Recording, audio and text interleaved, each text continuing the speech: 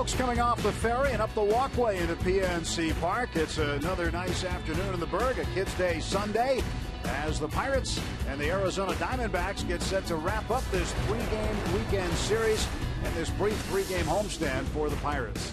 Hi again, everybody. Along with Bob Walk, I'm Tim Neverett. Robbie Ince-Mikowski will join us shortly. Again, just a brief three-game homestand, but a very important game today. The Pirates have a chance to take 2 of 3 from Arizona, and it's an important game, Bob, as the Pirates get set to head out west for a 7-game West Coast swing. Yeah, it's just one game, and no one game can be all that important, but I think mentally this one might be. After that tough road trip coming home, you just mentioned we got to go out west again for 7 games. Winning 2 out of 3 in this little pit stop could be big for these guys, at least mentally it can. Pitching needs to be a big part of it, and the Pirates' starting pitching, which has been a positive story all season long, has hit a bit of a roadblock lately. I don't think there's anything more important to get turned around at this point than getting this starting back on track where it needs to be. You look at the opponent batting average, and right there tells you what the problem is. If you're getting hit at a 320-something clip, you're not going to win very many ball games. They have to stop that. They got to quit giving up so many hits. A lot of ground balls, hopefully, for Charlie Morton today. Ground Chuck had to take a tough no decision in his last start against St. Louis. He looked really good. I thought he was, kind of back to where we've always seen him, getting all those ground balls.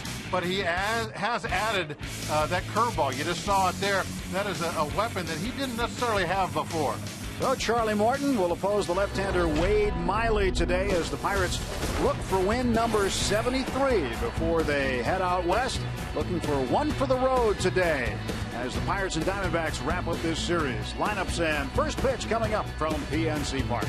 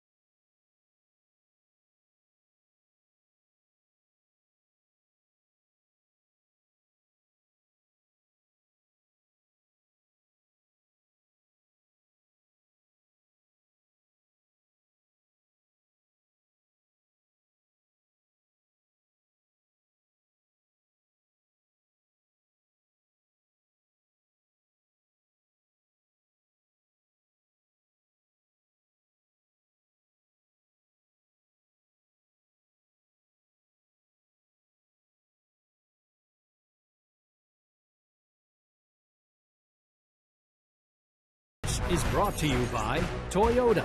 Now's the time to go places with Toyota. Visit buyatoyota.com for special offers. And by PNC Bank for the achiever in you. Let's go Bucks! Back at PNC Park here in Pittsburgh, the Pirates and the Arizona Diamondbacks getting set to wrap up this three-game weekend series. And Charlie Morton leading the Pirates out, wearing their Sunday home alternate jerseys, the early 1970s replicas. That has become a very popular uniform this year. Andrew McCutchen heading out to center field. McCutchen's having a great month of August, hopes to continue it as the Pirates head out on the road right after this game. 3 in San Diego, 4 in San Francisco. Russell Martin catching the day game after the late afternoon game yesterday, so he will have caught all 3 in the series. Let's take a look at the Pirates, who the Pirates will face today. For the Diamondbacks, Adam Eaton leads off. Martin Prado, a .407 hitter this month, with a pair of home runs and 15 runs batted in. Paul Goldschmidt shares the National League lead in home runs with Pedro Alvarez with 30. Aaron Hill, Gerardo Parra, A.J. Pollock in center field. Didi Gregorius, the shortstop. Tuffy Goswitch doing the catching today, and Wade Miley, the lefty, doing the pitching and batting ninth, facing Charlie. Take a look at Charlie's numbers, brought to you by Chevrolet. See there, he's thrown 61 2/3 innings this year. Needs to add, for the Pirates' sake, I think 7 to that total this afternoon would be sufficient. To do that, Charlie needs to get efficient, throw a lot of those ground balls, have some maybe 10 pitch innings early in this ball game. Really set himself up for the long haul so he can get to 7, 8. Give that bullpen the day off. A lot of good signs. Charlie in the chocolate factory with the K's in there. Defensively, 3 right-handed hitting outfielders. Marte, McCutchen, and Tabata. Alvarez and Barmes at short. Mercer at second base today against the lefty. Gabby Sanchez starts at first. And Russell Martin and Charlie Morton, the Pirates battery today. So Pedro matched his career high yesterday with his 30th home run. He's 4 shy of his career high in RBIs. 81 now, needs 85 to catch his record for last year. And it seems with 40 games to play, that he will easily surpass his career best marks of a season ago. Hey, we hope that he's up over 100 RBIs by the end of the season. Charlie Morton making his 100th career major league start today. A milestone start for Charlie. 2-1 against the Diamondbacks in 4 career starts. First pitch of the game to Adam Eaton. 5 for ball 1.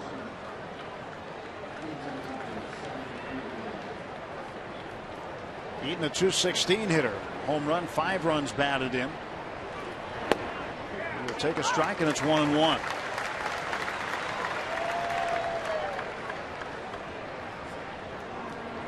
Boy, look at that. First inning, he has been sharp. That's what we're looking for today.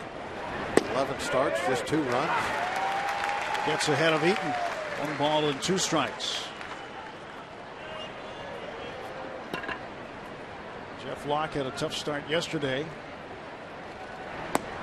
Strike 3 called as Adam Eaton goes down looking, and Charlie gets him on 4 pitches. Hey, dropped in that curveball. Here it comes, starts it way outside and just bends it and nicks the outside corner. That is that's the definition of a backdoor curveball, right over the outside edge. Might have had a little help from Russell Martin at the end of that one. Well, somebody has to open the back door for you. Might be locked. And hold it up. Yeah. Hold it open. Martin Prado facing Morton. You don't want your curveball to be left out on the porch. You got to bring it in.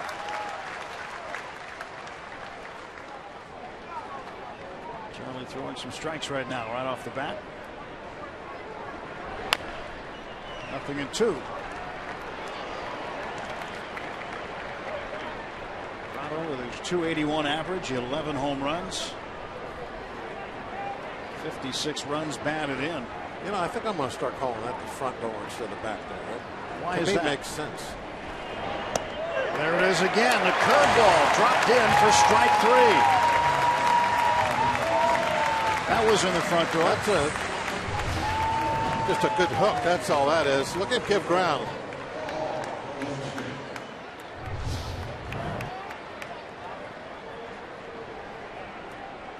Russell Martin calling for that curveball on 2 strikes.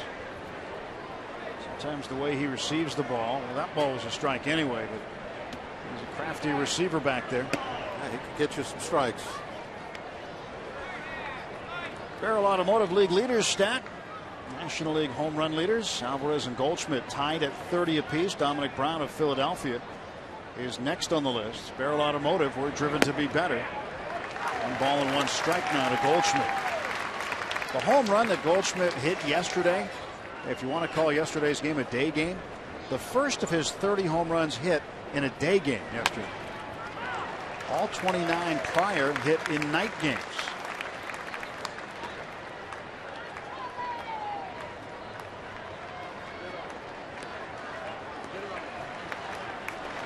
Pedro Alvarez mixes them up daytime and nighttime. Pedro had one yesterday. Game and a game. Who's going to win this race to the home run crown? Goldschmidt having a career year with his 30 home runs and 96 runs batted in. Good spot with that fastball. Keep the big guy crowded up in on his hands. 2-2 pitch. Fouled off.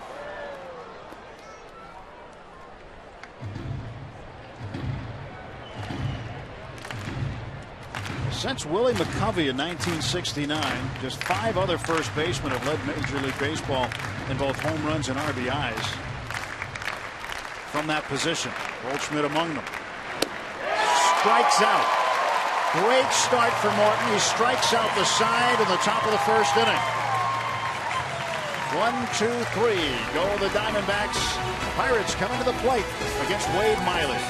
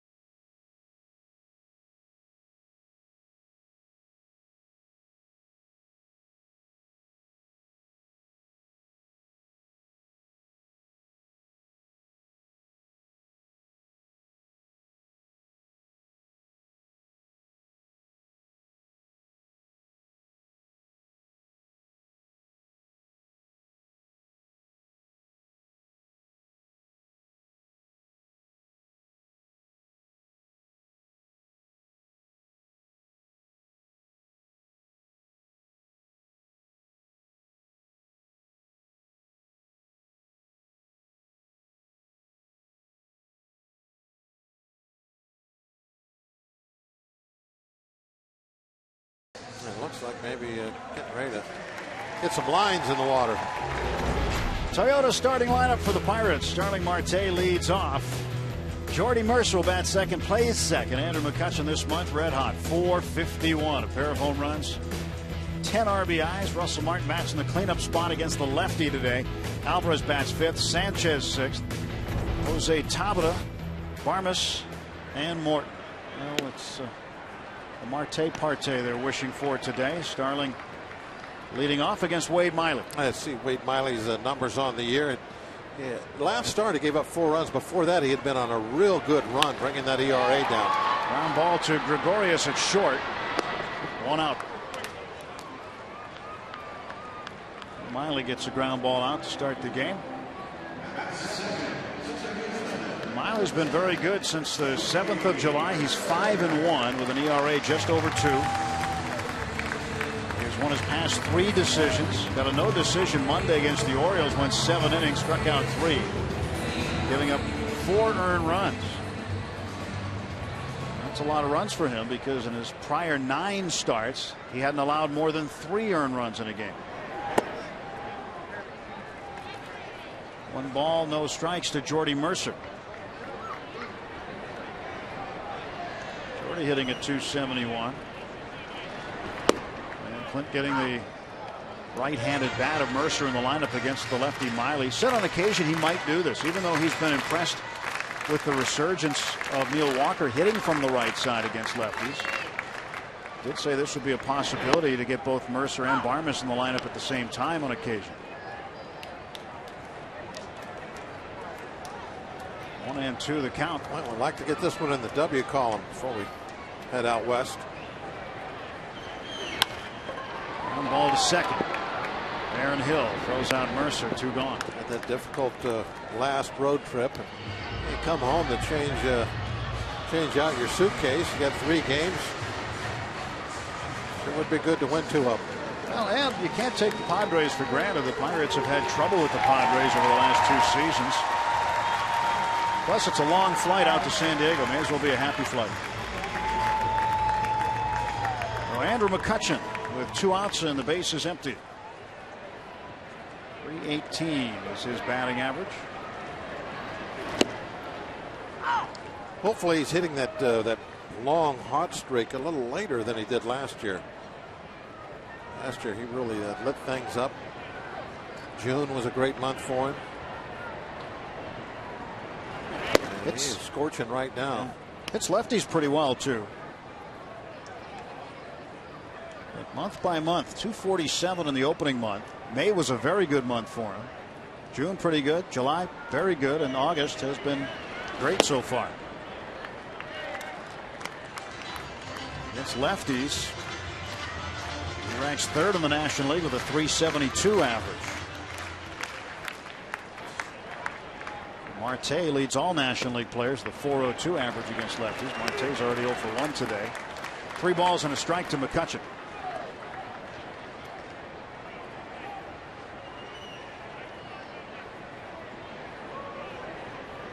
(3-1).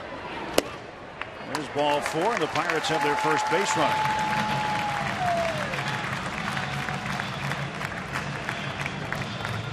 Well, last year, Bob, we all watched Andrew as he struggled down the stretch in August and September.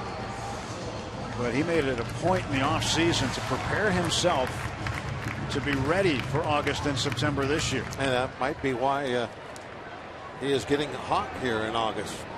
Looks like August going to be his best month. Was August looking like last year's June? Even if he can keep it up into September at this pace, it's really going to pay off huge for the Pirates offense. The offense has been kind of up and down most of the year, but it's coming on a lot better since the All-Star break. 1-0 pitch to Russell Martin. It's inside. Martin against the left-handers will move into that 4th spot of the order. So that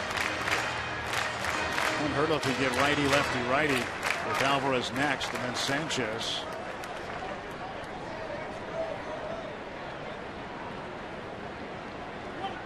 Two balls, no strikes. McCutchen at first. That's ball 3.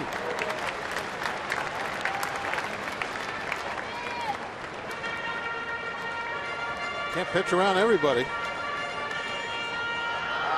Definitely looked like he pitched around McCutchen. Ended up putting him on base. Martin green lighted 3-0. 3 balls and a strike to the Pirate catcher. When you get that green light 3-0, you really want to just focus on one little spot and only swing if the pitch is right where you wanted it. I don't think Russell did that there. He swung at a pitcher's pitch down the way. That's not the location you're looking at on a 3-0 pitch. That knee-high outside corner.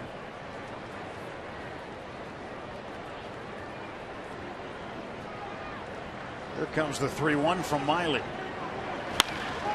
To right field. This one's back. This one's off the top of the wall. McCutchen on the run. He's being waved home. Here's the relay to the plate. Catch slides. Hey, safe. And the Pirates, some 2-out magic, get a 1-0 lead. The last pitch was on the outside part of the plate. just like the 3-0 pitch was, but this one was elevated. It was up about belt high, and because of that, he's really able to drive it the other direction. Another foot, and that ball's gone. Touching on contact starts his sprint. Well, they played that just about perfect in the outfield. Still couldn't stop McCutchen with his speed. Didn't get back next to the wall. Hara just turned his back to the infield and stood there, got ready to play the rebound. He was hoping he could keep McCutchen from getting to the plate by doing that. McCutchen's just too fast. Pedro went after that one. Downstairs, it's now 0-2. Russell Martin, double number 20. And his 45th run batted in.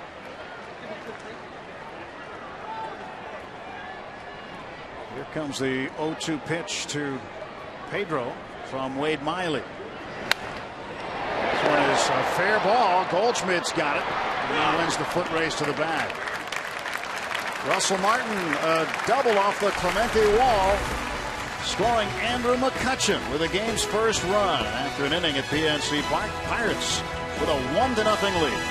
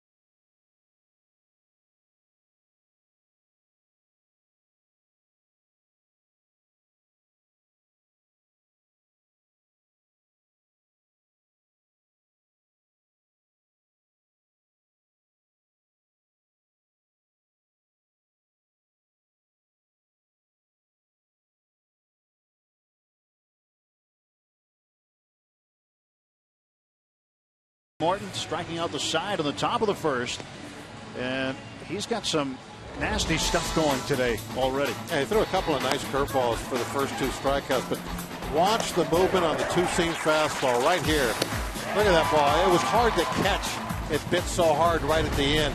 That's classic Charlie Morton when he throws that two-seamer. Gets that kind of movement. You can get the swings and the misses. That ball, even if it's over the plate, is just going to get pounded into the ground. Great stuff so far. Charlie facing Aaron Hill.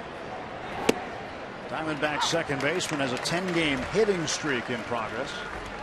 Falls behind 0-1. 308 average for Hill. Pumping in another strike.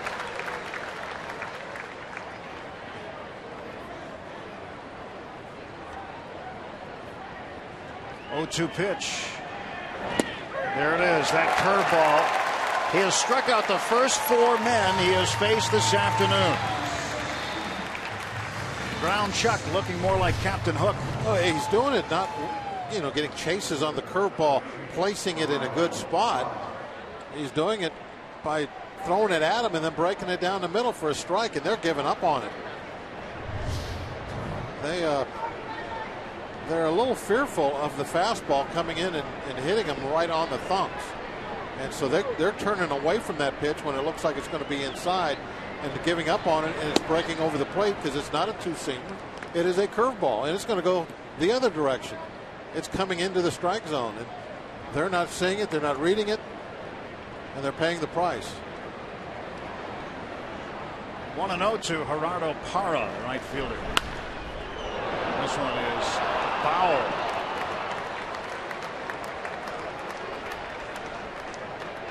Wasn't fouled by very much, but Jim Wolf right on the call.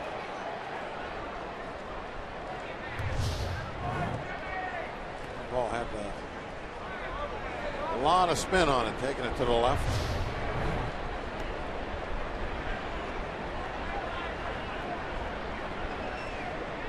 Mike Estabrook calling the balls and strikes. Jim Joyce, the crew chief, at first. Jeff Nelson at second. Just saw Jim Wolf in action. And the ball hit down the third base line. And into left field. Parra's got himself a base hit. First hit of the game for the Diamondbacks. That ground ball through the infield. As I say all the time, you can't control where the ground balls go. You just got to get them. And most of the time, you'll be just fine. The guys don't hit at a high batting average when they're putting the ball on the ground. Parra at first and 1 out. Parra has 9 stolen bases. He's been caught 10 times. Center fielder A.J. Pollock takes strike 1. Well, if you're not very good as far as your success ratio when you try to steal bases, you don't want to run on Russell Martin.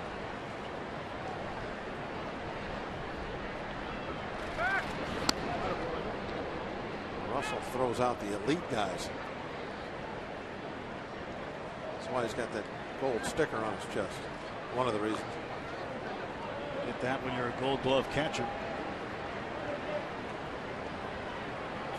23 this year. Looks extra bright today. Doesn't he? Maybe he polished it. I think he did. In the air to shallow right. Got a man there. That man is Jose Tabata. 2 down.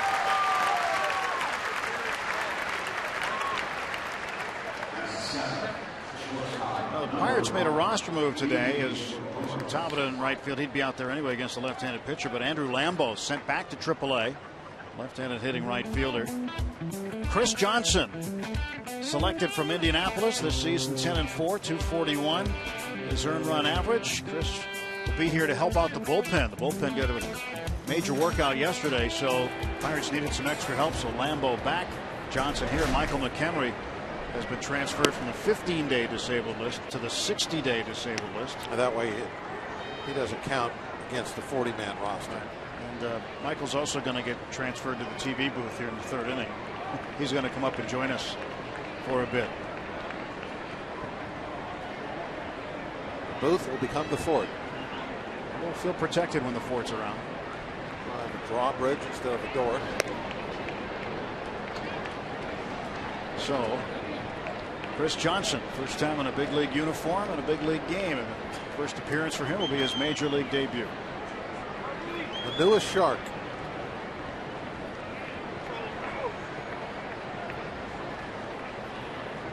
It's a different kind of shark. Staring at Didi Gregorius. Ground ball to third. Alvarez fires on to first base to get him. No runs, a hit, 1 left through an inning and a half. It's the Pirates 1, Diamondbacks nothing.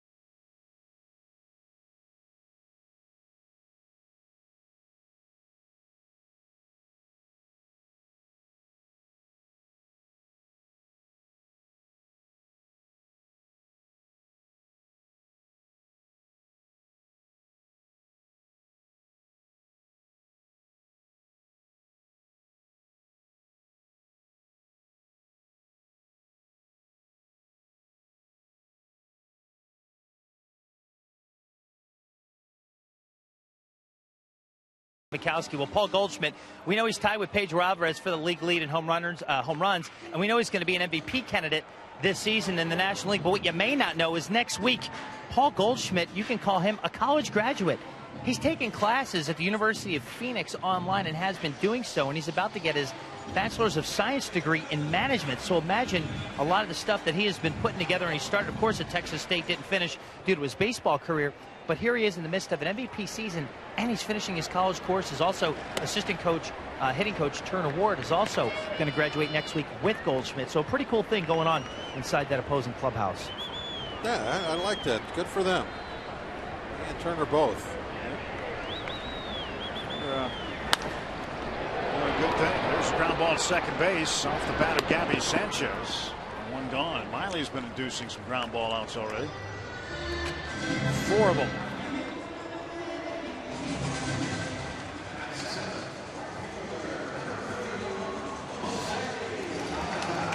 Turner Ward, guy who made some news a long time ago, the great catch that he made.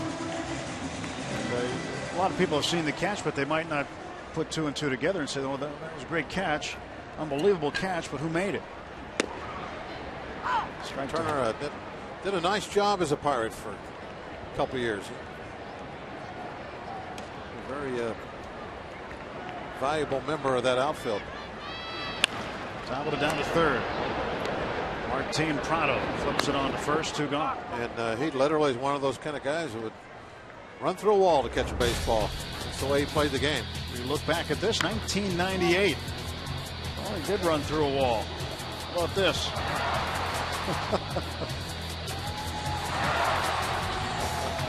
That's a lot of want to right there. You got to want to make that catch, and then did what he could throwing the ball. Turner Ward. I remember that was a game that I wasn't at. It had to be even though we have a video clip of that, it must not have been a TV game, because I was actually at home in the garage listening to the guys call the action on the radio. And the reason I remember that is because they said he ran through the wall, and I'm like thinking in my mind, there's no way, because I know that wall. It's inch thick plywood. I mean, it was. There's no way you could run through that wall.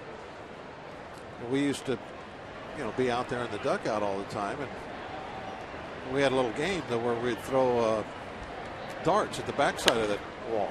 Yeah. Well, you probably loosened it up for him. Well, what happened was they had changed that wall over the years to a little thin fiberglass type stuff, and that's why he was able to break through it when he slammed it so hard. You're not going to run through this right field wall. There is no part of this wall you're going to run through. Armas pops this one up, and it's playable for the catcher, Tuffy Goldschmidt. Pirates gone in order in the second inning. 1, 2, 3 go the Bucks. We will head to the third inning.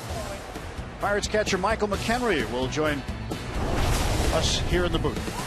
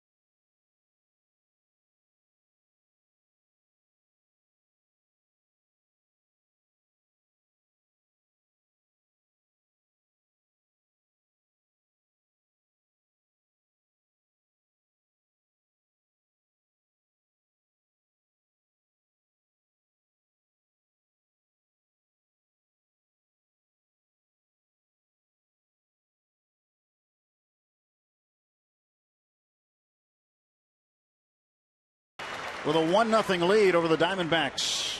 We start the third inning. Charlie Morton has been spectacular so far, striking out 4. He gave up just 1 base hit, but he has been very, very good. His curveball has been very effective.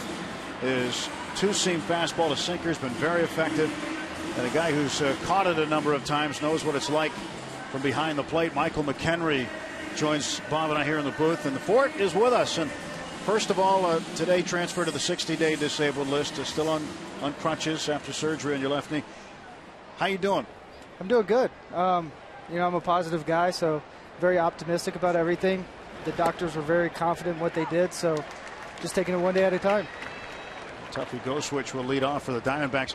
You, by the way, are the subject of our Allegheny Health Network injury update today, since you're going to be up here. Goswitch grounds it to Pedro, and there's 1 out. I think he should have to read it.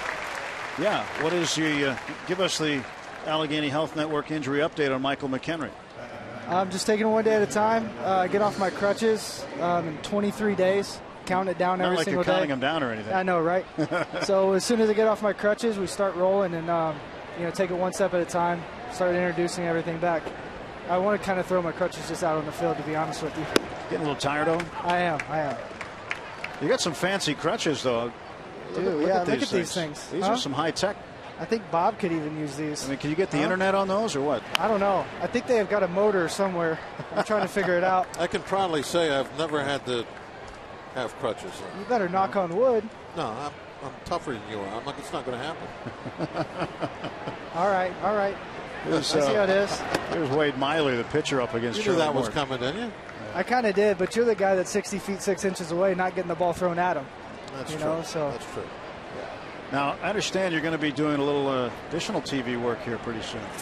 I am. People are going to put you to work. I am. I'm actually going to go over with Root and do the pre and post game show this next week by the teams out of town. I hate that I can't travel with them, but it'll keep me close. So I feel very fortunate and honored to be able to do it. I'm looking forward now to our post game.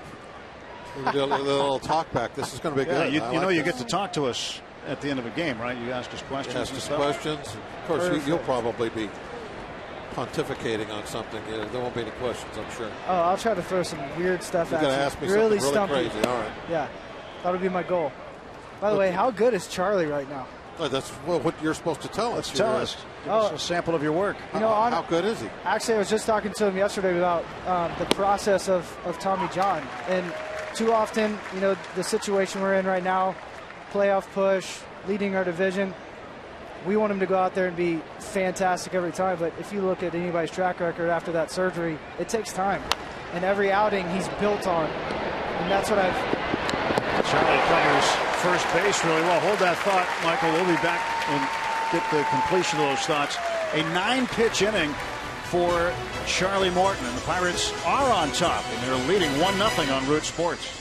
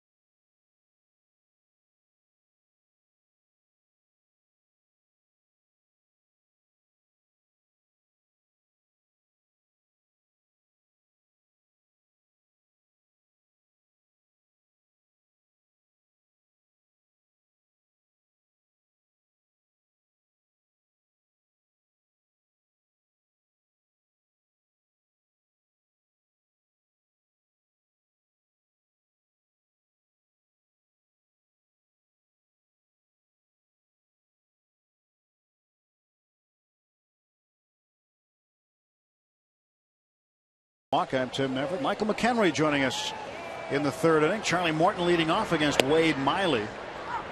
And you were talking about Charlie and how he's done so far today. Charlie with 5 strikeouts. And rolls this one slowly down to Aaron Hill for the out. Yeah, I was kind of hoping to extend his hitting streak right there. I think he's up to 2 or 3 games right now. Been swinging the bat well, too. But yeah, with Charlie, it's all a process when you come off that surgery, and he's done a great job. You know, sometimes he's so hard on himself just because of his personality and that bulldog mentality. So, you know, we all need to realize how good he's really been coming off that surgery. Throwing 96 mile an hour today, sinkers, and they've just been falling off the table. It's been unbelievable. This year, since he has come back, it looks like to me that he is using his curveball, especially against left-hand hitters, more than he did before he got hurt. It's been really effective, getting some swings and misses, chases. Today he's been freezing guys with his curveball, but that's been an important pitch for him. Do you agree with that? Absolutely. He's been trying to mix speeds a lot better with left-handers. He had kind of a phobia when it came to left-handed hitters for a little while, but he's using the sinker on both sides of the plate with the left-handed hitters. He got that a little bit from AJ and Locke, and you know, with his curveball, he's throwing it on both sides of the plate now to lefties, and I think that's really opened up the door for a lot of things for Charlie. Marte takes the 1-1 inside, 2 balls and a strike. How do you like this view up here? I tell you what, it's maybe the only view better than behind the plate right here. This is beautiful. Marte with a line shot off the glove of Gregorius and into left field, and a base hit for Marte. Well, a lot of times when somebody gets a piece of it, all it does is turn it into a double for Marte. Because now the ball doesn't get to the outfielder. We've seen that happen a couple of times where a shortstop will go up and they'll deflect the ball off a little bit, and it just turns it into 2 bases. Well, he's going to turn it. I know he's going to turn it into 2 bases here in a minute anyways, you know? Well, Marte continues to get it done from the top of the order. It's like he doesn't like first base. He wants to get to second base so fast. He doesn't wait too long. You can tell when he's got the green light. He's going first couple pitches. If he stays out there, I'm assuming that they have given him hey, stay where you're at for a while. Well, he wakes up in the morning with a green light. They don't actually give it to him. He just wakes up with it. He takes it beyond the steals, too. If he hits a single, he's looking for a double. He hits a double, he's always looking 3. It's just a mindset that he has. We talk a lot about those free 90s, you know, trying to take them away from the other team. And we want to take them away, and we want to get as many as we can. So Marte really took that to heart this year. And I think he's at 35 stolen bases. Hopefully he'll get 36 here in a second. Then score position for Mercer. Gene Segura of Milwaukee with 36. He leads the active players. With Cabrera the leader with 37. Sign says they want to partay with Marte. What I thought was interesting, Friday McCarthy has got that real quick slide step home. I mean, he hits the ball home so fast. He's only given up 2 steals this year, both up to a guy named Marte. So it doesn't matter. He'll steal on anybody. I tell you what, they do a really good job. Him, Kutch, and Jay do a really good job of studying the pitchers, because most pitchers have a tail, and if you can figure it out, you can usually take off and steal that base on that pitcher. It doesn't matter how fast he is to the plate. The guys that, you know, will get thrown out by 4 or 5 feet are the guys that just try to run and don't have a clue. Jordy takes low. Well, when you look at Marte and what he's been able to do from where you sit during the course of the game, whether it's you're on the bench, whether you're playing or not, when he's on the field, it's got to be encouraging to know you have a guy that's got that kind of speed who can be a game changer by getting himself into scoring position the way he can. Absolutely, and he's got the best mentor. There he goes. That ball to the gap. This is going to score Marte. And Jordy Mercer with a run-scoring double. It's 2-0 Pirates. That's what speed will do. That's nice right there. The ball is elevated a little bit just on the outside half of the plate, almost right down the middle. And that's another thing that happens when you got Marte at first base. When you're hitting, I mean, the concentration is not there for the pitcher. He's worried about the base runner. He's trying to be quick to the plate. And sometimes he doesn't put that fastball where he really needs to. That one basically right down the middle, and Mercer made him pay the price. Yeah, he took care of it right there. I mean, he gave a pitch out over the plate, Mercer's looking to stay inside the ball to try to either hit that hole or just do something good to get Marte going. And he stayed inside of it, hitting that gap, and Marte will run for days. That's an absolute, probably worst place he could have threw that fastball. 100%. And you're going to get a lot of fastballs anyway with Marte out there. But when it's up out over the plate, I mean, that's a great point. Mercer's trying to do nothing but, right center. That's where he's trying to drive the ball. Yep. So he went right into Mercer's strength because of Marte's speed. They were so worried about it. He tried to pick 3 times, stepped off. So you could see his mind churning, and that loses that focus on that mitt that he needs to focus on even more.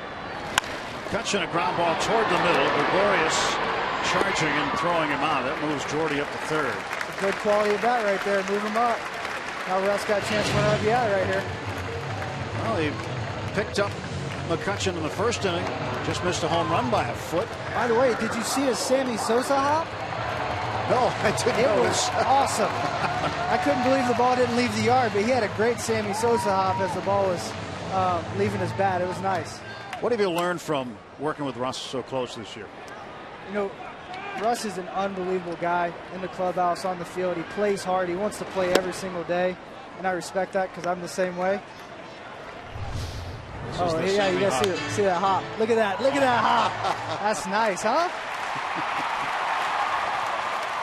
He thought he might have had it. Yeah. You know what's really stood out to me all year with both of you guys? I don't know if there's a team in the league that had 2 catchers with faster motors than you 2 guys. All the time going a million miles an hour. I mean, it's fun to watch guys that play that position never back off the accelerator. Well, that's what's really fun as I've gotten to get to know him, because we're so much alike. The way we call the game, the way we approach the game, the way we prepare for the game was so similar that it was very easy to just really coincide with everything he wanted to do, everything I wanted to do. And we had a good relationship. We talked every day about how can we get certain guys to understand certain things and get better. And that's his main concern. He wants to try to get every pitcher a little bit better and understand, maybe how to get this hitter out with their stuff and not try to go outside the box. There's just so much information out there. Guys can get carried away with it. And we focus on the in-game moment. How are we going to plan pitch by pitch? 2-2 to Martin. Swing and a miss. Strike 3. And we've taken Michael's crutches away from him, so he can't go anywhere for one more half inning. But he's been great. Pirates. And he's been great. After 3.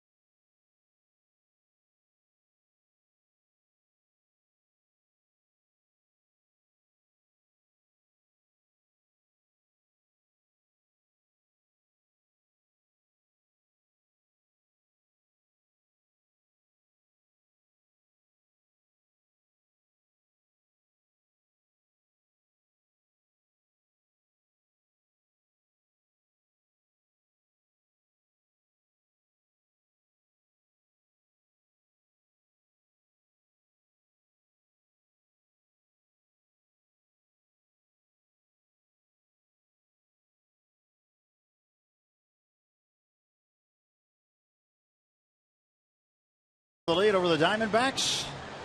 So we start the top half of the 4th inning. Martin Prado, Paul Goldschmidt, Aaron Hill, the 2-3-4 hitters to face Charlie Morton. This AT&T tweet comes in for Michael McKenna, who's joining us for just one more half inning. Then he gets his crutches back.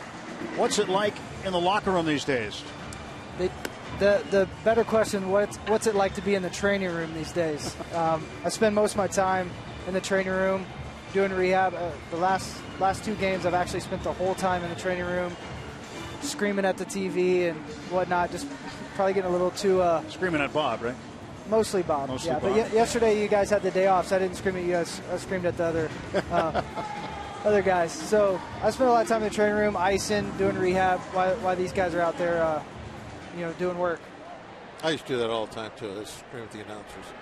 I don't It's scream so at you much guys. fun. And I'm now too you are nice to one. do that. Oh, I would do that. I did it all the time. First pitch to Prado. That's in for a strike. Prado struck out looking. He was victim of a curveball that Charlie threw him. Now, earlier we were kind of talking about this rubber match of this game. It was a tough road trip. Getting ready to go out now on the West Coast again, which is never easy. Kind of an important game for you guys from a mental aspect of win today.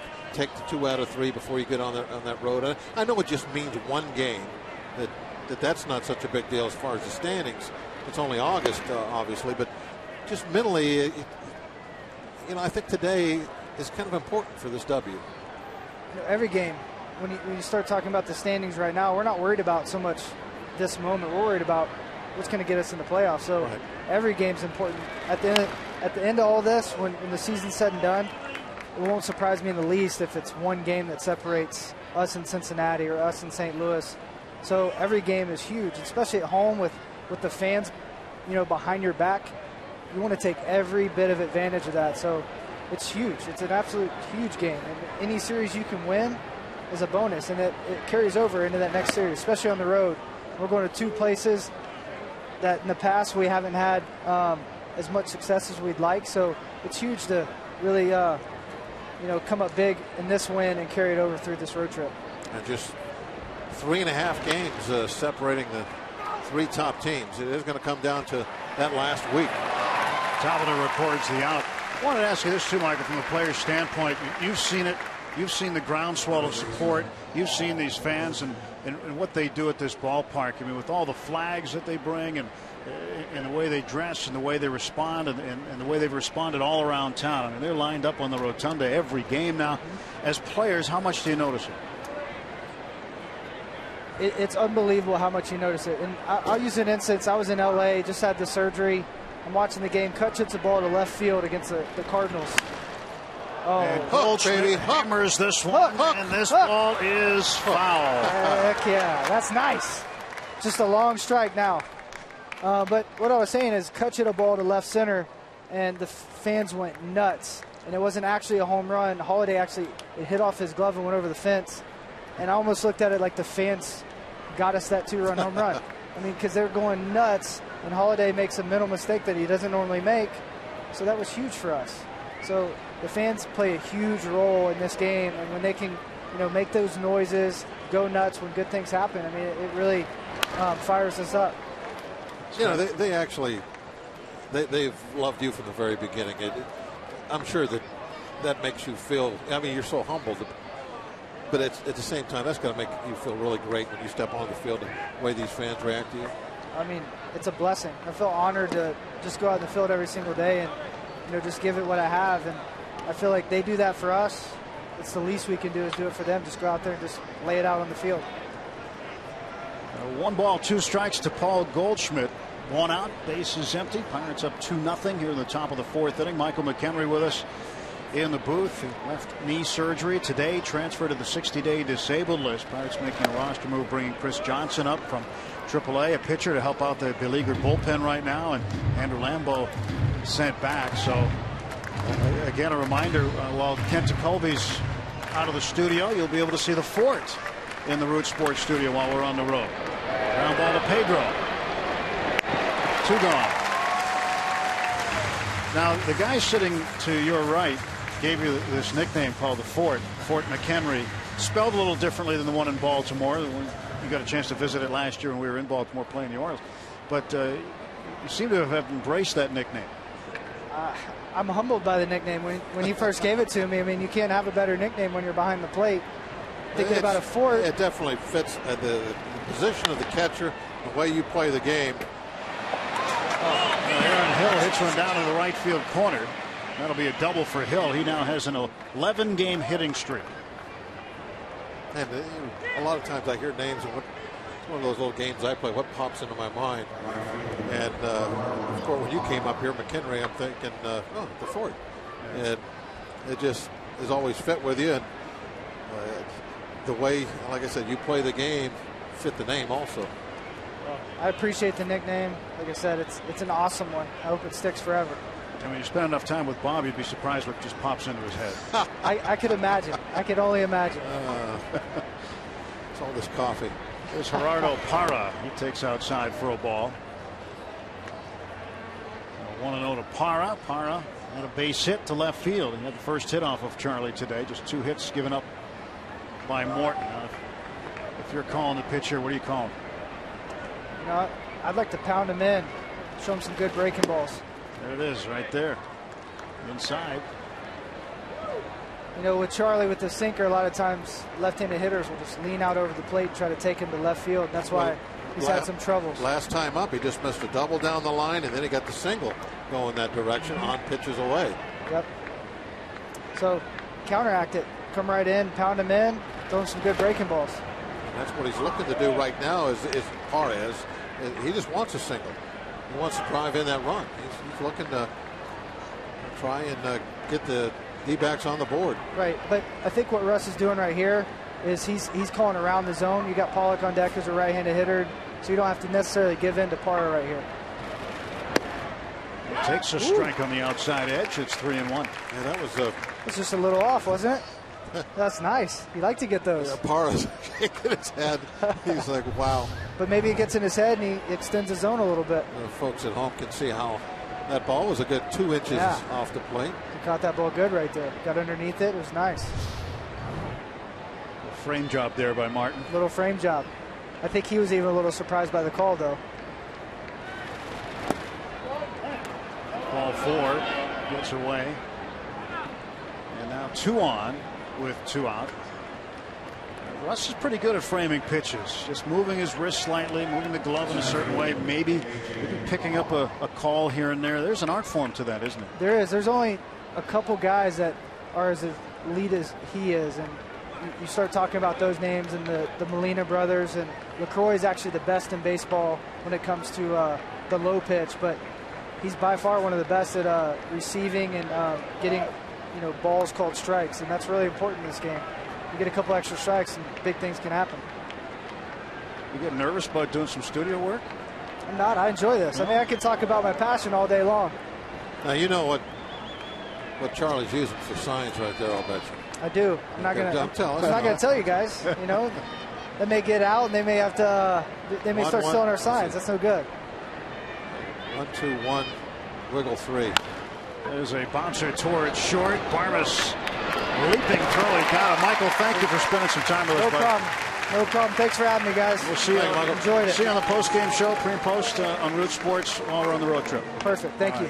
The Fort, Michael McHenry joining us. Bucks up 2 runs heading to the bottom of the 4th.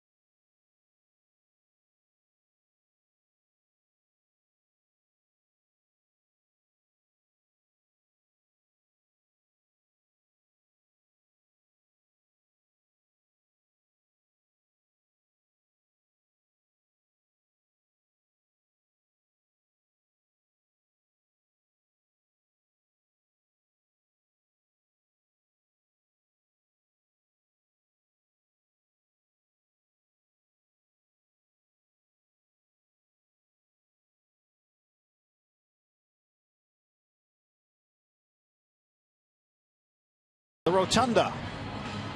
Pirates a 2-0 lead. The Rotunda full again.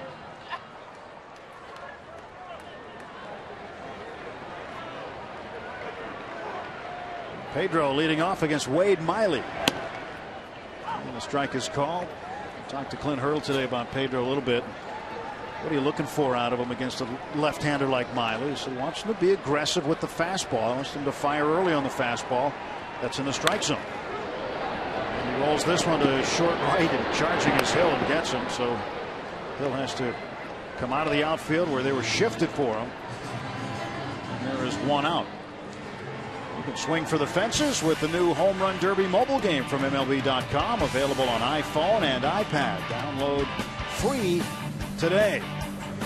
Pedro took part in the real one, but you can use your mobile device to play Home Run Derby. The Kids Day Sunday afternoon. Maybe she's downloaded the app, or maybe she's just surfing. Maybe she's tweeting us at #BucksBooth. Might have a question for Bob. You never know. Octothorpe. What's that? Octothorpe. That's what you want to call the hashtag. Gabby Sanchez takes a strike, 1-1. Didn't we establish that the other day? Hashtag is a nickname. But it's an Octothorpe. Hashtag #, number sign.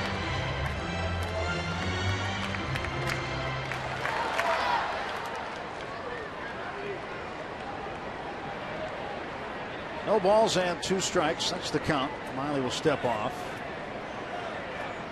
Well, it's great to see the Fort spend some time with us up here. Always a great visit with him. Sanchez down on strikes. Foul tip into the glove of the catcher Goswitch.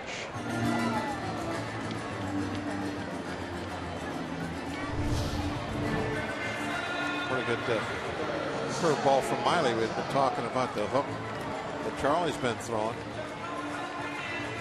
He throws one of his own, gets that chase downstairs. Thought we were going to get Michael to tell us Charlie's signs when we run at second. Yeah, he wouldn't give him up. Wouldn't give him up. He made a good point. Somebody might be listening. Then they'd have to change it. Yeah, he's smart.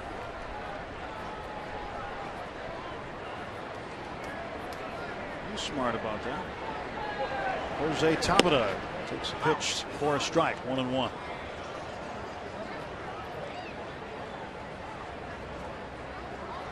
We wish Michael the best in getting his left knee healthy. Saw him yesterday. Said he'll be ready for spring training. Just off the plate.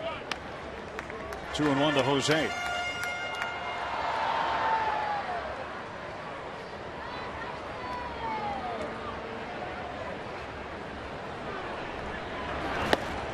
The count is even at 2-2. Well, Miley has been pretty good. He's been pretty consistent for the Diamondbacks.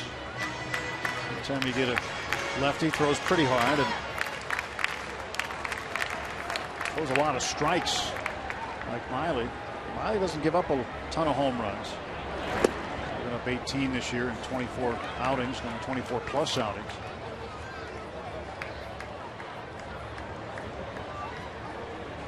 Three balls, 2 strikes to Jose Tabata. Struck him out. Pirates gone in order. Miley gets 2 strikeouts. We'll head to the 5th at PNC Park. 2-0 Bucks.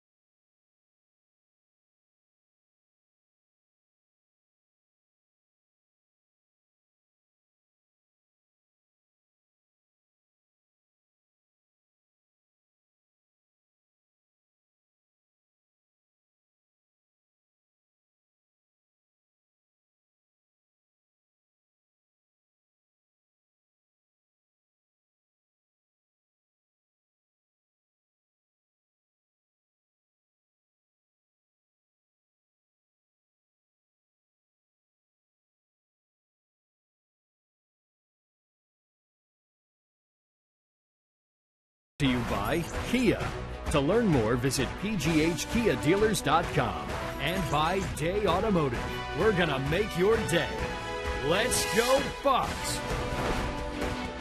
Here's our Day Automotive this day in Pirates history. Future Hall of Famer Roberto Clemente was born in Puerto Rico in 1934, 15-time All-Star, 18 seasons for the Bucks. He won 4 batting titles, 1 league MVP, and was named MVP of the 1971 World Series. Thanks to Day Automotive, we're going to make your day. Today is his birthday. He would have been 79 today. Roberto Clemente, always remembered. Charlie Morton to face Didi Gregorius. Backs him up for ball 1. A lot of folks bringing signs to the ballpark to remember Roberto. Or as Bob Prince used to call him, Bobby. It is nice to see that in the middle of everything that's going on with the Pirates this year, that there are folks showing up today with their Roberto Clemente posters. It's a neat thing, because you never want to lose sight of the great players that have been here. Clemente, not only one of the great Pirates, but great all-time player in the major leagues, period. And just as great off the field.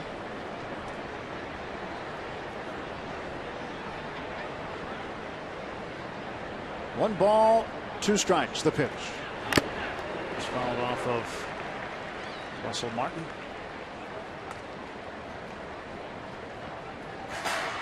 Didi Gregorius 0 for 1. He grounded out to Alvarez to end the second inning.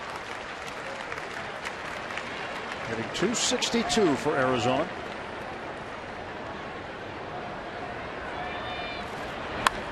Ground ball up the middle and a base hit. Lead off.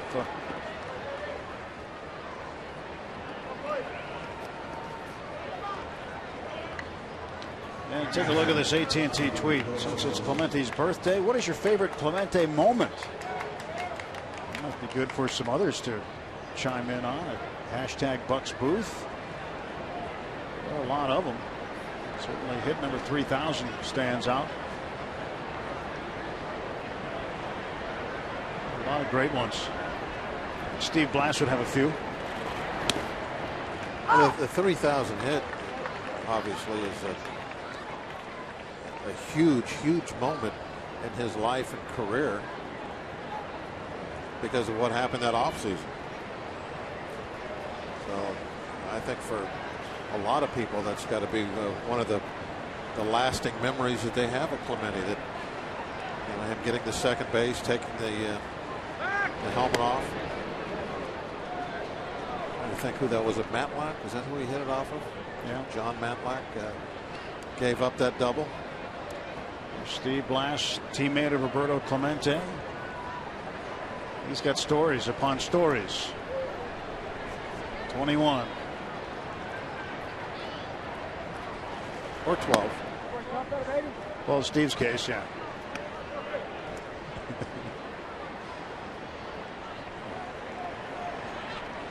Duffy Goldschmidt's the hitter. Gregorius at first base, nobody out.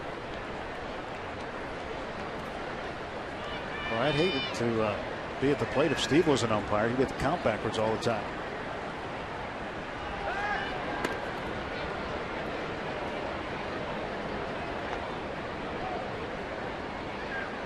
Gregorius, no stolen bases. He's been caught twice.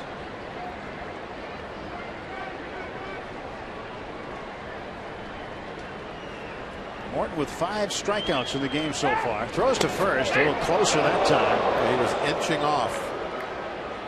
Gregorius thinking about going.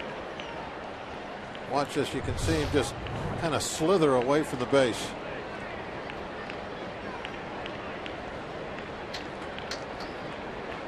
Almost caught him leaning.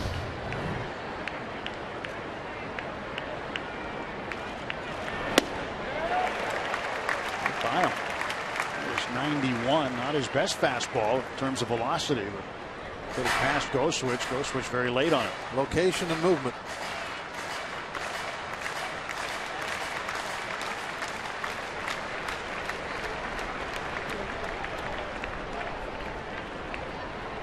Go Switch at the plate. A 1-2 pitch. Little ground ball. Barmes will field it. Steps on second. Throws to first. Double play.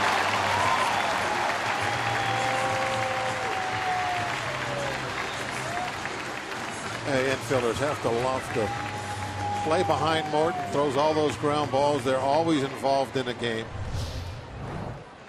And this is why it's so important that the other team does not run when they get out there. Don't hit and run. Don't try and steal. You want to make sure that you keep those guys at first base. Charlie's going to get you a ground ball, and you want that double play in order. 2 down, and the pitcher, Wade Miley, at the plate. This works out well in terms of the order. After the leadoff base hit by Gregorius, he's erased by Barmes on the force out.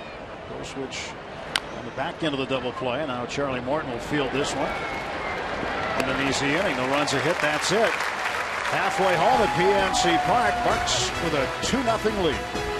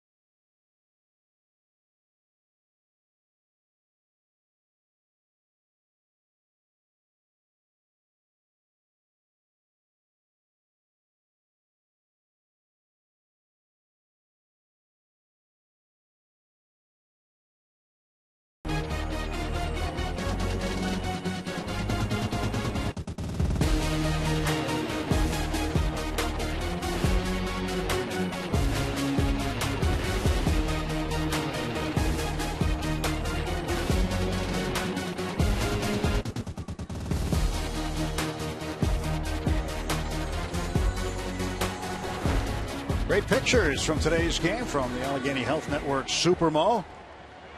2-0. Pirates with the lead. Each team with 3 hits. Pirates batting in their half of the 5th inning against left-hander Wade Miley. And Clint Barmes leads off. Takes ball 1. I was thinking of that shot there of the foul poles. How many hashtags are in there? You could make a million of them. It's just filled with Octothorpes. Hashtags everywhere.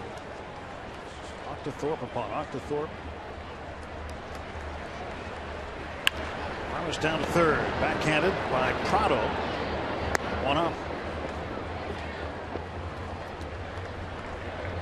Prado with a routine play, retiring Clint Barmes. Let's bring up the pitcher Charlie Morton to face Wade Miley.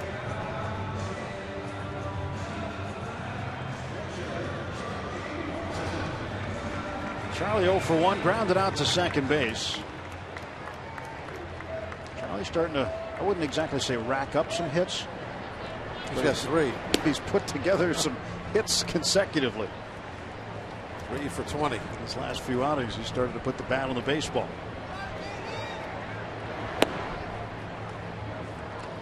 2 balls and no strikes to Charlie, and so far displaying a good eye.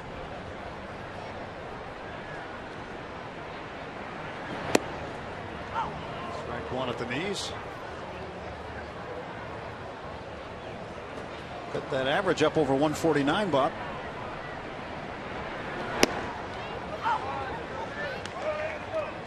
It's a good area to be in for a pitcher. Get in those 140, 50, 60 in that area. I think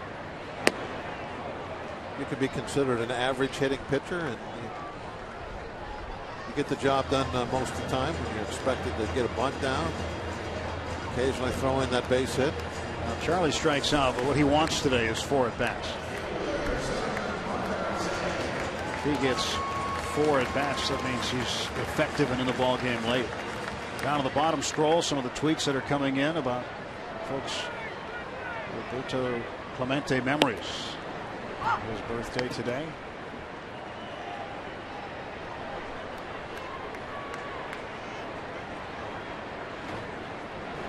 Marte is 1 for 2.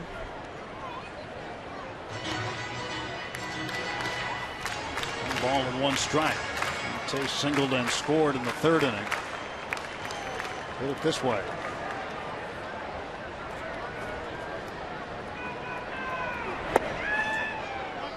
Ball and 2 strikes. We were talking about the Ford earlier being so popular with the fans. Marte is definitely another one of those guys that the fans have really taken to. You see a lot of those signs every night, and most of them are about Marte, or an awful lot of them are. Well, not his best at bat there as he goes down on strikes. 2nd straight inning. Miley gets 2 strikeouts in the inning.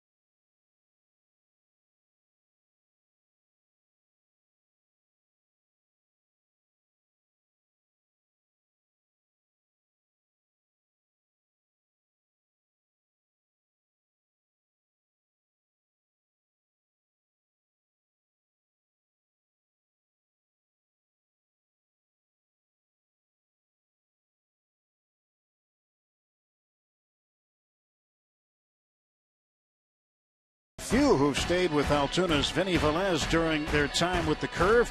On a special edition of Inside Pirates Baseball, hear Vinny's amazing stories as he helps Latin players adjust to life in Altoona. Inside Pirates Baseball, Latin Quarter, presented by Allegheny Health Network, debuts Tuesday, 9 o'clock on Root Sports. It's one thing that is great to have. People in the minor league cities that will help out the young Latin players, help them get adjusted. Look at those hats, huh? And they make sure they have hats that fit them, too. Yeah, exactly. Ball toward the middle, off the edge of the glove of Barmes into center field. And Adam Eaton has a base hit to lead off the Diamondbacks' 6th inning. Eaton was flying out of the box. He wasn't sure if this ball was going to get caught or not. I mean, he is really hustling. So now as the ball gets tipped into the outfield, he got such a great jump. He's kind of thinking too. McCutcheon charging hard was able to get to that ball and put a stop to any of those thoughts. Martin Prado is 0 for 2. Prado has a tendency to ground into double plays. He has a team leading 21 of those. Certainly what you're thinking about right now.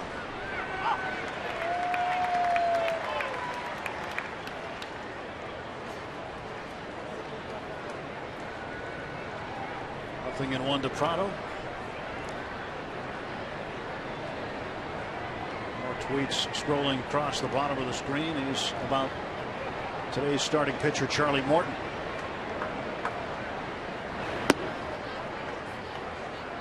One and one to Martin Prado. Well, after yesterday, this is the kind of start you're really hoping for, Charlie. Get out there and go deep into the ball game, be efficient. He's only thrown 64 pitches. There's get underway in the 6th. No reason why he can't go 7 or 8 as he keeps getting them out. There's a bouncer to third base, foul ball. That would have been a tough one to turn 2 on. They probably would have just had the one at first base with Eaton getting a good break from first.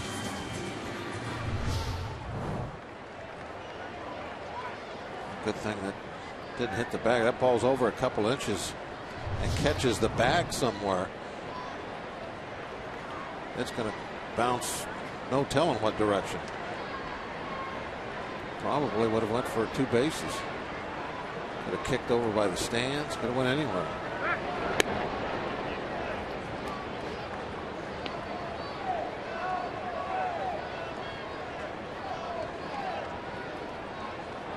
Eaton getting off of first base. Want that double play. Make sure he stays anchored.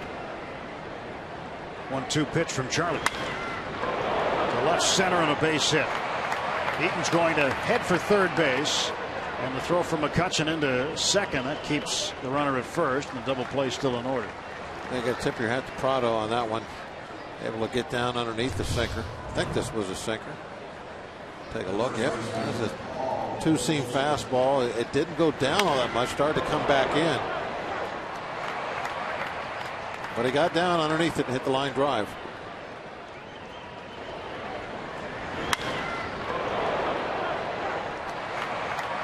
And Eaton with good speed getting from first to third on the base hit.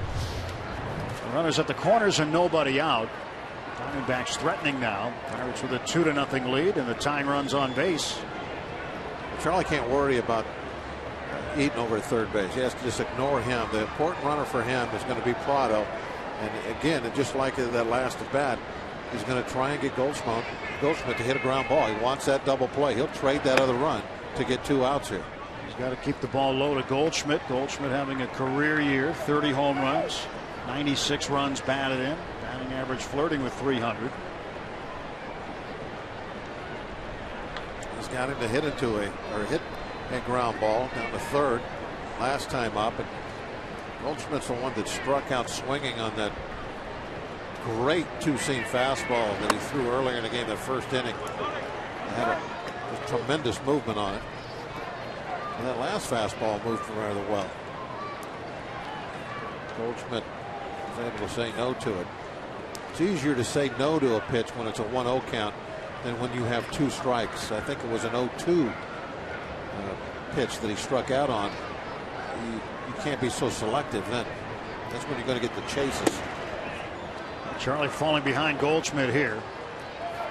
3 balls and no strikes. 30 home runs for him. The last Diamondback to have more than 30 home runs in a season was Justin Upton in 2011. He had 31 that year.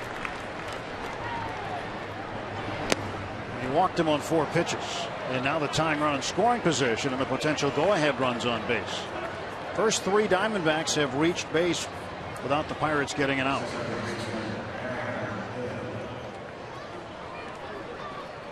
Ray Searage will pay a visit to Charlie. And nobody throwing in the bullpen. Wants to give Charlie has a little bit of a break here. A little confidence booster. A real short visit. Actually talking more to Russell than he was to Charlie. Yeah, he's got to face a guy who's red hot too, and Aaron Hill. He's got an 11-game hitting streak going, 1 for 2 with a double today. Since the 25th of July, Hill ranks among the National League leaders in batting average, slugging percentage, total bases, RBIs, home runs, and doubles.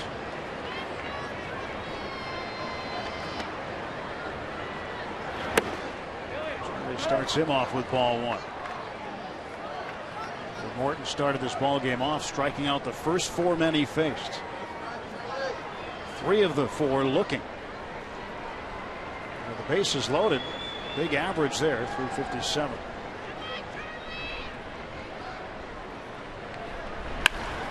And this is trouble. Only 1 run's going to come in. Runner at third held by Matt Williams with nobody out. We're still looking for that ground ball double play. Couldn't get it from Prado. He lifted the ball to the outfield. Goldschmidt obviously had never had a chance to hit it to a double play. Got walked on 4 pitches. But now you get Hill, and he whacks 1 into the outfield. And that's not a pitch easy. You're going to get a ground ball off of. Not too many times is somebody going to get on top of a ball that's letter high and give you that double play ball. Well, Chris Johnson getting up. Just called up today. Which is a strike to Gerardo Parra. And Johnson appears as though he'll make his major league debut here this afternoon, as Charlie Morton is in deep trouble in the top of the 6th inning. He hasn't gotten Parra out yet. The base hit the left first time up and walked him last time. And the ground ball to Mercer. He flips to Barmes for 1, back to first, double play, ball game tied. That's what he was looking for. He got it a couple hitters too late to keep him off the board, but at least that should kill the inning.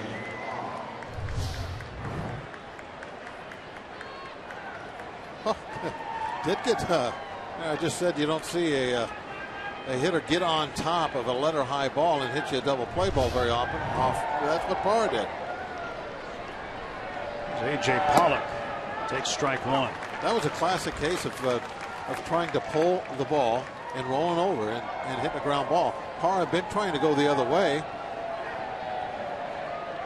Probably what he should have been doing there to avoid the grounder. Goldschmidt at third. He represents the go-ahead run. Ball and a strike to Pollock. Pollock, a multiple-time All-Big East selection while starring in baseball at Notre Dame.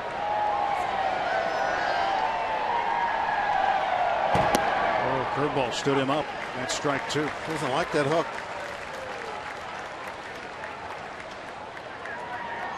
Charlie knows he needs to shut this down. Never saw a Pollock that hit it like the hook.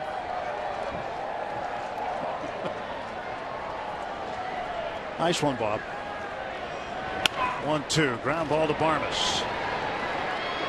And it's a tie game after 5.5. 2 runs on 3 hits.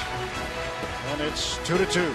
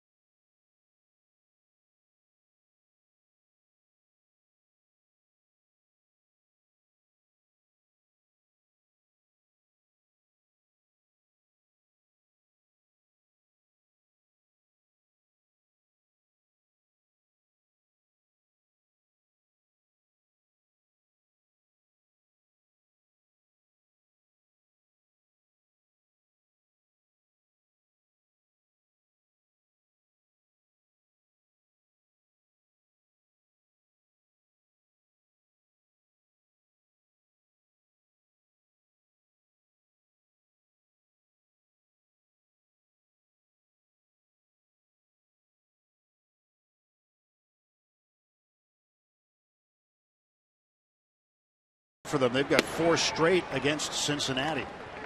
So they could help out the Pirates, at least in that category.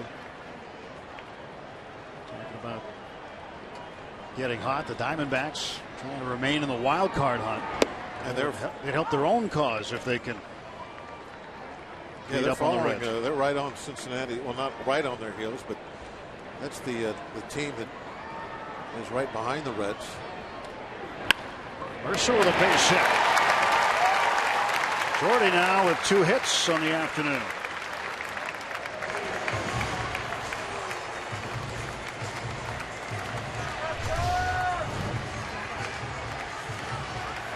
Little hanging breaking ball right down the middle. Not a very good pitch, and Mercer bangs it in the left to get things going.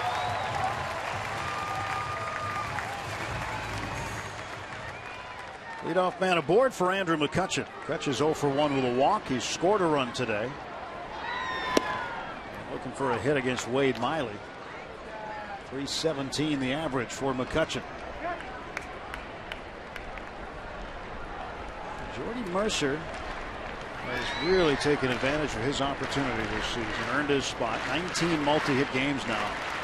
His bat has kept him in the lineup more often than not. He's done a very serviceable job defensively.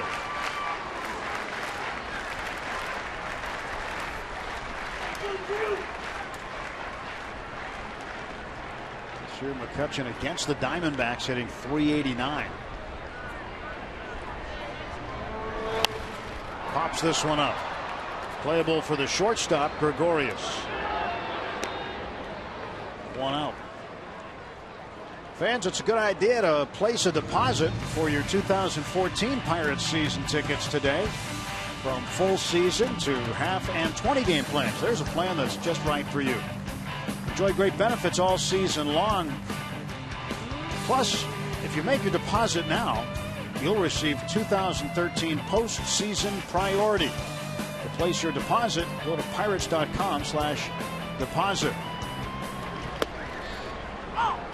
And you'll want postseason priority because since there's never been a postseason game here at PNC Park, you'll want to be part of it when it happens. Russell Martin with an RBI double. His first time up in the first inning.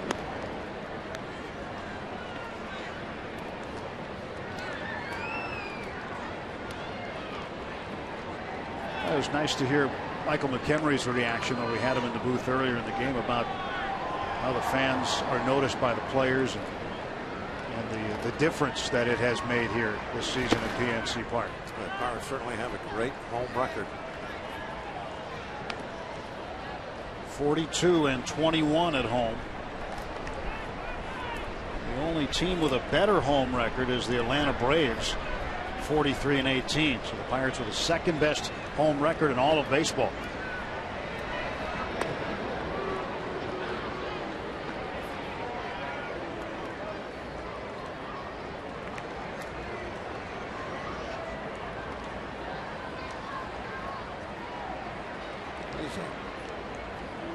Ice cream? I think those are Dippin' Dots. Oh, they have so many great treats here. I wonder what Parker's having right now. Parker was a visitor in the booth. Came here specifically to meet Bob today. When he first came in and Bob wasn't here, boy, was he disappointed. So we put him in his chair. In your chair, Bob. Let him wear your headphones. He probably liked that, didn't he? Yep. And then we brought him back when you finally got here today. Martin strikes out. So 2 down for the Pirates in the 6th. He told me he was going to go down and have some pink cotton candy. Not blue cotton. Not blue. He said, I'm not having blue, I'm having pink. It's nice to see Parker up here today. Occasionally we get visitors in the booth. Sometimes they're youngsters like that.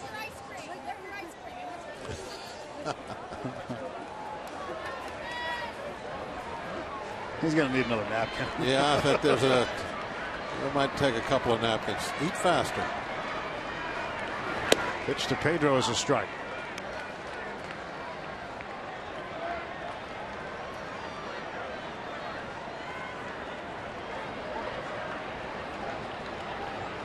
Flores hitting .234. Today he's 0 for 2. He's grounded out twice. Diamondbacks have shifted for him, and Pedro goes the other way, and that ball's going to curl down the line for foul, and too much slice on it. Well, that one had to slice a ton. Off the bat, that looked easily fair.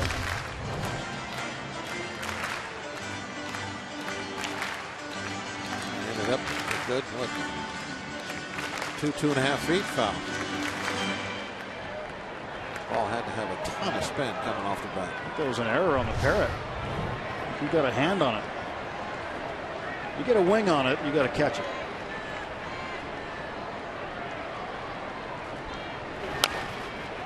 A little slow roller past the mound. Hill throws him out, and Pedro's 0 for 3. No runs, a hit, a man left. We're going to inning number 7 at PNC Park. It's a 2-2 ball game.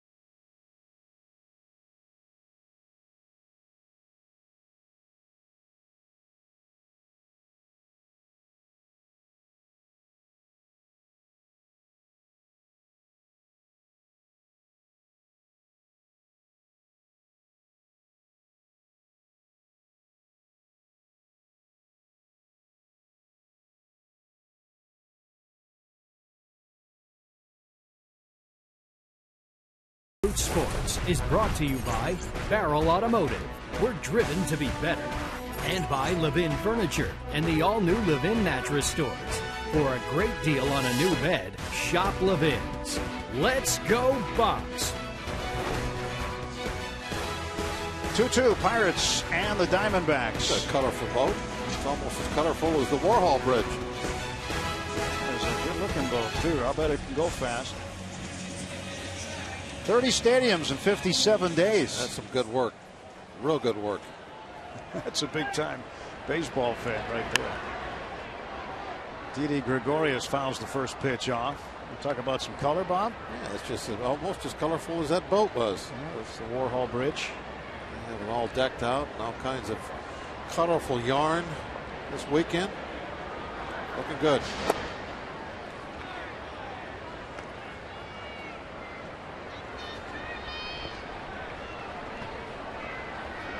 1-1 to Gregorius. There's a lot of great things going on in the city in the summertime.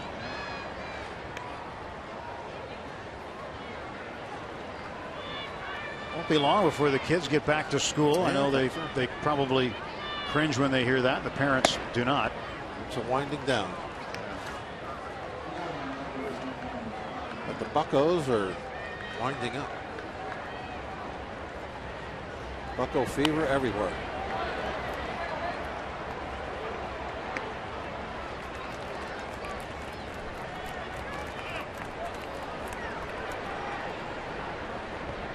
But when the kids go back to school, a lot of them will be wearing their new Pirates gear they've collected this summer. Most definitely. That's going to be very proudly all the schools in the area in September and hopefully October. Charlie walks the leadoff man, so not the way that he wanted to begin the 7th inning. Got a probably start action in the Pirates bullpen again.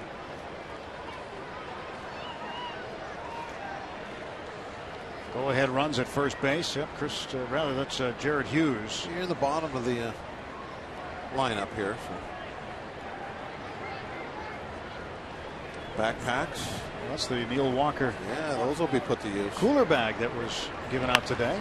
Ground ball up the middle and a base hit off the bat of Tuffy Goswitch, the catcher. You're looking for that double play ball, and that ball is not hit very hard. This is a seeing eye ball that gets through the infield.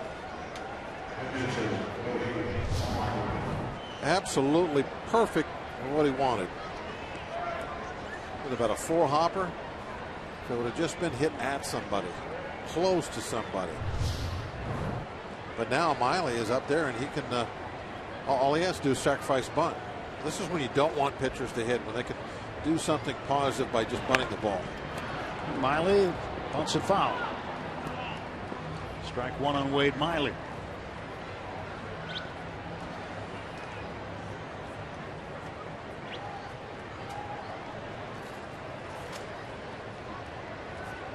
Pirates had a 2-0 lead. Got 2 runs through the first 3 innings. Scored in the bottom of the first, and another run in the bottom of the third. Wade Miley's been shutting them down since. You got to add on against these guys. The Pirates do a great job of having comeback wins, but not as good as Arizona. Diamondbacks are the top comeback team in baseball. That one is right back to Morton. He'll take the out at first base. 7th time Wade Miley has laid down a successful sacrifice bunt. Runners at second and third and 1 out. Charlie's going to have to do some pitching as the top of the order is back up. I wonder if he'll maybe pitch around a little bit here, set up that double play. Didn't you say Prado is big into hitting into double plays? Prado's hitting to 21 of them. Leads the team. He's on deck. Infield in, 1 out.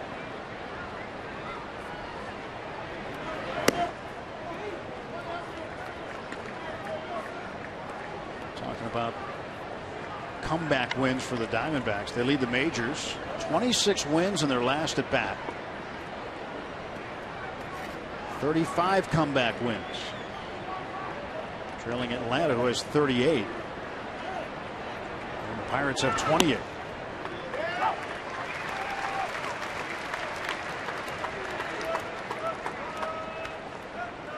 Just checking on the status of Jared Hughes out of the bullpen. Euclides Rojas on the other end of that phone. The last couple innings, I noticed a few of those sinkers have been, those 2-seam fastballs, been up in the strike zone. That last one definitely up in the strike zone. Curveball taken for a strike by Eaton. Got a nice pitch there. That ball looked to be outside.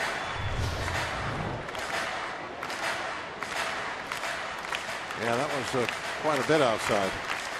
They got a break. Put it to good use. Got to get that strikeout now. 1-2 count. Don't let him put it in play. Get the out.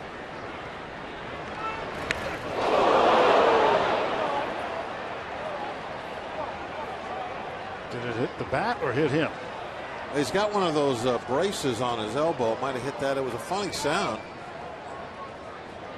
I mean, you can't tell watching it live speed. It's very tough. Now we'll see where it hit. Yeah, it hit that elbow pad. That's why it sounded the way it did. Yep. Well, you know, this is the situation now with him at first. I said it wouldn't be the worst thing in the world. Is you have 1 out, and now with Eaton going to first base, you set up the double play. There's the noise that we heard as they hit the pad. You have Prado coming up next, who hits into all those double plays. You have a ground ball pitcher on the mound, although the last couple innings he's not getting a lot of pitches down. He's been up, up, up.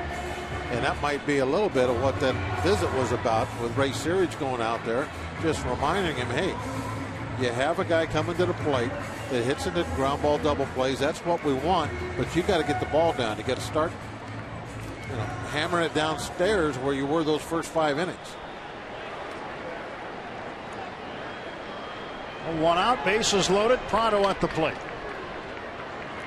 Charlie needs a double play. And almost got one. Pedro hangs on to the sharp line drive. A bullet hit down there, and there are 2 men out. Gregorius quick to get back to the bag. Yeah, sometimes it's better to be lucky than good, right? That ball was just blistered, but luckily it almost caught Pedro. That ball hit extremely hard.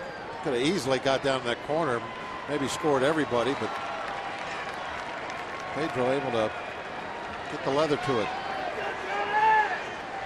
And now Charlie, with the bases loaded, has to face Paul Goldschmidt. Yeah, during the course of a game, you're going to get some breaks, and you got to take advantage of it.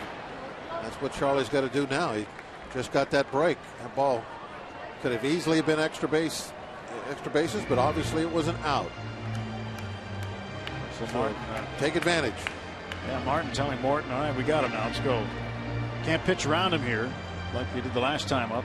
Walked him on 4 pitches in the 6th inning. Goldschmidt 0 for 2 otherwise. Jared Hughes ready to go when he's called upon. And Martin Prado knows he hit the ball well. And that's got to be frustrating for any hitter in that situation. Well, they're 5 games behind Cincinnati in the wild card right now. They got a big series coming up. They're basically already in playoff mode. Every game is so crucial to these guys. Can they make up 5 games in the time that's left? Yes, but boy, they got to play their best baseball and maximize everything. And so those plays where you line out in a tie game with the bases loaded, the frustration levels just got to go through the roof.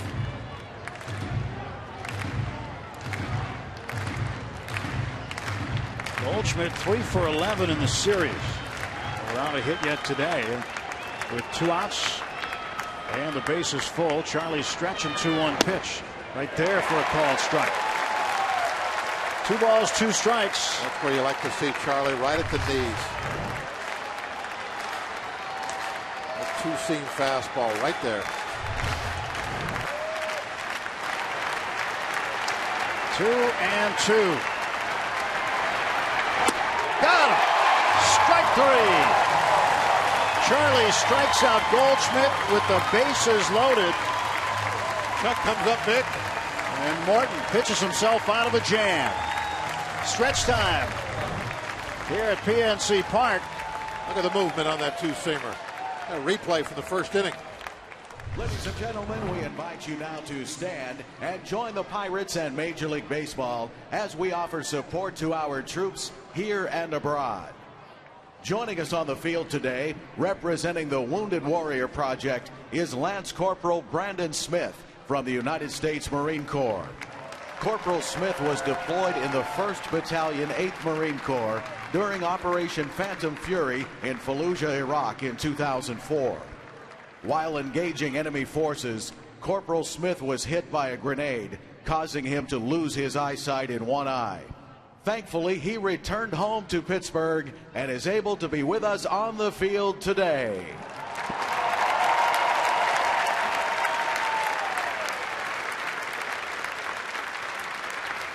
And now here to lead us with God Bless America is St. Valentine Scola.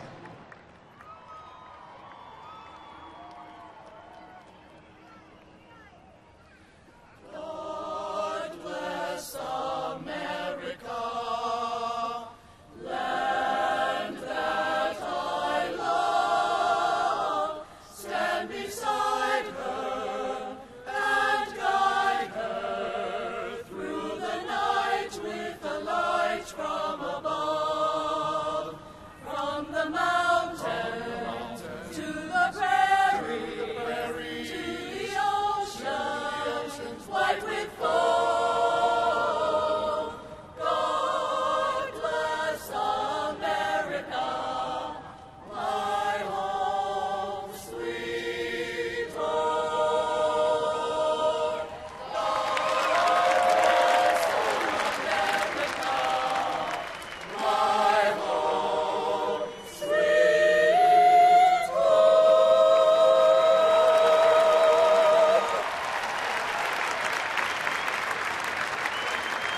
Fans, it's time for the 7th inning stretch.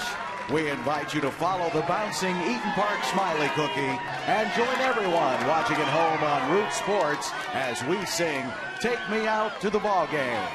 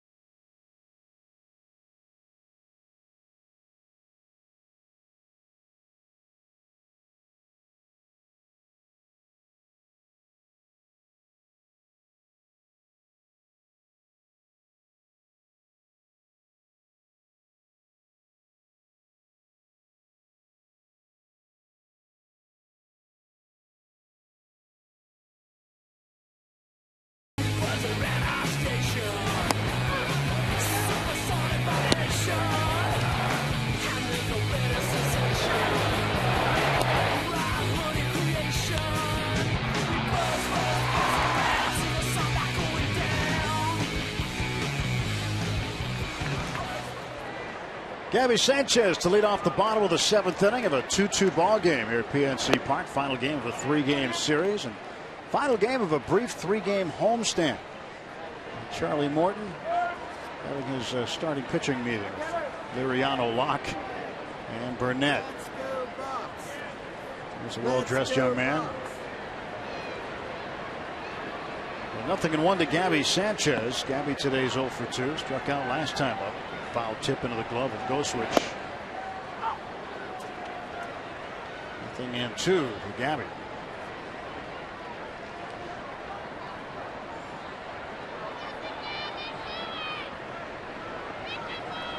Good job, Charlie. Strike 3 called, and Sanchez is out. And quietly, Wade Miley has been very, very good since giving up the double to Mercer in the 3rd inning. He's only given up 1 hit since, and that also was to Jordy, a base hit in the 6th.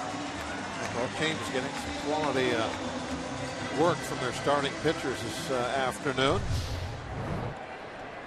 7 strikeouts for Miley. Works here with 1 out in the 7th. Charlie's put in his 7. And well, for just about ever, but especially in the modern game, 7 innings is really strong from your starter. Tabata down to 3rd. Diving stop by Prado, but he won't have a play. And it'll be a base hit for Jose Tabata. Pirates have the go-ahead run aboard.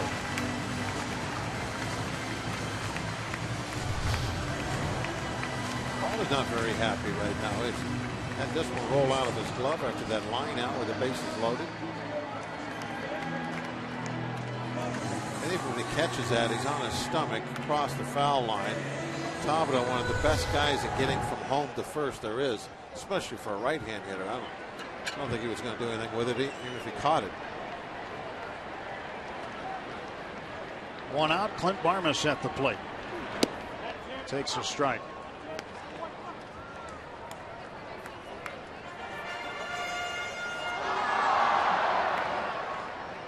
Barmas 0 for 2 today. 223 the batting average for Clint. Tabata is picked off. Great camera shot we had on that. That's really, you could see everything happening right in front of you. You saw the lean, you knew that he was in trouble. And then the pickoff throw and the quick tag. There it is. Same lane right there. You're in trouble. Well, in a game like this, 2-2, that base runners are so precious, especially in the later innings. It's unfortunate that happened to Tom. If he was stealing right there, you can understand it. Because if he's going to run, he's got to get some kind of a jump. You're going to get picked off occasionally if you're going to steal. Now, if he's not stealing, if it's going to be a hit and run, or he's got the stop sign, he's not running, then you can't be getting picked off. You have to, on a hit and run, for instance, you have to make sure he's going home. And if you're just doing nothing, you got to have a one-way lead. Barnes to left field. That's down for a hit. 1 for 3 for the Pirates shortstop today. The base runner with 2 outs. And now the Pirates will call on a pinch hitter, Josh Harrison.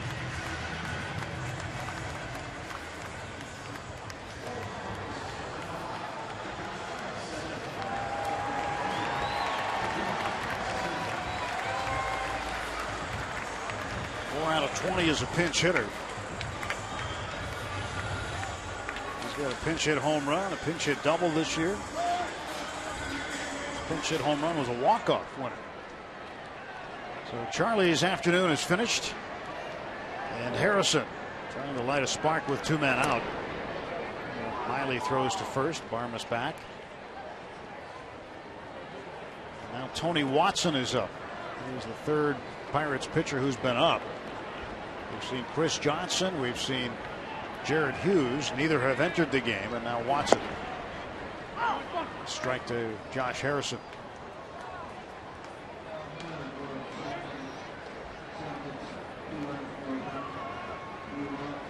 Jay Hay facing Wade Miley in the bottom of the 7th inning of a 2-2 game. Obviously not the good move.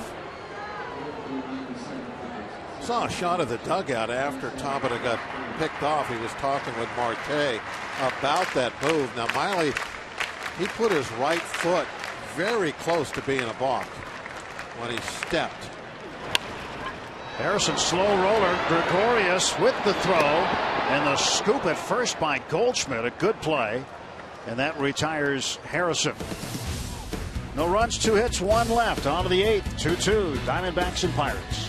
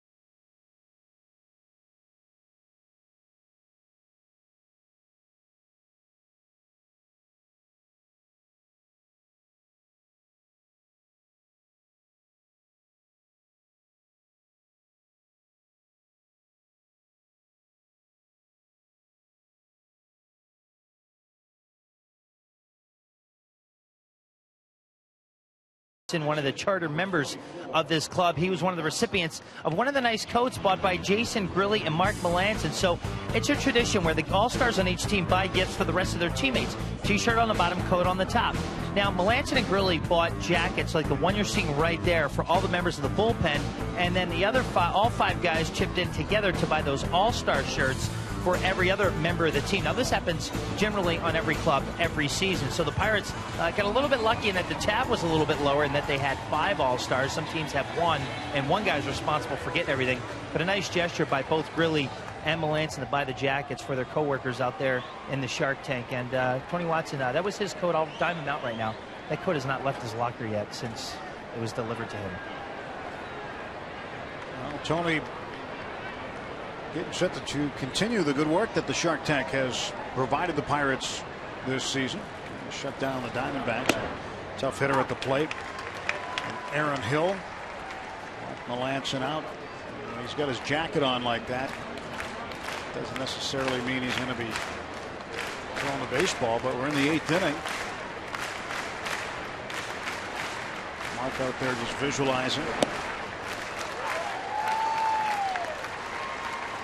And see that stuffed shark? That's a new addition, a newer addition, and that bobblehead that's out there. And that's one of the newer Shark Tank T-shirts those young ladies are wearing today.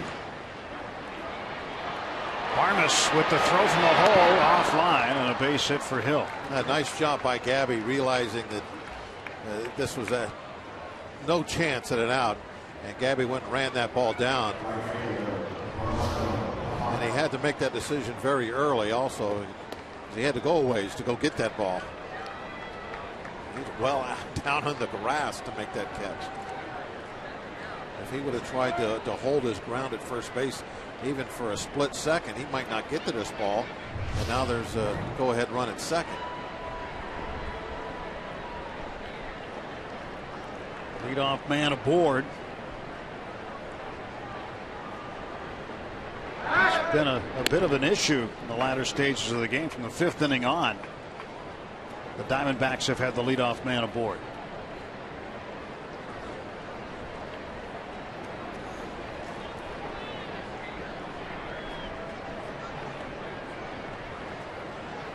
Parra had a great opportunity to do some damage in the 6th. Charlie able to induce the double play ball out of him. Could be argued as being maybe the biggest play of the game to this point. Bases loaded, double play.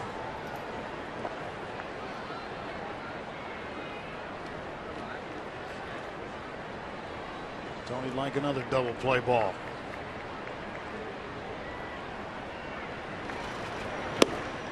Parra takes.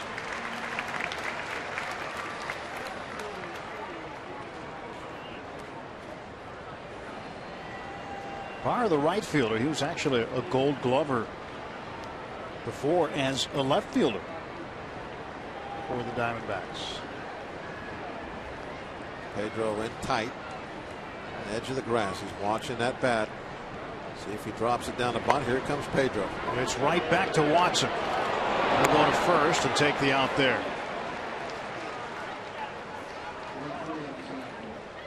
Sacrifice and 1-3 on the putout. That puts a runner at second base. Fans, you can save big when you use your Giant Eagle Advantage card this season. Save up to $10 off tickets every Sunday home game when you show your Giant Eagle Advantage card at the PNC Park ticket windows, or go to pirates.com/advantage card. Sundays are kids' days at PNC Park. Bring the family down here. Next time, take advantage of the Giant Eagle Advantage card discount Sunday. You know, I was noticing that shot of the parrot's beak. Yeah, I thought, you know, if you put shark teeth in there, interesting. You'd have an interesting look for the parrot. Shark parrot, kind of like Sharknado. Shark parrot. Shark parrot. Maybe you could send him a note by carrier pigeon and get him the word. Put shark teeth in there. I like that. Soft teeth. You don't want to cut fingers. And there you go.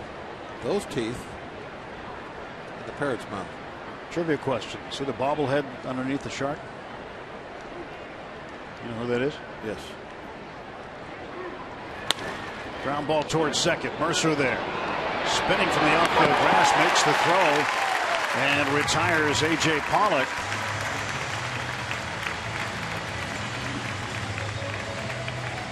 So 2 down and a runner at third base. Gregorius coming up. Big crowds this weekend. Today, 37,518. It's the 15th sellout this season. Over the weekend, 114,591. It's the second largest 3-date series of the season, 4th overall in the history of the ballpark. A lot of folks coming out to see their Buccos. And the Pirates certainly appreciate it. Gregorius taps one foul at the plate. Only two. Is there 2 homestands left? So you got to plan ahead when you think about what games you want to see. Get your tickets early. We're running out of home dates. Pirates are back home after today on the 27th to take on Milwaukee for 3 and the Cardinals for 3. And then we're into September. And then the final homestand of the regular season begins September 12th.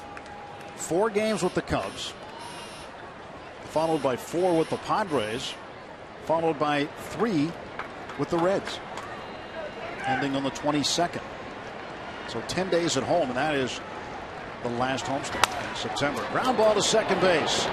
Mercer fires to first base and gets the out. Nothing across. Tony Watson hangs a 0 on the Diamondbacks. Starling Marte to lead off.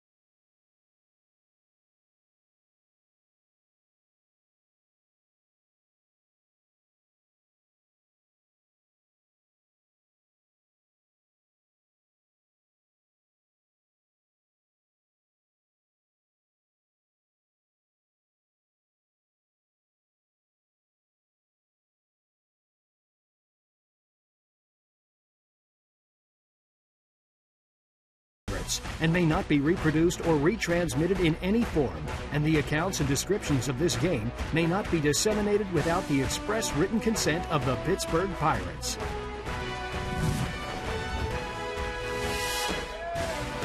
Bottom of the 8th. 2 runs on 6 hits for the Pirates, 2 runs on 8 hits for the Diamondbacks. Marte leads off. Draws the corner infielders in by bluffing the bunt. Takes a strike though. Great look from center field. This ballpark full again today. Pirates looking for a base runner. Marte, they hope, is the guy with his speed. He has scored once already. He's 1 for 3. Had a base hit in the 3rd inning. Determined to try to bunt his way on. And he's safe! A bunt base hit for Marte, and the Pirates have the go-ahead run on base. Well, you said it right. He was determined. Got that ball down, and with his speed, it's very difficult. Is there anything that the Diamondbacks could do differently here? No. That's a great defensive play, and you still can't get him out.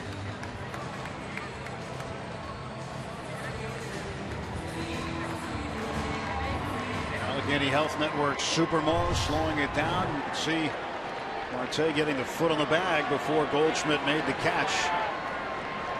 Jordy Mercer is 2 for 3. Single double RBI today. Pirates trying to manufacture a run. Strike one called to Jordy. Bucks looking for win number 73. They're 72 and 50. 2 games up on the Cardinals. Cardinals leading Chicago in the 4th, 3-0. Reds leading the Brewers 6-0 in the 5th. Pirates 3.5 up on Cincinnati to start action today.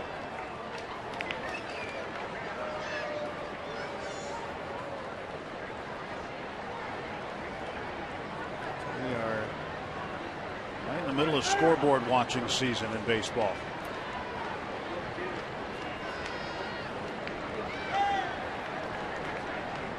Mark Melancon getting ready. He hopes that there's another run on the board when he comes out.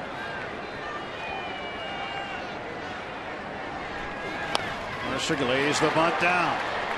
Nicely done as Miley throws to Goldschmidt covering at first base. The sacrifice by Mercer. And now the go-ahead run is in scoring position.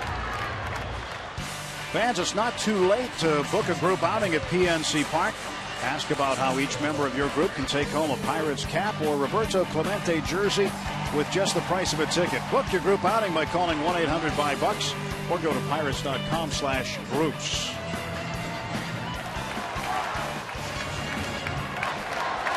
Andrew McCutchen coming to the plate and coming out to the mound. Charles Nagy, pitching coach for Arizona, to talk to Wade Miley. A little strategy about the next 3 hitters. You have McCutchen, Martin, and then Alvarez, the lefty. They need to get an out to get a left-on-left matchup, what they want. Either they walk McCutchen, maybe set up a double play with Martin. And if you can get Martin out, you don't get the double play, then you have the left-on-left. And that's what they're going to do. They're going to go and throw the ball forward. Move the ball 1, 2, 3, and then 4. And then 4. Yeah, they all can't be forced. And that will set up the double play ball.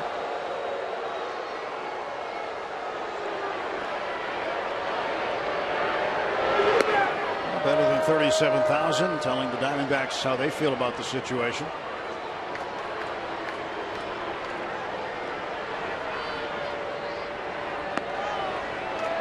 Three balls and no strikes.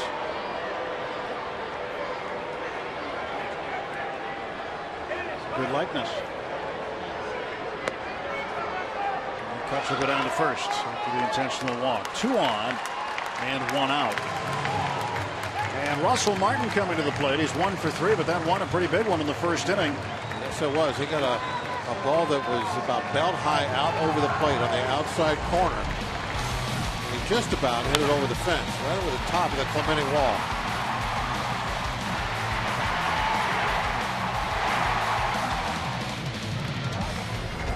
Russell thought he might have had it off the bat, but that's all inconsequential now as he's got 2 on with 1 out. Outside ball 1.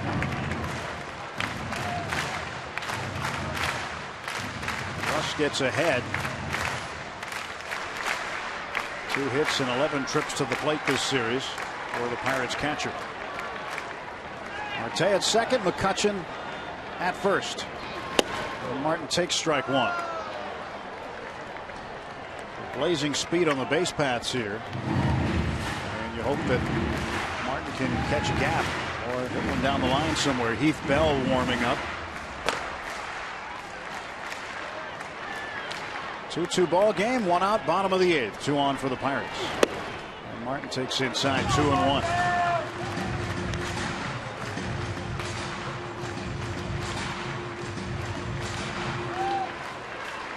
Two balls and a strike.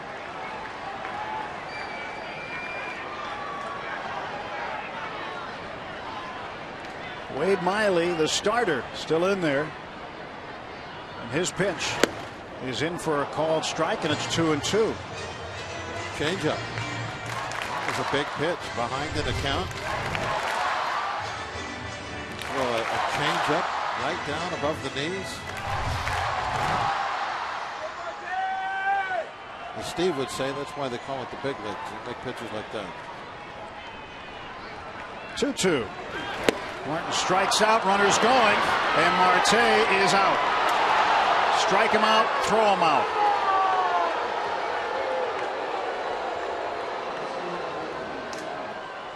We will head to the 9th inning. Pirates 2, Diamondbacks 2.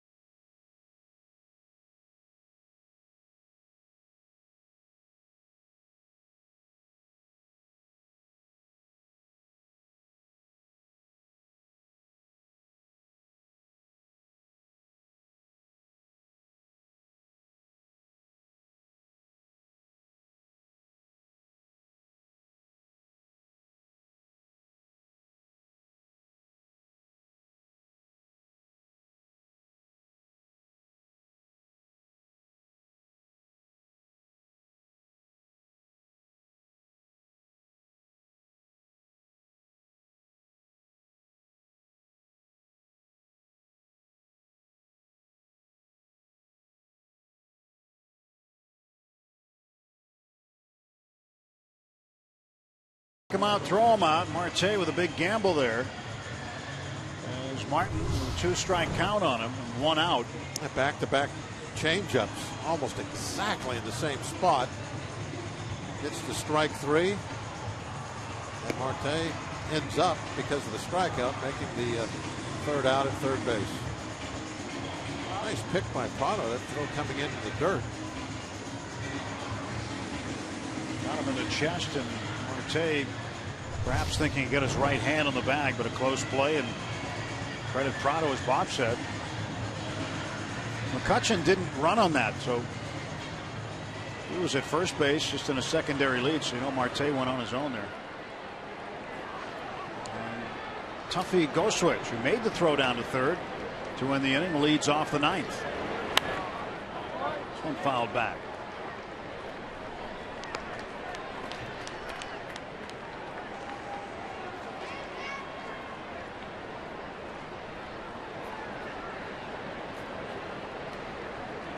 The Pirates would like to win this one in the bottom of the 9th, Bob, because on getaway days, Arizona is unbeaten in extra innings.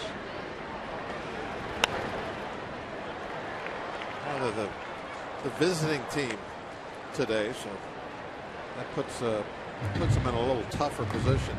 The home team always gets an advantage once you get to extra innings.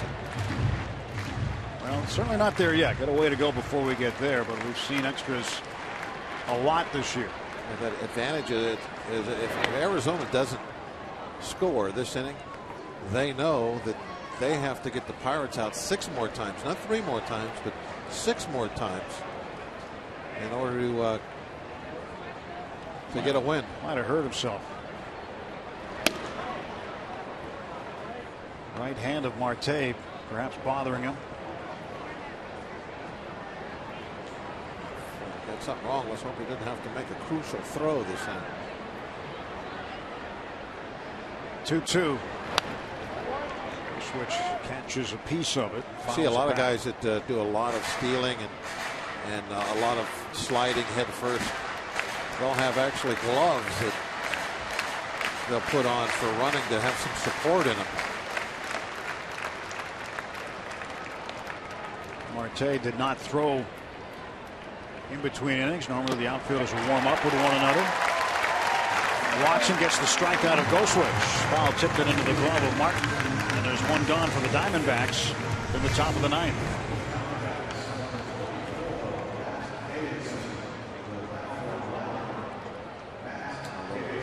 Change up with a tail. Watson will now face a pinch hitter. Wade Miley out of the ballgame. Matt Davidson will hit for him.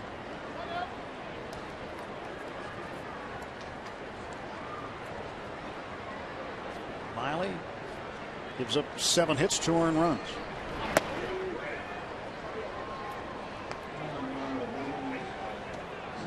Tony Watson has pitched at least 2 innings on 14 occasions in his career. When he pitches multiple innings like that, his ERA is 1.41. A lot of left-hand relievers in this league don't even pitch 1 inning. They get 1 out. They come in to get 1 hitter, get a lefty. Not Watson. Miley finished for the afternoon, and tip your cap to him. He did a nice job. 1 ball and 2 strikes. Double barrel action. Brad Ziegler and Joe Thatcher warming up. Thatcher, the lefty, former Padre.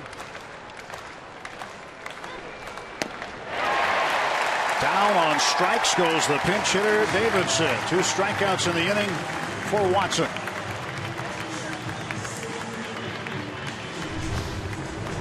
Making it look pretty easy.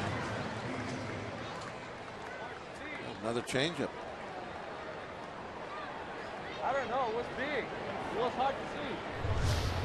Yeah. Top of the order, Adam Eaton. Pops up a bunt attempt. Diamondbacks just trying to get a base runner. Should be trying to get to second base. There's 2 outs.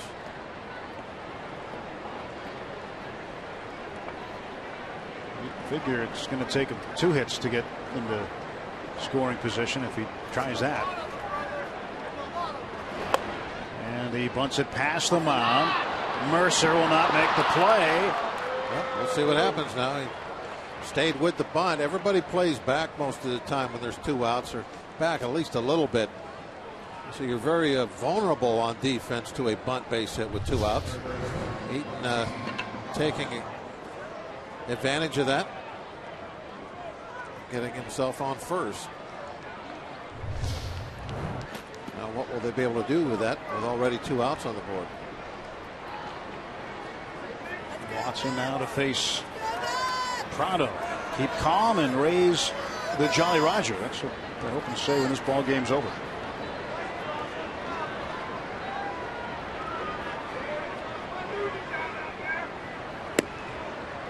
Ball 1 to Prado. Prado with a base hit in the 6th. 1 for 4.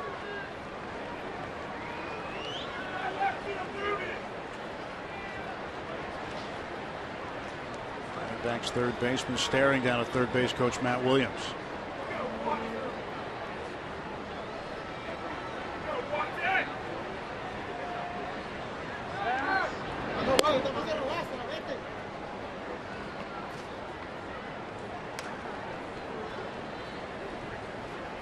Adam Eaton at first.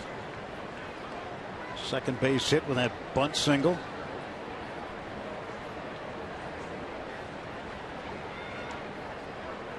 Another tight ball game between these 2 teams. Yesterday, not among them, the 15-5 win for Arizona, but both of these teams have played a ton of close games. Prior to today, 70 of Arizona's 121 games have been decided by 2 runs or less. It's 58%.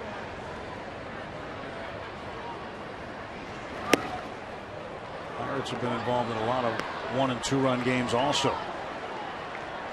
And now Watson digging himself a little hole behind Prado. 3-0. 2 men out. First 2 hitters of the inning, he was just outstanding with the control, painting on the change-ups down and away. And now trouble getting one in the strike zone period. Pitch goes to 3-1. Maybe that 2-out bunt got him rattled.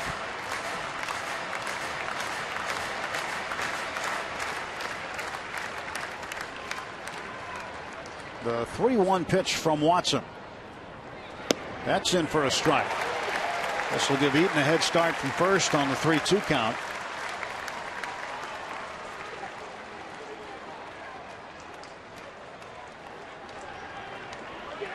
That's tough, I know.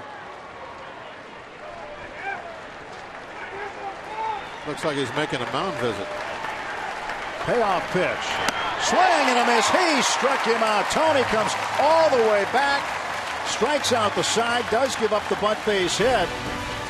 But he gets 3 punch outs in the inning. Pirates coming to bat at the bottom of the ninth.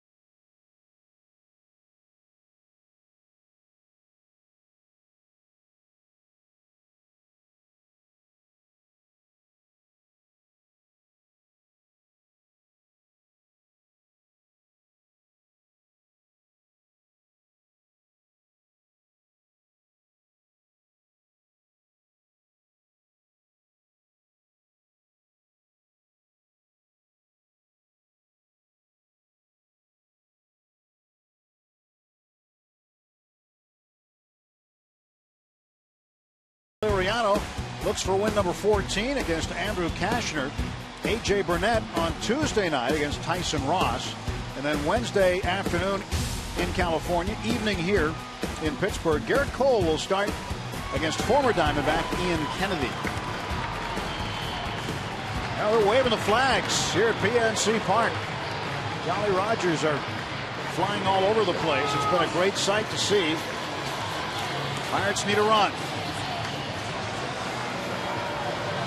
For a walk-off winner here.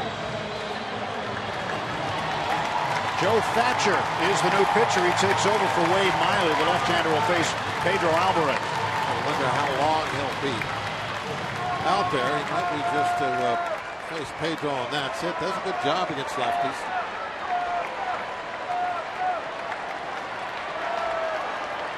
Diamondbacks defensively have shifted for Alvarez. Here's the first pitch to him. That's low for a ball. See Hill, the second baseman, out in short right field. 3 infielders.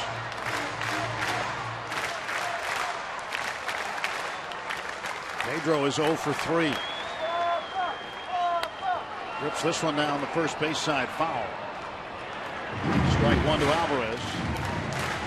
We showed you that Marte might have had a problem with his right hand, and Todd Tomczyk, the head athletic trainer, leading him down the tunnel toward the clubhouse. Take a look at him, see if there's anything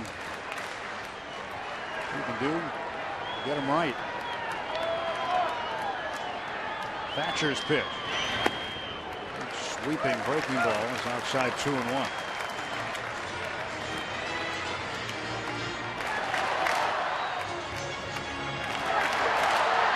.30 home runs, 81 RBIs. He's matched his career high in home runs with 30. Career high in RBIs is 85. Outside for a ball, and it's 3-1. Pirates have 9 walk-off wins here at PNC Park. That's the most in a single season in PNC Park history. And the Pirates praying for another one. And the Pirates have the winning run aboard. A leadoff walk to Alvarez. Thatcher's job is to get the lefty. He walked him instead. Kirk Gibson comes out of the first base dugout.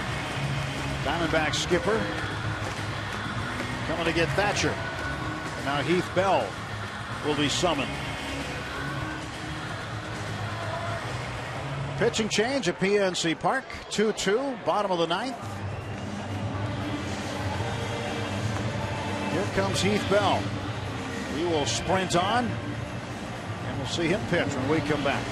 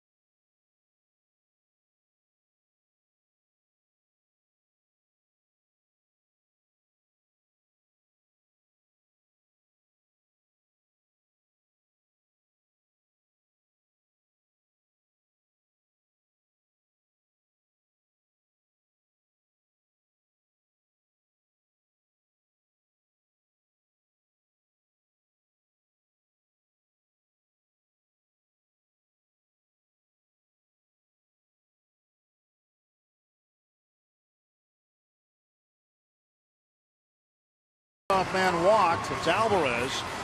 Kirk Gibson goes to the bullpen, brings out the right-hander Heath Bell. Clint Hurdle will counter with a left-handed hitter off the bench, Garrett Jones. Fans want to win, no question about it. Jones will face the right-hander Bell, the former New York Met, San Diego Padre, and Miami Marlin. Bell's numbers this year been pretty busy. 54 ball games, 51 innings. First batter efficiency not very good. He only gets the first guy he faces out a little more than half the time. He's also stranded each of his last 12 inherited runners. He inherits Alvarez at first. And I'm assuming that we're not bunting here because they've sent Jones up there. I think that Garrett would be swinging, but we'll see.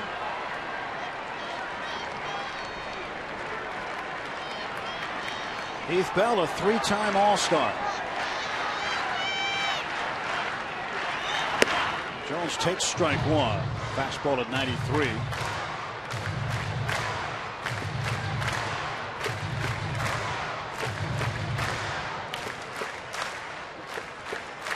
.247 the average. 11 homers, 42 runs batted in. Heath Bell swinging that right arm back and forth. And Jones fouls it off. 0-2.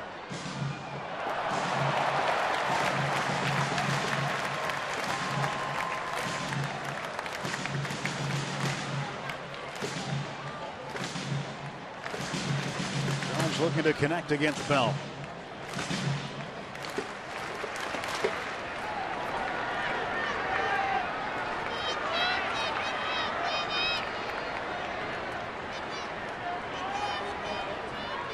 Bell's 0-2 pitch.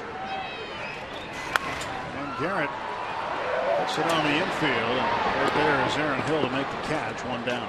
Yeah, really an excellent 0-2 pitch. 96 and right in on the hands. Off the plate, up and in.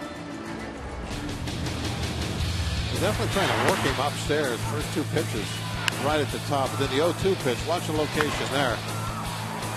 That one got deep in Garrett's kitchen.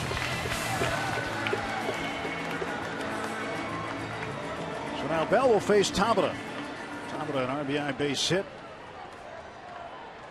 Not an RBI base hit, but a base hit, beg your pardon, in the 7th inning. Wish it was an RBI base hit. Would have gone home already. Throw down to first base, and Alvarez nearly caught. Buffy go switch. Firing it down there. Will Nieves, the everyday catcher with the day off, a go switch. If he throws this to the glove side, he's got a definite shot.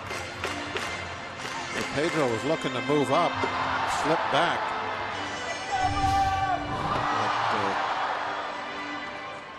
But, Tuffy didn't make an accurate throw. Saved Pedro on one. Pedro anticipating that ball would get away when it was in the dirt, which is a good thing. That's what you want to do. So you can move up into scoring position if that ball gets away even just a few feet. You have to be looking for that. So it's the 5th game that Goswitch has caught this year for the Diamondbacks. He spent the bulk of his season in AAA Reno.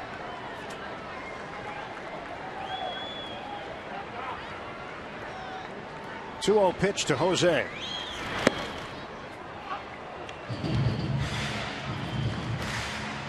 Runners on base this year.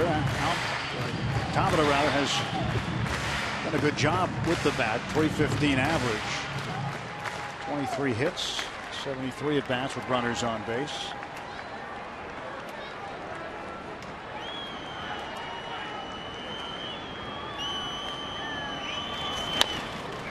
Tapper to second base. They will not get 2, but they will get Alvarez. So 2 men out in the bottom of the 9th of a 2-2 game. Ball chopped, thank goodness, so that it wasn't hit with any firmness. They couldn't turn the double play. So Neil Walker's going to come up, bat left-handed against Heath Bell. And the Pittsburgh kid could send everybody home happy.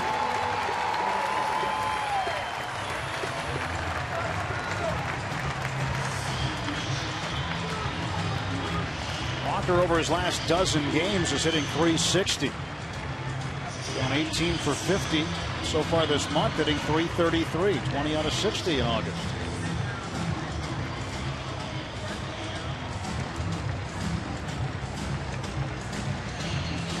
Neal a chance against Heath Bell.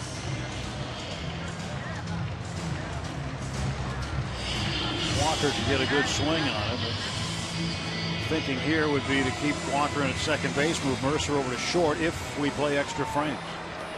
Neal has 31 extra base hits on the season. That's what we're looking for right here. In this one with an extra base hit. Hitting 50 points higher from the left side than he is the right side. 271 as a left-handed hitter. Overall hitting .261. Come on, double. Come on, double. Tabata representing the winning run. 2 outs, bottom of the 9th. 2-2 score. Heath Bell's 1-0 pitch to Neil Walker.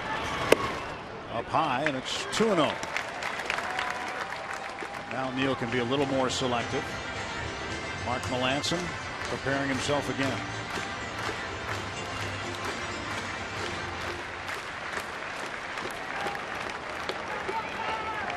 Last inning he was getting ready just in case we score. Now if we score, he's done. Now he's getting ready in case we don't. Walker takes a strike. 2-1.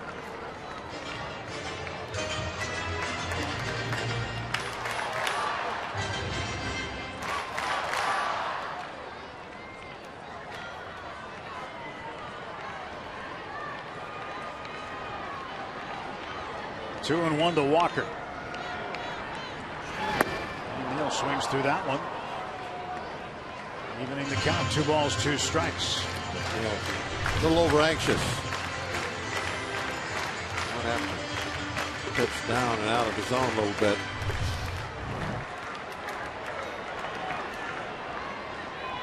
Ben Potenziano doing some work on Marte in his right hand. The 2-2 to Walker will wait as Bell steps off.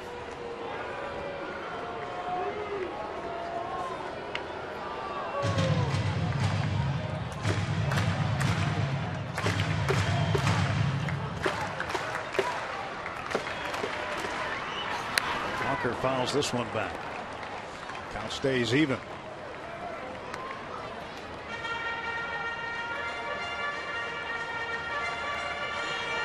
Walker hoping he can end the ball game. If the ball game gets extended, it would be the 17th time this year the Pirates would have played an extra innings game.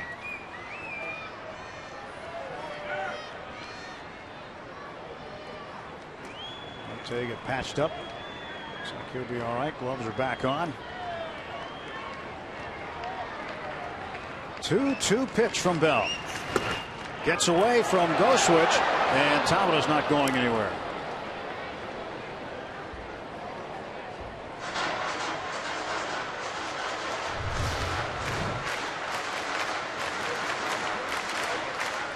It looked like Goswitch took his eye off the ball. Tabata a little indecisive.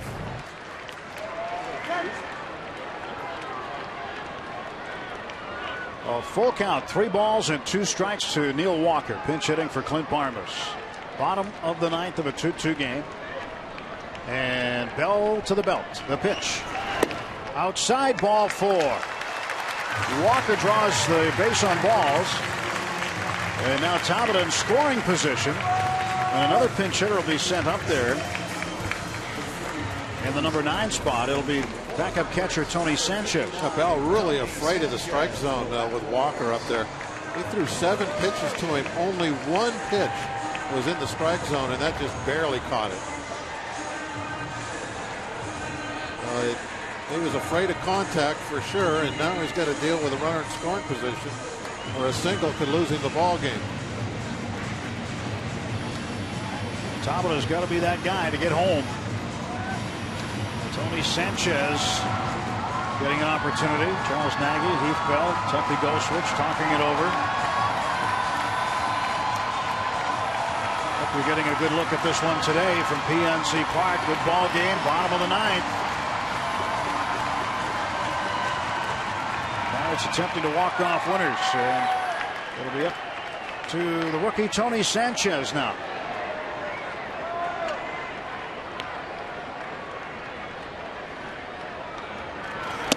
Tony takes a strike. No balls and 1 strike, so just 182 for Tony.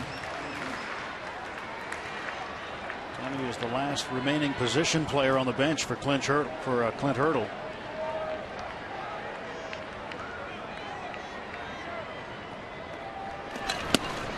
And again a strike. Tony falls behind, 0-2. Worried about Walker, but he's gone right at Sanchez. 2 pitches up and in, but up and in the strike zone to start off Tony.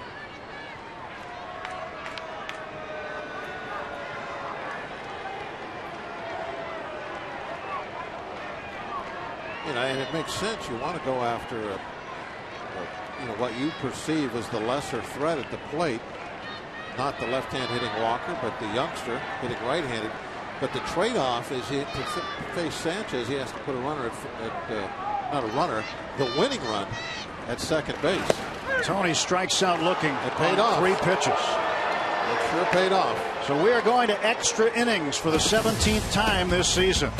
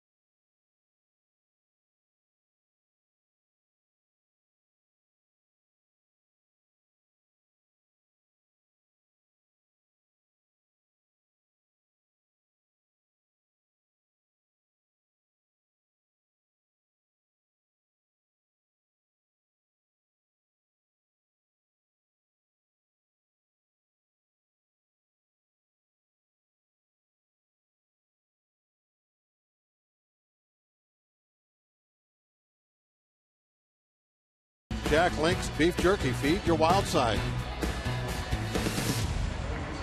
Well, lots of changes as we head to the top half of the 10th inning. It's sold out PNC Park. 2-2 the score.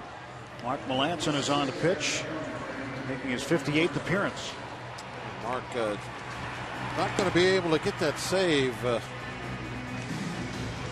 afternoon, but he can definitely pick up a win. The shortstop now is Jordy Mercer. He's moved over from second base. Jordy moves over to play there, and at second base, Neil Walker came in to pinch hit for Barnes. Walker off the bench. And playing second base, Garrett Jones remains in the game to play first.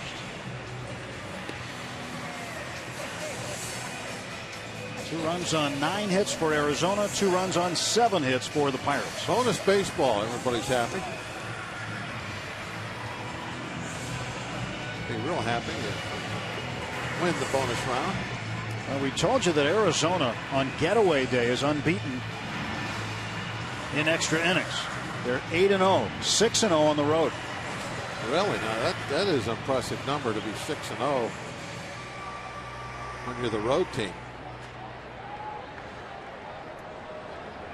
Their last one came at home on the 14th against the Orioles. The Pirates knowing no matter what happens right now, they at least get another chance to score. They're going to get 3 more outs. Paul Goldschmidt takes strike 1.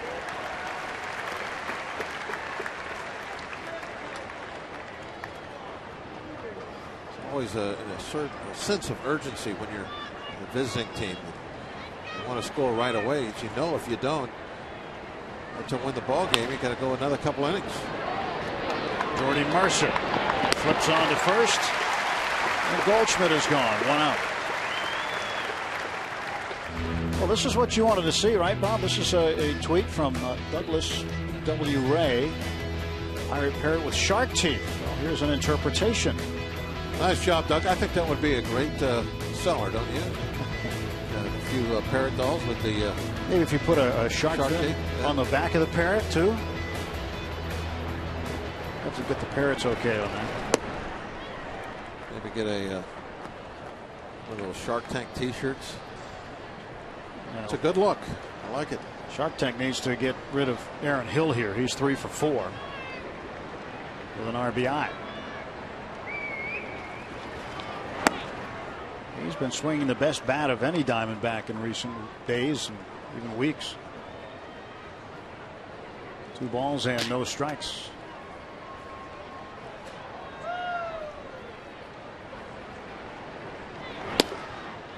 Now it's 3-0. Saw Tony Watson come back 3-0 on Prado to strike him out in the 9th. We'll see what Melanson can do. And on deck is Gerardo Parra.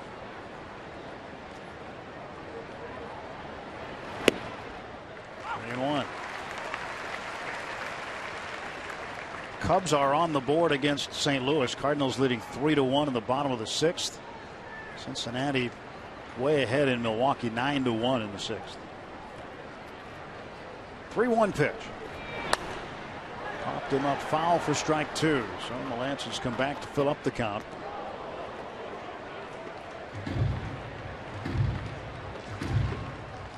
Now, the Pirates didn't play extra innings in any of their first 38 games of the season, but now have played 17 over the last 85 games. They made up for it. Yeah, more than made up for it. And the year of the beef jerky.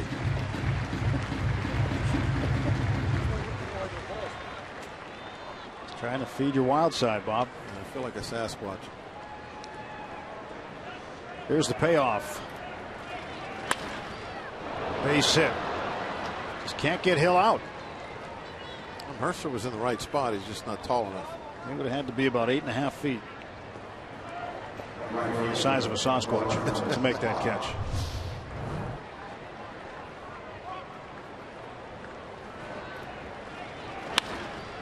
Get up. Well, couldn't make it.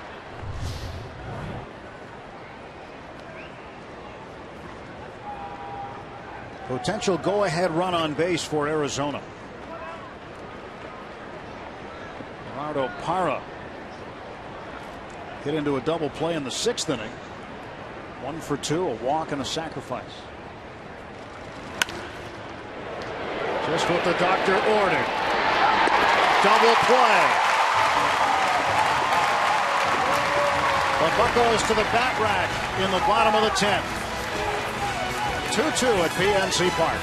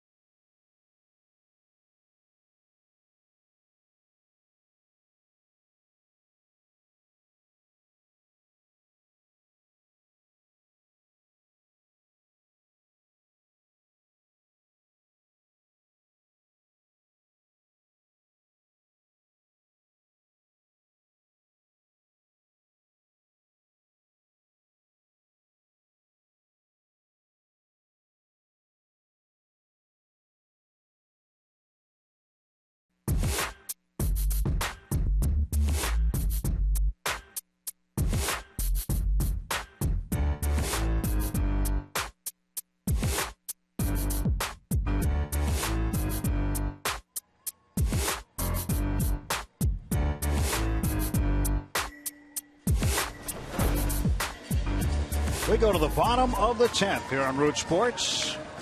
Along with Robbie Ince-Mikowski and Bob Walk, I'm Tim Neverett. I'm hoping to hoist the colors when this one's done.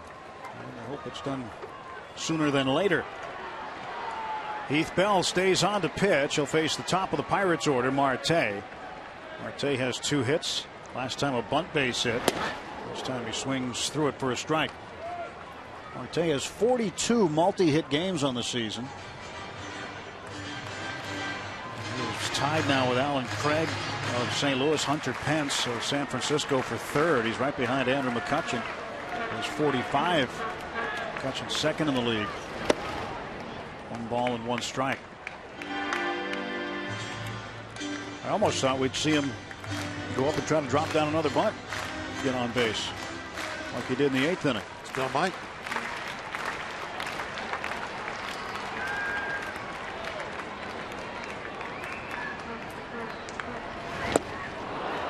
Chased that one out of the zone, 1-2. The hand came off the bat awfully early. I think that the right one. He bothered him a little bit.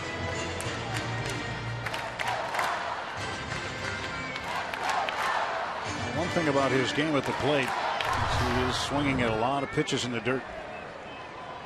He's done a lot of great things offensively, and one of the things that certainly he'll look to control is chasing those pitches. Got a piece of that one. I noticed he's got one of those little rubber donuts on his thumb on his right hand. I wonder if he had been wearing that earlier, or if that's something that he has just put on this at bat to try and cushion something.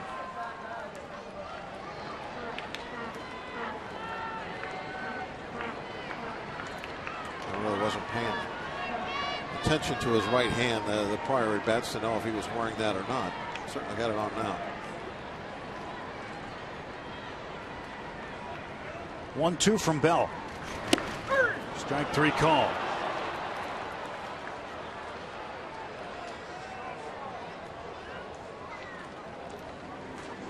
One out for the Pirates in the 10th.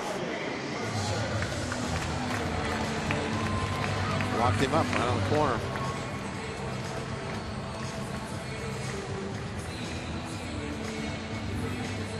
That's why you like to pitch in with something hard when you get ahead in the count. The hitters get a little defensive, a little on the conservative side. They're worried about off-speed stuff, looking bad, chasing something for strike 3. And it's tough when you have that mindset to pull the trigger on anything hard inside corner.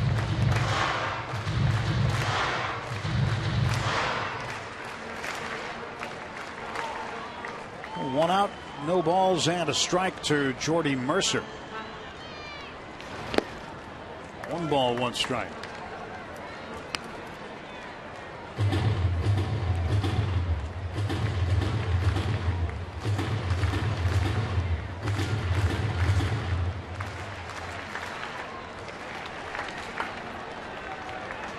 The ring finger on the right hand and the middle knuckle, apparently the one that was giving him a problem earlier. Yeah, that donut he was wearing, it absolutely nothing to do with him jamming his hand then if it was his ring finger. Mercer, base hit. Pirates with a winning run on.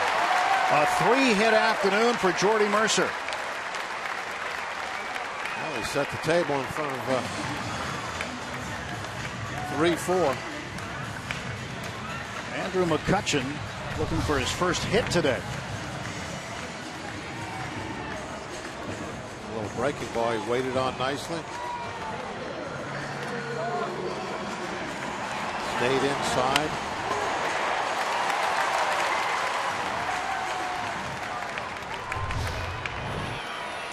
By staying inside, I'm talking about when the baseball is coming at you, you're thinking about the inside half of the baseball. That's where you're trying to make contact. McCutchen to left field. Adam Eaton makes the catch. 2 down. Mercer back to first. If you think inside of the baseball, that keeps you from going out around the ball, turning your wrist over, pulling that ball on the ground. Just a kind of a hitting type strategy. Well, Russell Martin struck out his last 3 times up after doubling in a run in the first. Bullpen's active. See Chris Johnson up for the 2nd time for the Pirates. Just called up today from Indianapolis. Yuri De La Rosa, the left-hander for Arizona. Martin to center field, and we're going to the 11th. Top of the 11th coming up. 2-2 game.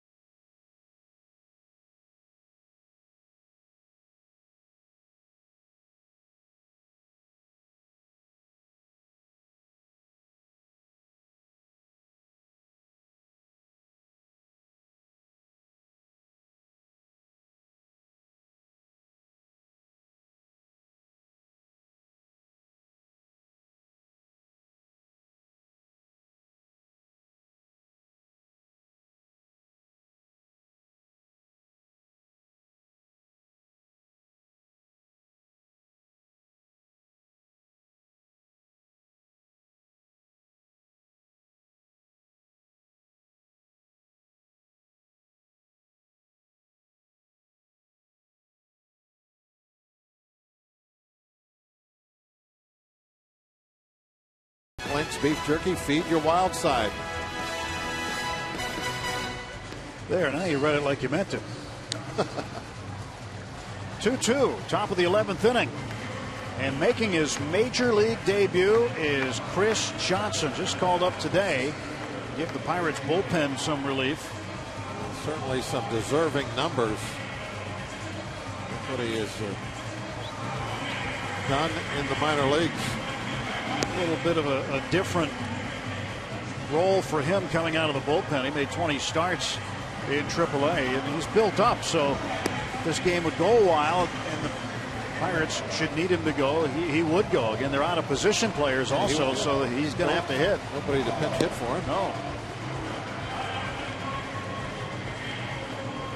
Chris Johnson will pitch as threatening skies start to come in from the west. There was only a 30% chance all day long, so look good. That's nothing.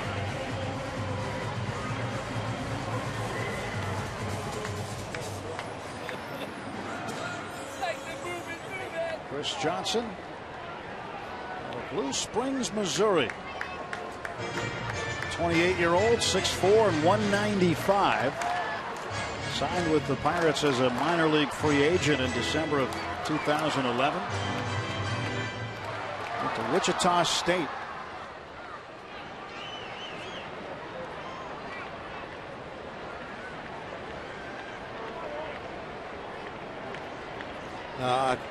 You're waiting for me to ask. Wichita State, what's their name? Wheat Shockers. Okay. I knew you were waiting. You knew that. I wasn't going to do it, and then I decided to ask anyway. Yeah, but you knew. No, I didn't know that. You didn't know that? No, I did not know that. Wheat Shockers. So Chris's first big league pitch is in for a strike to A.J. Pollock. I didn't know you had the shock wheat. You do? I don't know. I don't know the shocking. Is that like when you take the little? Don't know the wheat process. Kernels off the stem. We'll have to ask Chris. Here's the ball, the first strike. It's authenticated. Stickers on it. Jay Bell's got it. It's ready to go. 1 ball and 1 strike. Oh, they're going to throw out the first ball. That's what he wanted. That's the first strike and the first ball. We'll be authenticating that one also. Sticker will go on it.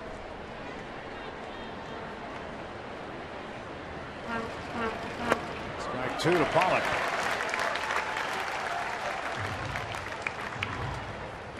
So that's for swinging strike. Want to throw that one out too? Yeah.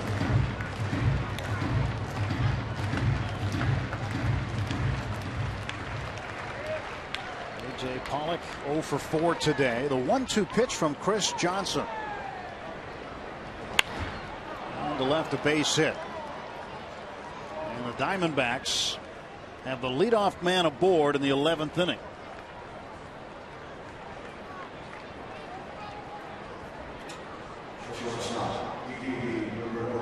Didi Gregorius coming up. So Gregorius, who had a base hit in the 5th inning, walked in the 7th, 1 for 3.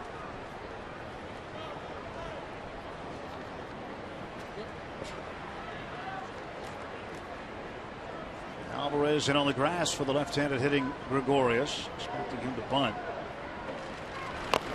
Gregorius fouls that one off. Gregorius facing Johnson. Johnson 10-4 with 2 saves, 2.41 ERA in 25 games, and again, as we mentioned, 20 of those 25 games were starts in AAA at Indianapolis. This has won each of his last 3 decisions, 7 of his last 8 in AAA. Nobody out, man on. Gregorius right to Mercer. They get 1. Could have been 2. That ball was hit well. Could have been a 2 spot.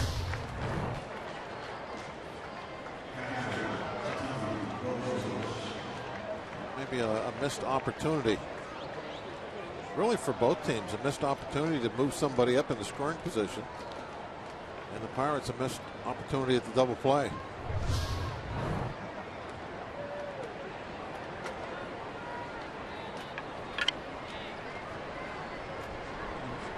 Tuffy go switch. Throw to first base.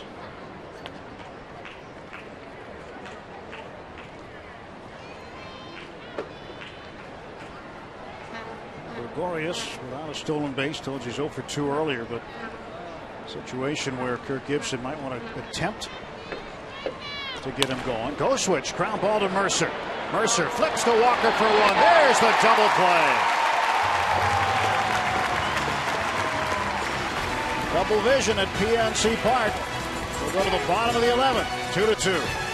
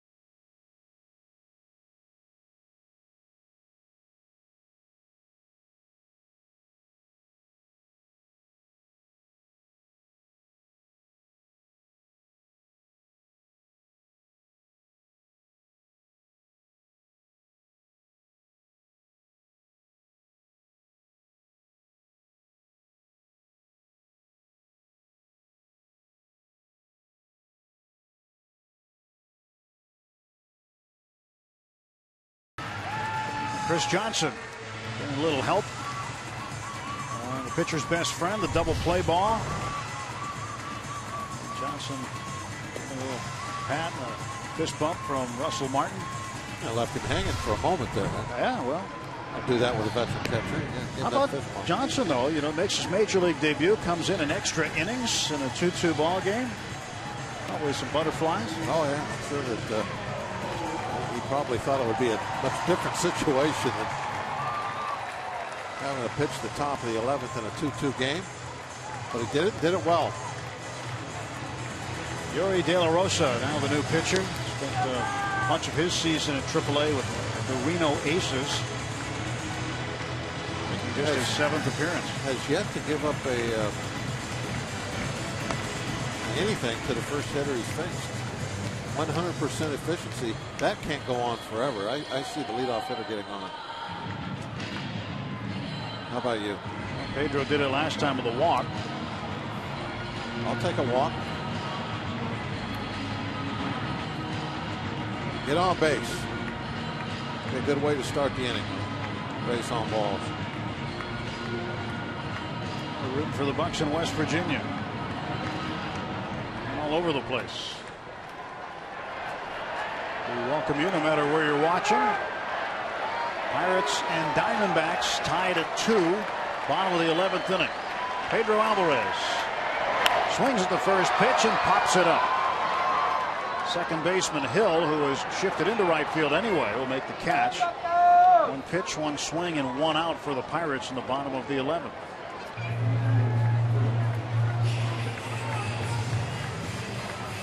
Pedro aggressive early in that at bat. Saw a pitch he thought he could drive and just missed it. And that's what he wants to do against lefties. They want to be falling behind where they can mess with you with those breaking balls early in the count. If they're going to throw you a good strike, whether it's a fastball or a breaking pitch, take a run at it. Jones takes a strike. Jones was going to be taking after that first pitch out anyway. And the Diamondbacks remain in the same shift for Jones as they did for Alvarez.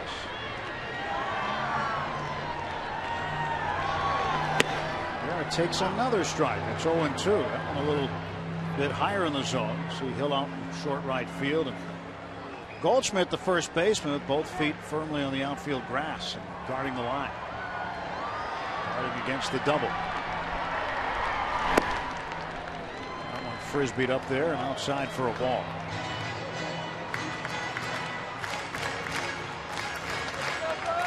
Jones came up in the 9th inning and popped out to second. On appeal, and Jim Wolf says he didn't go. So Garrett okay for now, and the count is even 2-2. He fell behind 0-2, and then he had to deal with the those little sweeping type breaking balls. That's what you don't want to have happen to you when you're a lefty. Fastball pounded foul. Yuri De La Rosa pitching in the 11th for the Diamondbacks. He is the last remaining left-hander that Kirk Gibson has at his disposal.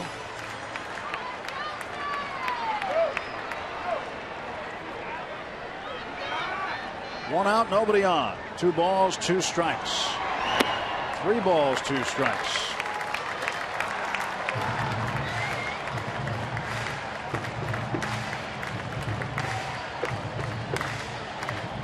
Jose Tabata in the on-deck circle. De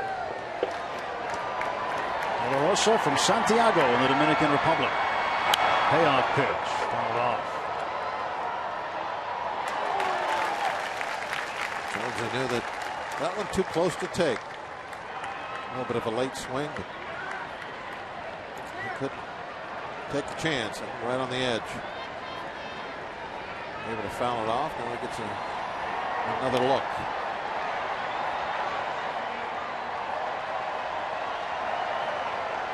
Three balls, 2 strikes. Garrett waits.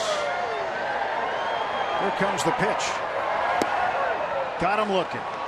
Slowed it down on him and struck him out. That sweeper. They've been trying to throw it off the plate away. Can't do it now with a 3-2 count, so he starts it off inside and throws it for a strike. And happy with himself. Gave a nice fist pump after he threw that strike 3 pitch. So it's double switch time for Kirk Gibson. What he wants to do here is turn Neil Walker around to bat right-handed. Apparently, but he doesn't have a lefty left unless he stays with De La Rosa. Gibson came out to talk to home plate umpire Mike Estabrook. He has put the new catcher in, Will Nieves. And Walker will get the bat lefty. New pitcher coming on for the Diamondbacks.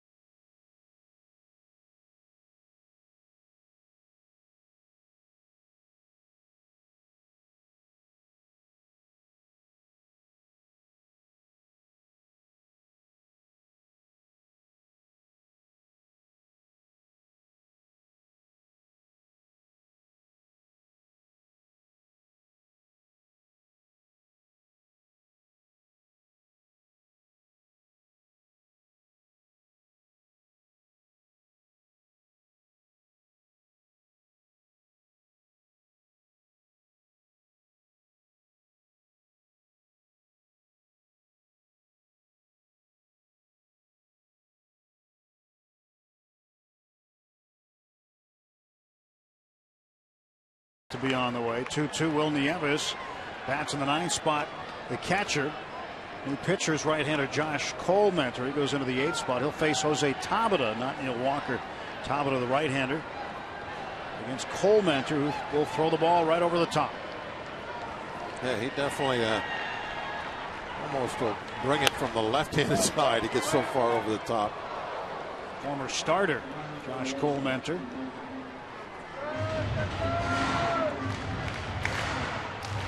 Walker is in the on-deck circle with Tabata at the plate. Nobody on, 2 down, bottom of the 11th inning. Tabata, 1 hopper for Gregorius, and we're going to the 12th. Well, a getaway day marathon here at PNC Park, 2-2 after 11.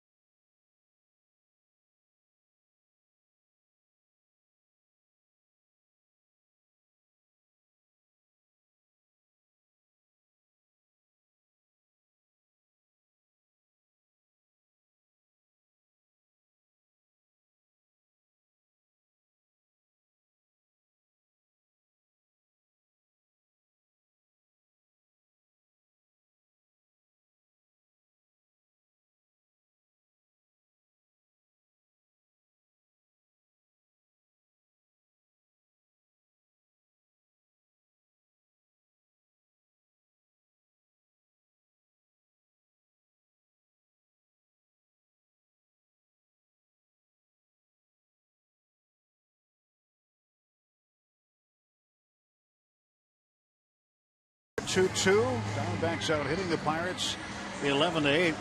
Pirates scored a single run in the first, another single run in the 3rd inning.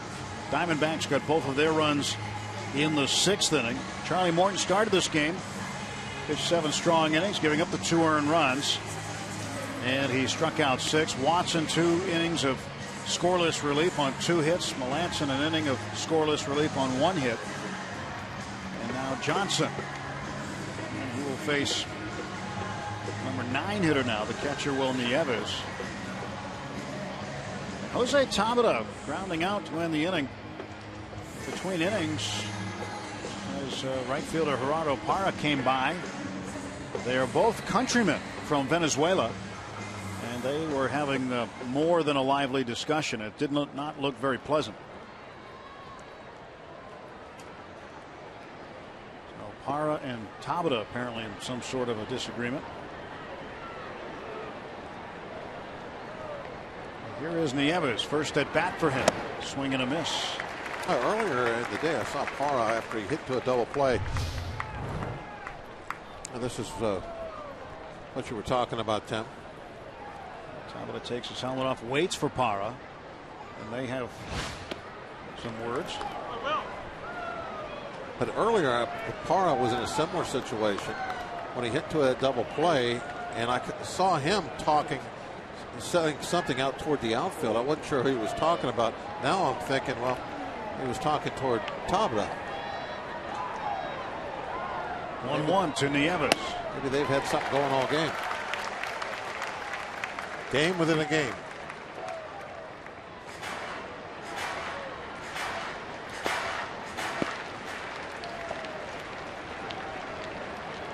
One-two pitch. Struck him out. Johnson able to get that chase and that breaking ball downstairs.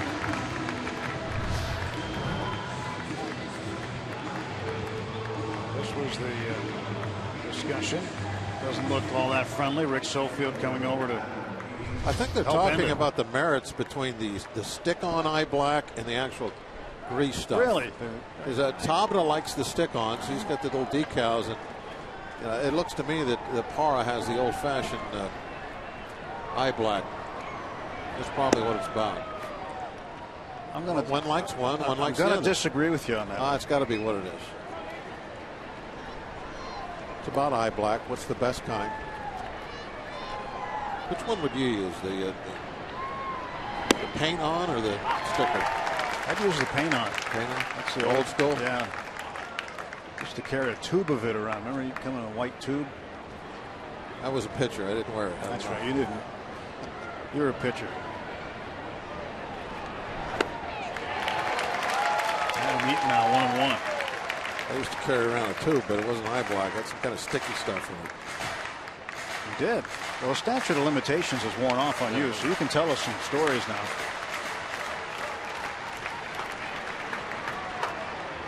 Ball and 2 strikes. 2-2.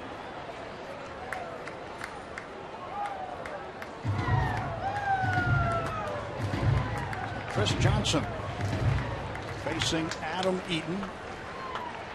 1 out. Top of the 12th.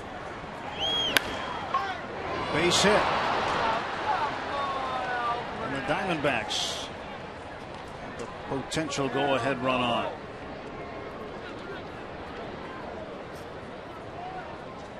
Johnson. According to one of the middle infielders, whoever said that it's me and you on a double play on a comebacker. You always have to acknowledge that. Otto now looking down to see if they got anything going on. What you would be looking for in this case with 1 out. And this is the time where hit and runs are put on.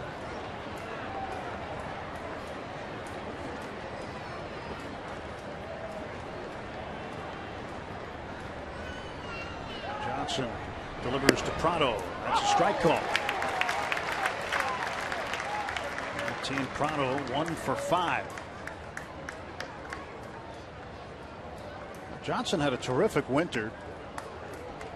Pitched in the Dominican Republic, went 1-0, 0.67 earned run average, and was the winning pitcher in Game 5 of the series final.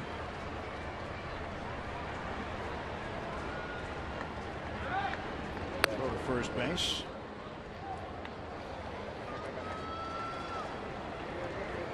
His club swept that series 5-0.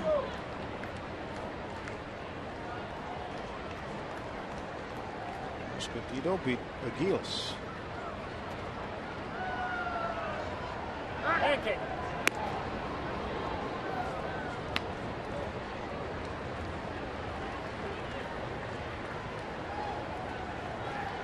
Eaton gets back. Eaton's got 3 hits today. 3 for 5, hit by a pitch. He's on first base in the 12th.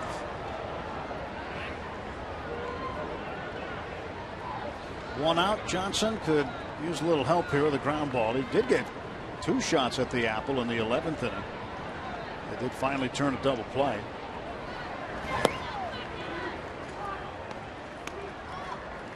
Johnson's spot in the batting order, by the way, would be up second in the bottom of the 12th. He did have a helmet on in the dugout last half inning, and Clint Hurdle walked by him and said something that made him laugh.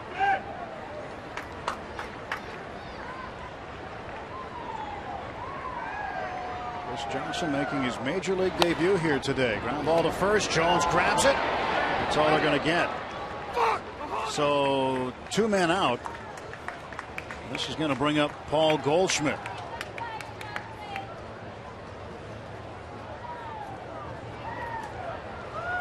Prado cueing that one right off the end of the bat. A lot of spin on it. But it moved Eaton into scoring position, so it was a positive out for the Diamondbacks. Goldschmidt without a hit today. But he is one of the best hitters in the league. 96 RBIs on the season.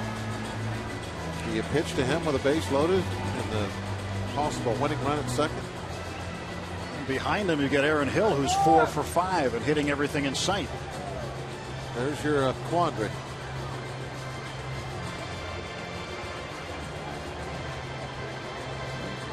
2-2 the score. Pirates and Diamondbacks. Top of the 12th inning, along with Robbie Ince-Mikowski and Bob Walk. I'm Tim Neverett. And Aaron Hill is on deck, is 4 for 5. Eaton 3 for 5, and he is in scoring position for Paul Goldschmidt, who was hit list today. Jordy Mercer 3 for 4. Nelson Martin an RBI double. The Pirates do indeed elect to walk Paul Goldschmidt here. Diamondbacks out hitting the Pirates 12-8. And they'll take their chances with Aaron Hill once they put the National League's leading home run hitter on base. He and Alvarez tied atop that list. 30 home runs apiece. Kirk Gibson will watch as his second baseman will follow Goldschmidt up there. A chance to add a run. Hill has extended his hitting streak from 10 to 11 games. Maybe the Pirates are thinking, well, he's had a great day, but he's not getting 5 hits. Yeah, due for an out. Well, you know, you're looking at those 96 RBIs of Goldschmidt also. And even though he's not had a good day, he's due. It's not an easy decision, I don't think, with Hill swinging the bat so good today. At any other time, it's a no-brainer. Chris Johnson stretches and delivers, and this one is hit to the left center field area. Here's Marte with a sliding catch. Hey, Marte with a great grab. Bails out Johnson and keeps the score right where it is at 2 runs apiece. Starling Marte, good jump, great catch.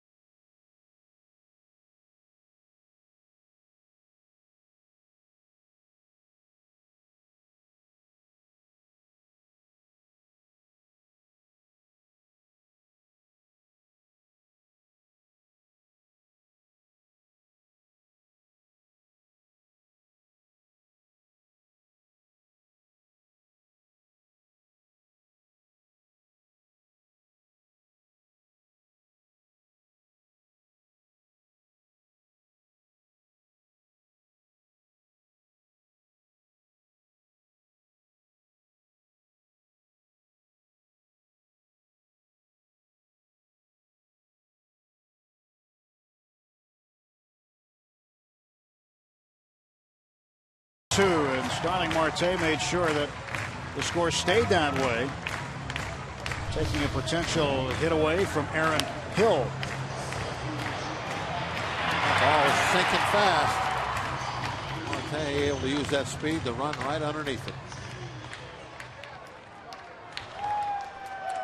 Marte, great defensive play. Now Walker leads off. Marte's Bottom of the 12th. Hitting third this inning. Let's hope he does something special to go with that nice catch he just made. Top step, he's anxious to get out there. Strike call to Walker, 1-1. Ideally, you'd love Walker to get on base so that Johnson could bunt. Or you'd like Walker to end it right here so Johnson doesn't have to come up. That'd be a great ending. Yes, it would. And Walker a base hit. So Johnson probably breathing a sigh of relief now that he knows what his job is. Walker leadoff single in the 12th.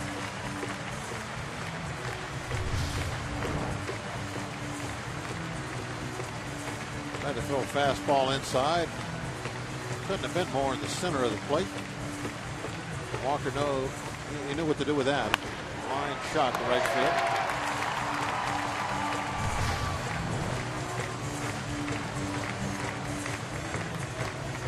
Chris Johnson has to hit. Pirates out of position players.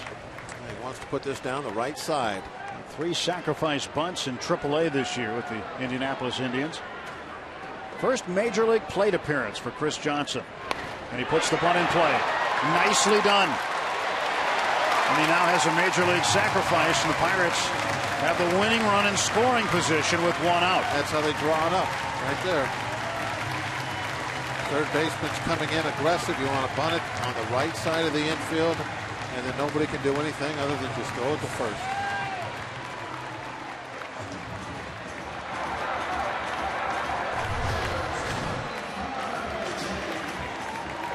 The Pirates now have at least 2 at-bats with a winning run at second base. Single to win the game. Marte has a pair of hits today, one of them a bunt base hit.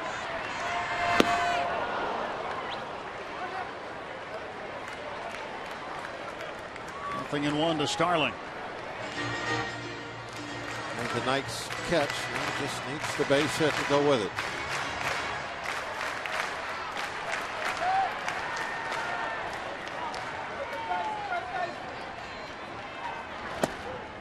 Strike 2.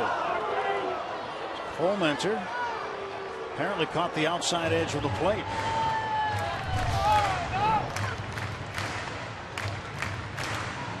Just borderline. Smidgen. Might have been off a smidgen. And it's 0-2 to Marte.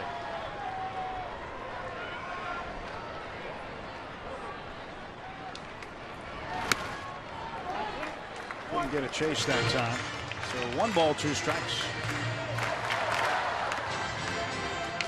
Chris Johnson got it done. Looking sacrifice punt.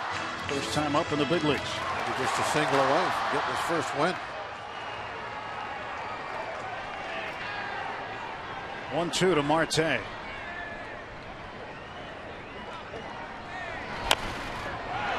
a chopper right back to the mound. Walker's going to be safe at third.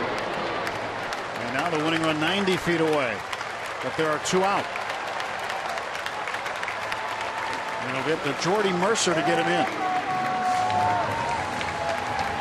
Well, Jordy's had some good games against the Mets, including this one July 12th here. As he rolled one slowly up the middle, turned into a game winner as McCutchen scored. And now the chase was on. And so is the pie. Jordy would definitely like to get another pie in the face today if he can get Walker home. 2 outs, bottom of the 12th, 2-2.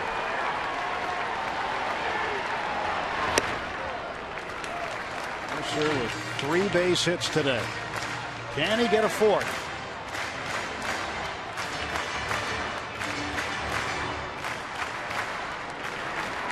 Andrew McCutchen in the on-deck circle, so Mercer more than likely want to see a strike here. 2 balls and no strikes. And now you'd think for sure Mercer would see a good pitch.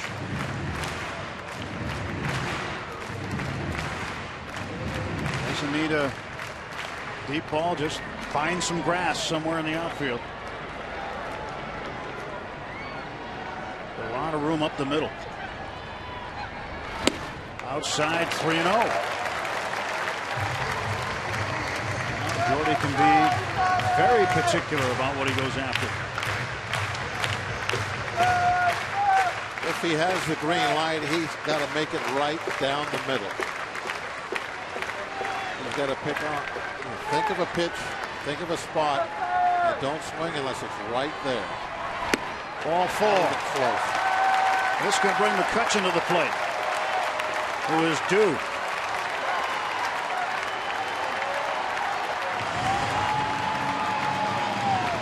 Two on and 2 out. Colementer will face McCutchen.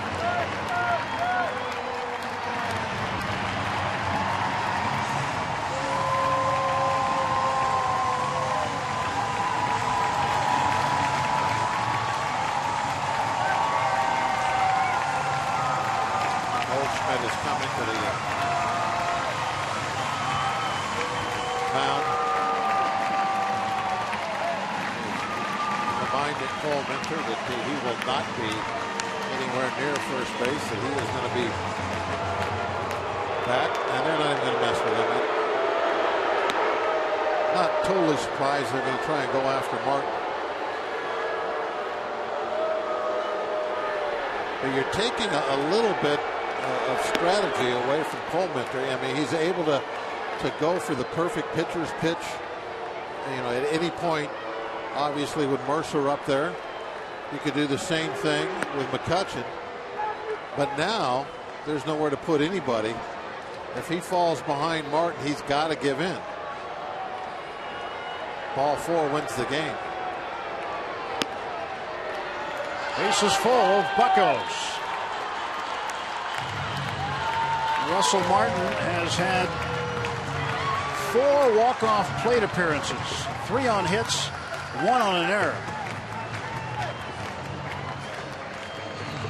Charles Nagy, the pitching coach, coming out to talk to Cole Minter and say, okay, ball game's on the line here. Here's what we got to do. And fans on their feet at PNC Park. It has been a dandy here this afternoon.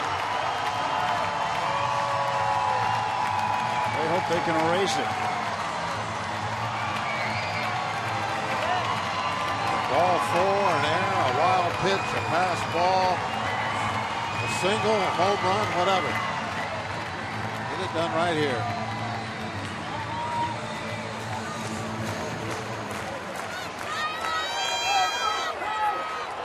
Neil Walker's at third base. He's the guy the Pirates have to get home here. Base is full, 2 outs. Pitch to Russell Martin. Ball 1.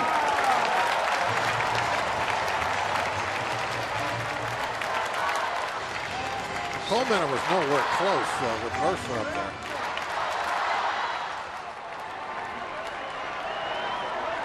I'm wondering if he is having some control problems, or was he just trying to pitch around him? It doesn't matter. Parra calling for it, and we're headed to the 13th inning. Pirates had the bases loaded. Martin couldn't get the job done this time. Russell pops it up to short right center field. Not very happy with that.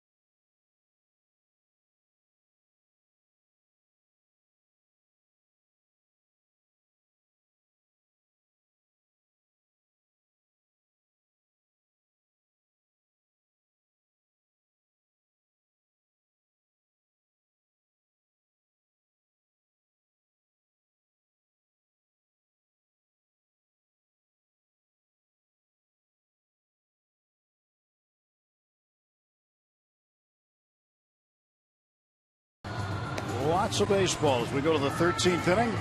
Pirates had a golden opportunity. Bases loaded, 2 outs. Russell Martin at the plate. Guy's done it several times, 7 times in his career, as a matter of fact, 3 times this year with a hit. And popped it up to shallow right field.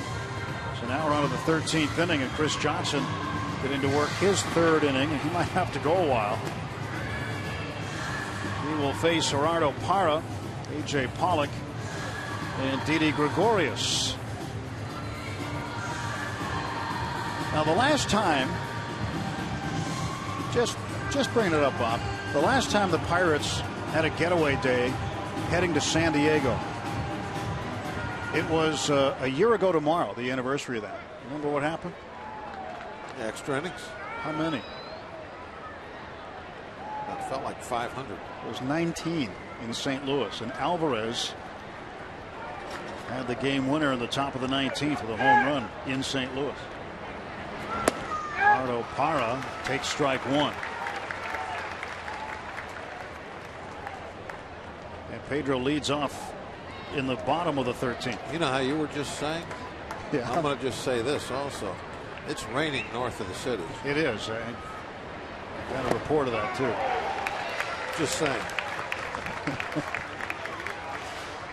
Like I said earlier, time to beat the Diamondbacks and the rain.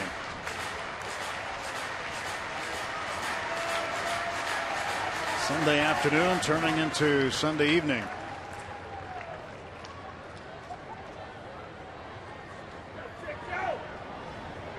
Oh, and 2 to Parra. Johnson's pitch. Got him swinging. Nice looking pitch. And there is one out in the 13th.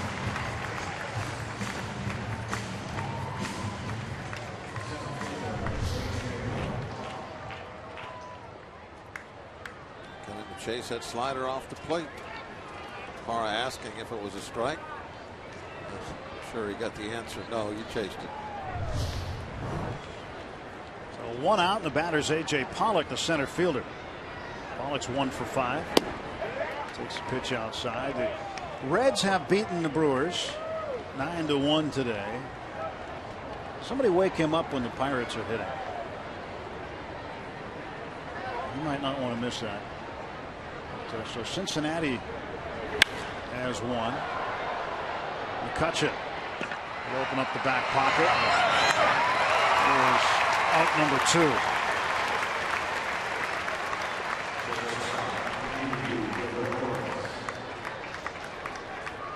2 men out. And in the top of the 9th inning at Wrigley Field, the Cardinals in control of that game.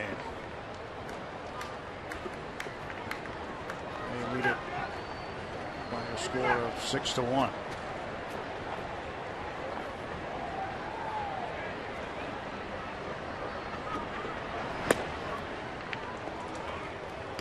Ball 1 to Gregorius.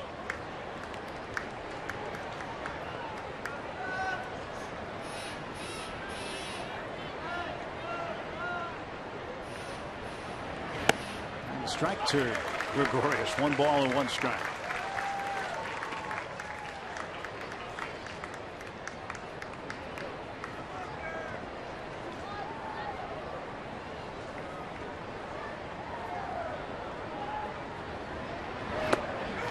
Chris Johnson in control right now. Seems very composed on the hill, again making his big league debut today. Ray Searage has to like what he sees out of him, and I think they like what they saw from him in spring training, but he's been impressive in AAA. Been impressive this afternoon. Got good fastball. He's got good control. Painting with that slider. He can bunt. Doing a good job.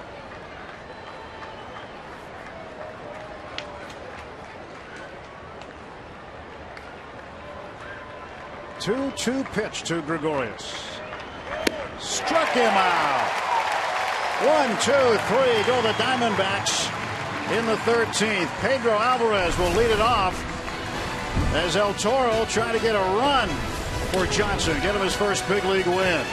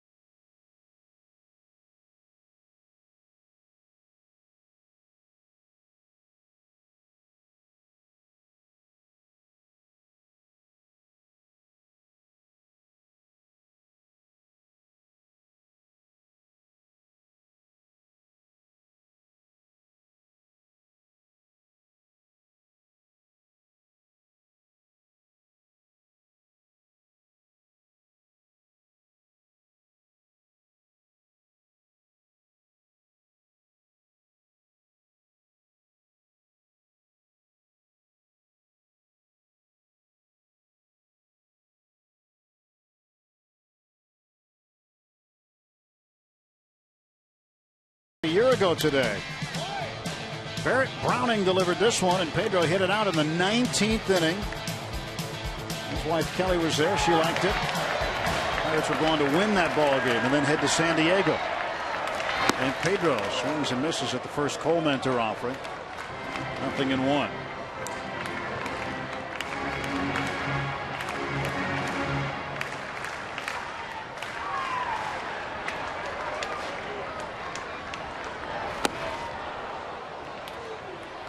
Pedro chasing some off-speed stuff down.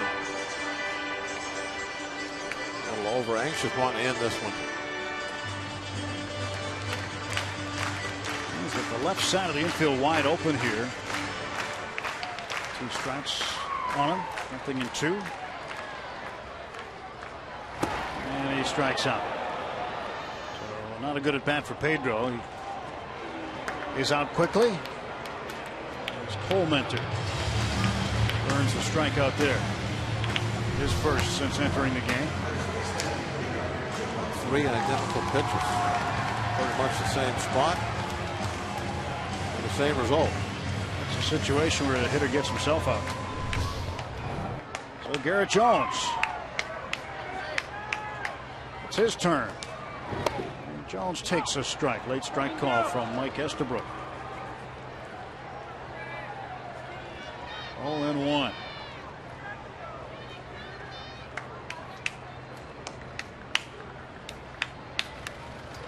Bring it to Garrett.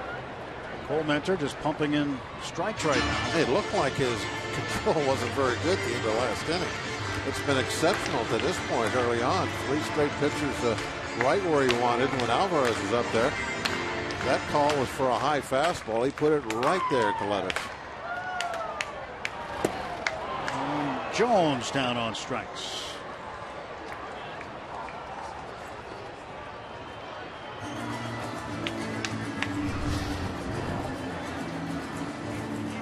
Way out in front of the 80-mile-an-hour pitch. One of those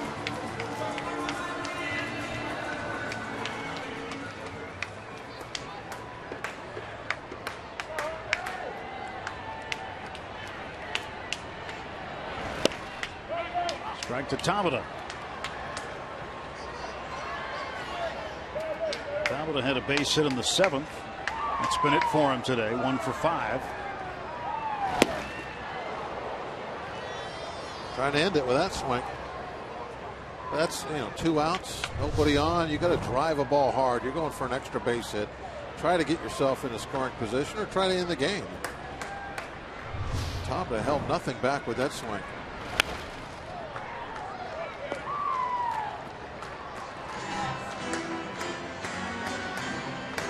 Pirates scored single runs in the 1st and 3rd innings. Diamondbacks countered with 2 in the 6th. It's been it since.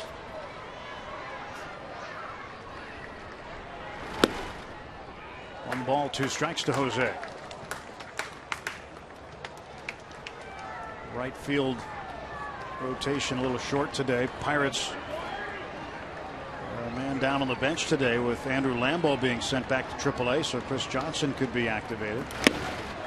And we're going to the 14th inning as Cole Mentor comes in with determination and strikes out the side.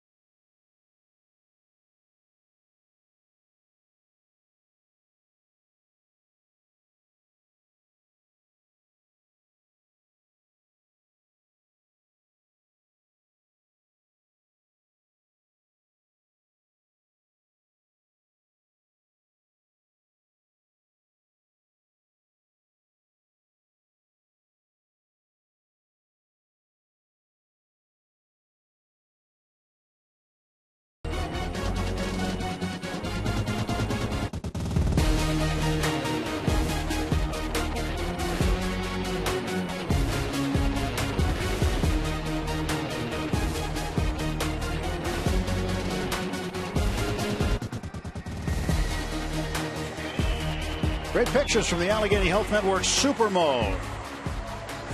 Go to the top of the 14th inning. Third time this year the Pirates have had a 14-inning game. Cole Minter is done. And he didn't disappoint his family, who is here to watch. Cole Minter clan is here, and saw him strike out the side in order in the bottom of the 13th. Alvarez, Jones, and Tabata. And his spot in the batting order due up right now. So Kirk Gibson going to the bench, and he brings out the very speedy Tony Campana. Campana, college teammate of Josh Harrison at the University of Cincinnati. And he can really run.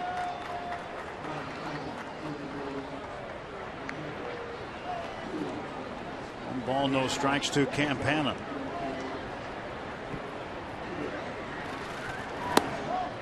Pitch outside, 2-0. Here's a guy you do not want to give a free pass to.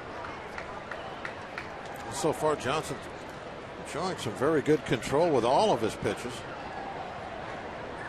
Been going to both sides of the plate well.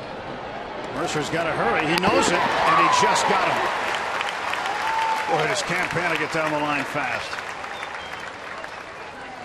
Good play by Jordy, and it's 1 out. Pirates been playing some nice defense. Obviously, you got to do that to win these tight games. Campana just trying to slap that ball and run. Also, from Jordy's perspective, he knows who's at the plate. Charged it. The quick release. Ball 1 to Wilney Evans, the catcher.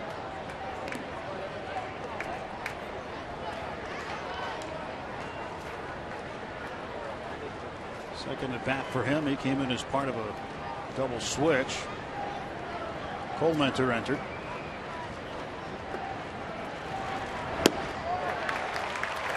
Ball and 1 strike. Chris Johnson making his major league debut this afternoon. Tossing zeros.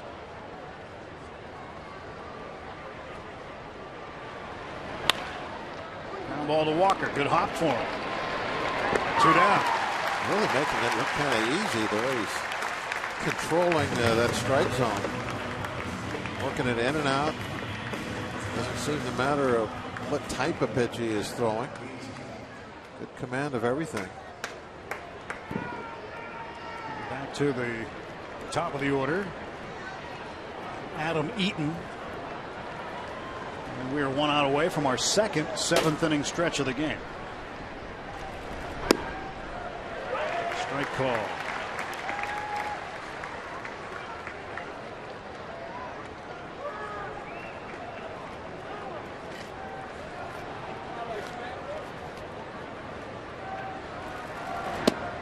And there's strike 2.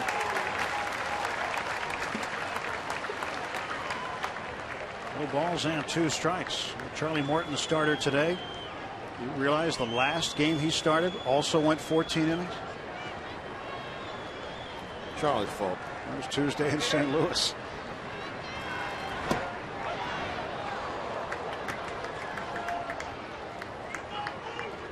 The other 14-inning game the Pirates have had June 30th against Milwaukee.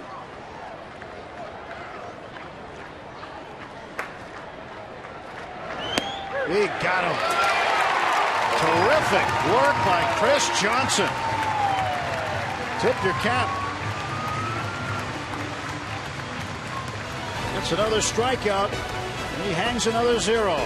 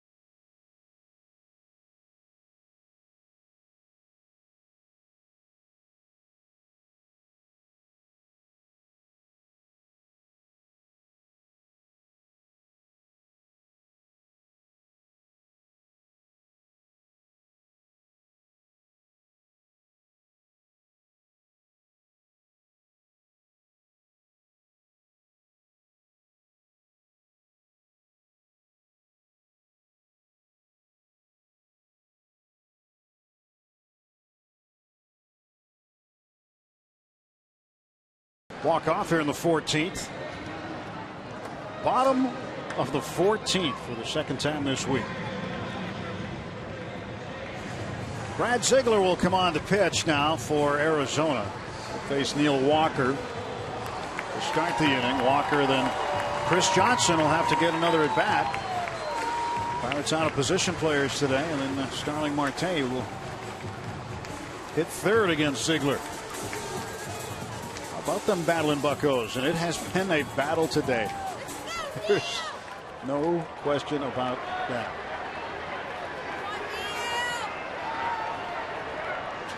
Bottom of the 14th getting underway. Walker facing Ziegler. The pitch. And that is outside for a ball. 1 ball and no strikes.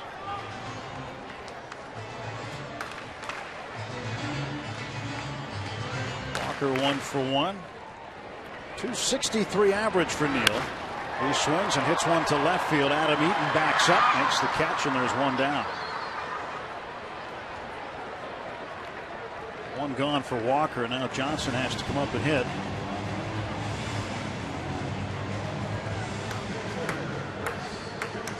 Well, we'll see what Johnson can do with the bat now. Nobody to bunt over. His last time up, pulled off a very successful sacrifice bunt. Looked good in doing so. See if Johnson can help his own cause here in the 14th inning. 0-1. And Johnson a comebacker. 2 outs quickly. As I was going for my little walk, I heard the 7th inning stretch again. I didn't know you left. The second time today. Yeah. You know you've had a long game and you hear "Take me out to the ball game" twice. What about if you hear it 3 times? Well, you better get some treatment for laryngitis. How many innings is it? 21. It's 21. Whose birthday is it today? Roberto Clemente. Oh. It's all coming together now. All coming together, Bob. 21 today. I think Roberto would like a shorter game than that. I can't speak, but obviously, I'm sure he and anybody else. You never know. Played It could this be game. in the cards. We'll see. Yeah, it's Roberto Clemente's 79th birthday today. Marte is out. 1, 2, 3 go the Bucks. Why not? 14 down. Let's go to the 15th at PNC Park.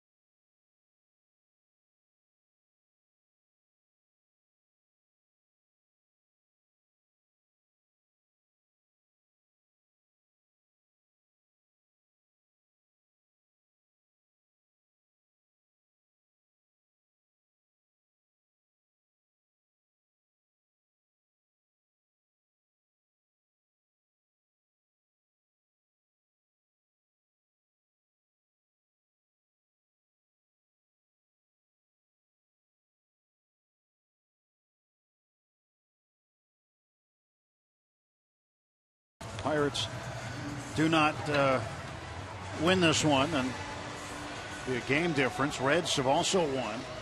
Brewers and Cubs still bringing up the rear in the National League Central Division standings. 2-2, top of the 15th inning. But whatever it takes, if that's what it takes to win, do it. It's a rally dance. Yeah. And pause, wait for it. There you go. Oh, you gotta love it, huh? Oh, look at that. That's nice. Gotta use your feet. All right, now let's get back to the game and let's win this one. How about Chris Johnson, what he has done in his big league debut, coming in extra innings. He has kept it there. Martin Prado, the hitter, delivers a strike to him. Cardinals have won. Cincinnati's won. That man needs a W. Got to win. Johnson, 4 innings, 2 hits, 1 walk, 4 strikeouts so far. Been very efficient with his pitches. 1-1 to Prado.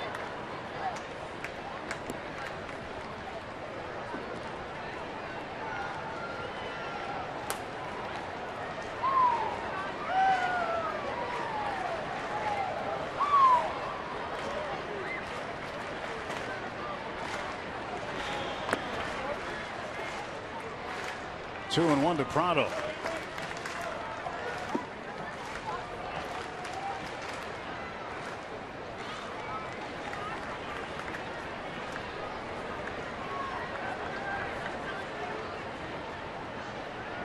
And Johnson ready to go. Now the pitch from the lefty.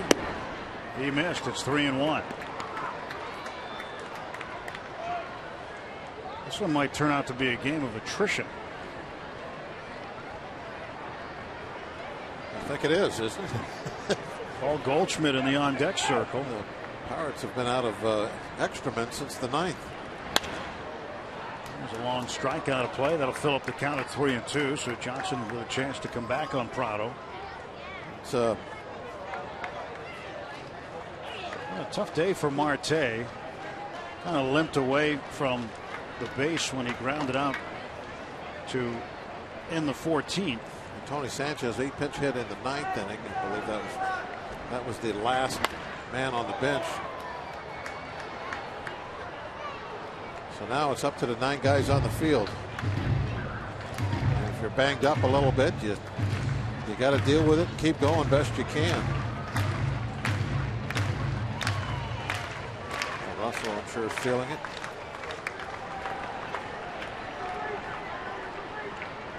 Payoff pitch from Johnson. In the air to left center. McCutchen calling for it. 1 out. Prado is not real happy with that, as he did a bit of a leap as he came around first base. But Johnson's been absolutely outstanding here in his big league debut. He is making all the pitches. The control, for me, is what's been so impressive today. He's just been following that glove all over the place. Inside, outside, breaking ball, fastball, doesn't matter. And that's why he's putting up the zeros. Paul Goldschmidt, a dangerous customer at the plate. He takes the ball, and Prado's still upset.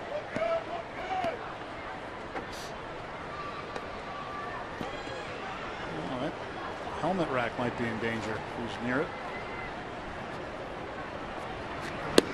Strike called. 1-1. We pointed out earlier that they are 5 games back in the loss column for that final playoff spot, or the final play-in spot for that one game as a wild card. And it's tough for them. They have to try and just win every single game. And they're looking out the scoreboard, and they see Cincinnati as 1. That's who they're chasing. They get in these tight games like this. You can see why tempers could flare a little bit after outs. They're desperate for a win. Kirk Gibson is about as cool as it comes. He has managed and played in games like this for a long time. Aaron Hill at the plate. 4 for 6 today. Takes strike one.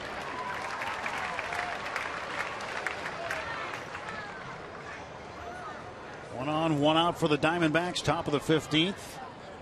This is now the longest game at PNC Park since also playing 15 innings on the 9th of April 2008 against the Cubs.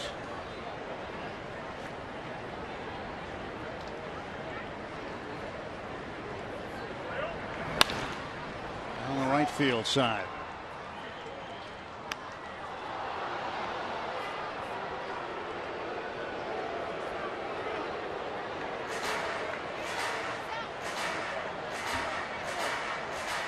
No balls, 2 strikes to Aaron Hill.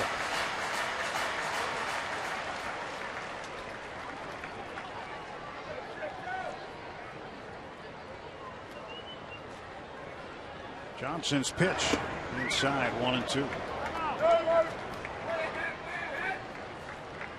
Good block by Martin. Said earlier he's got to be exhausted, tired.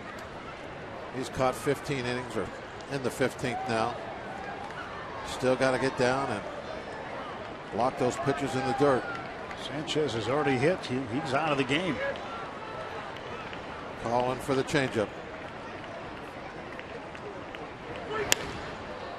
In the air to left. On the track is Marte. 2 down. Well, you want to talk about a guy who knows how to end a game. That guy right there, Kirk Gibson. 1988 World Series. Dodgers and the Athletics came in to pinch hit this one off Dennis Eckersley. He could barely walk that day. Tommy Lasorda had asked him, "Can you give me a swing?" He said, "I'll give you a swing," and that's the swing he gave him. That won Game 1. One of the more famous home runs in World Series history. 2 down, runner at first. Gerardo Parra is 1 for 4. For the first, and Goldschmidt gets back.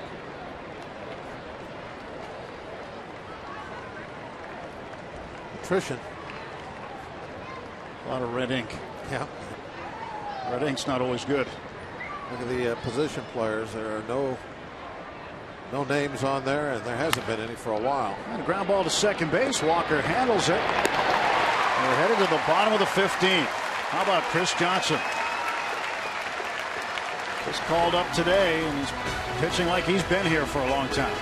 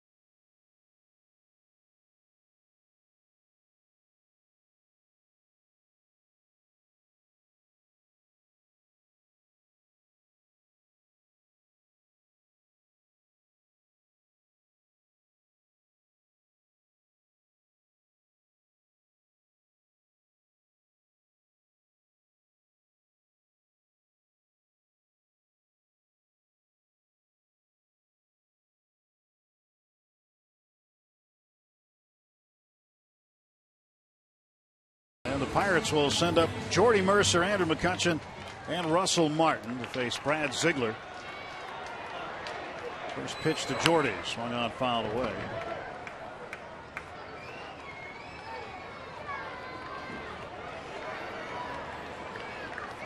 Mercer 3 for 4 today.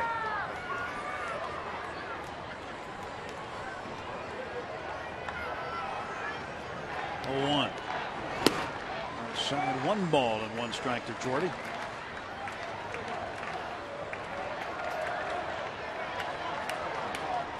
First need a base runner. Jordy trying to be that guy. Little chopper down toward third.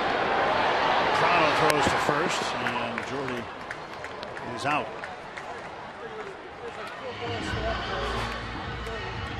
Here comes Andrew McCutchen. Go to the Wayback Machine, June 8, 2011, in the 12th inning of Zach Kroenke. Put it into the corner. It proved to be the coffin corner for Arizona that night. Walk-off winner.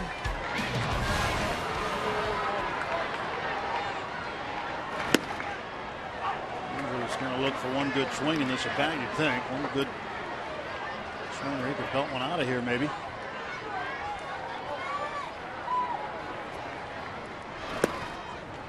Ball and 1 strike to Kutch. He'd love to get on base, but you're right. He'd like to end it. Chris Johnson, the second Pirates reliever this year to work 5 innings of relief. Ben Mazzaro did it on June 30th against Milwaukee. Remember how effective Mazzaro was for those 5 innings. Johnson repeated the feat today. Nobody up in the Pirates' pen, and Johnson looks like he's going to keep going if the Buccos need him. 2-2.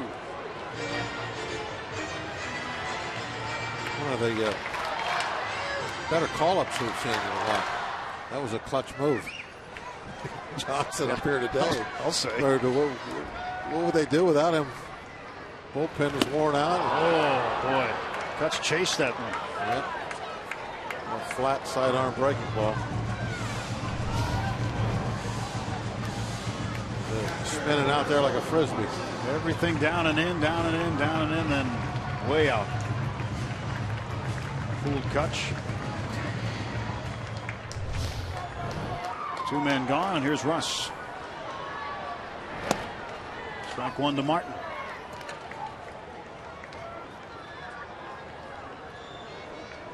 Everything else in the National League final, with the exception of the Mets in San Diego. 2-2 there in the 6th. Pirates will eventually get to San Diego sometime before the game tomorrow.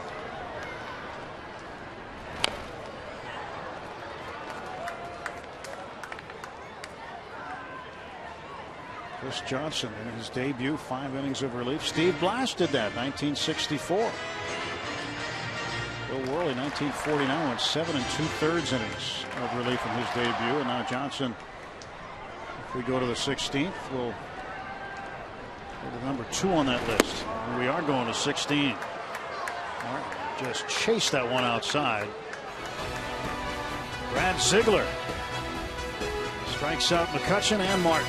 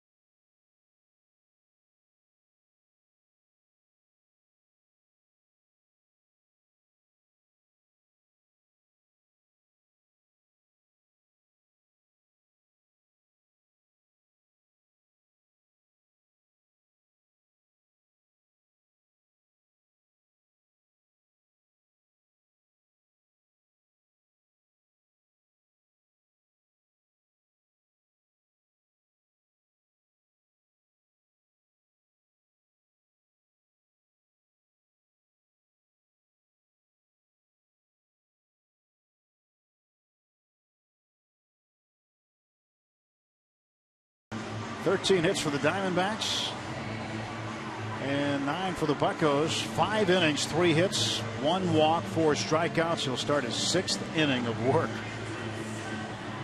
And Johnson will face A.J. Pollock, Didi Gregorius, and perhaps a pinch hitter. So Justin Wilson, Jared Hughes. Ben Hurdle telling us before the game that 3 different pitchers were unavailable today. Morris with Mazzaro and Gomez. Well, he might have to call down there and see if anybody's got anything left. Volunteers.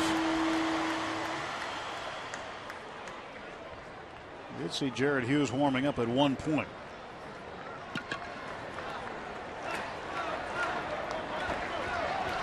A.J. Pollock 1 for 6 today.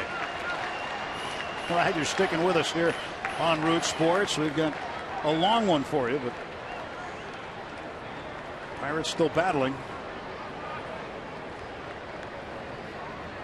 Top of the 16th inning. Pollock will take strike 1. This is practically a doubleheader ball.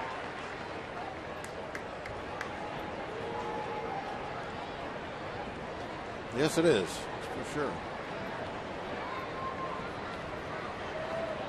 0-1 coming to Pollock. Just on the corner, 1 ball and 1 strike.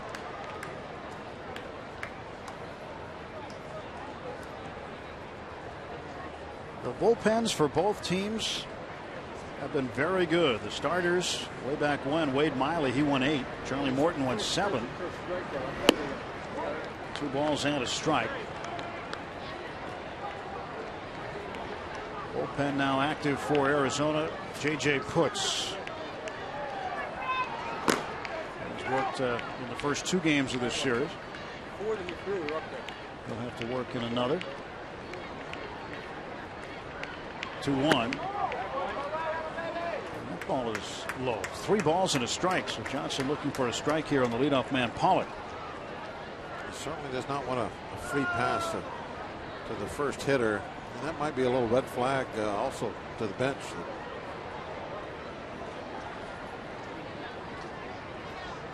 Control maybe starting to leave him a little bit. He still hasn't thrown very many pitches, though. That's been another amazing thing. Look at 64 pitches total. As you pointed out, he certainly has been stretched out, so it's not really an issue. Made 20 starts in AAA. Payoff. Did he go? The appeal, and Jim Joyce says he did not go. So a leadoff walk. And that's not good.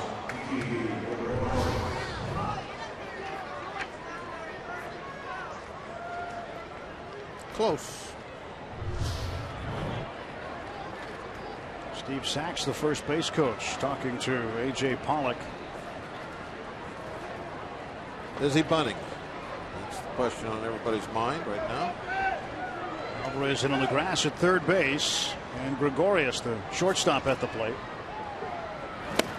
Shows bunt, takes ball 1. Earlier in the same situation, didn't he show bunt? In fact, he tried to bunt, fouled it off, and then hit a ground ball to short after that. It was in the 11th.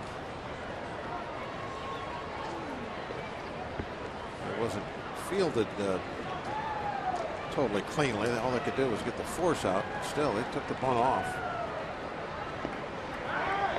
And it looks like they took it off again. That bat did not move on that pickoff throw.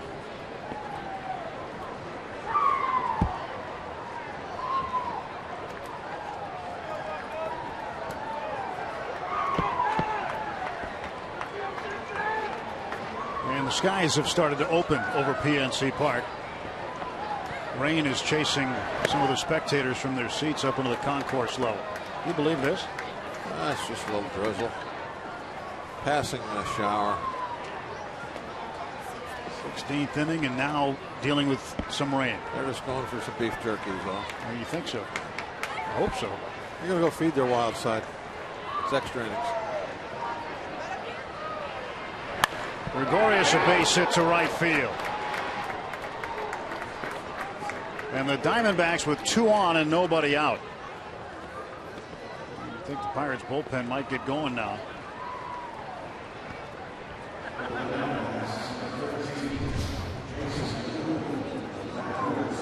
Got a fastball up after falling behind. Kind of in a lucky way, it was hit very hard. Pollock couldn't do anything but go to second base.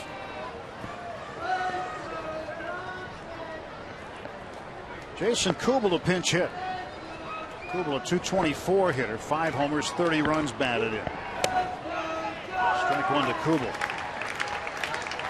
Nothing going on in the Bucks pen right now. They won't let Johnson go. 5 out of 22 as a pinch hitter for Kubel, former Minnesota Twin.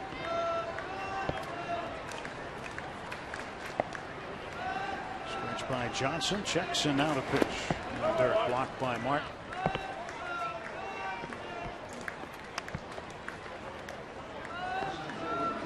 Well, that's the go-ahead runner right there. Pollock, the leadoff walk. That's what you hope doesn't come back to haunt you in this ball game today.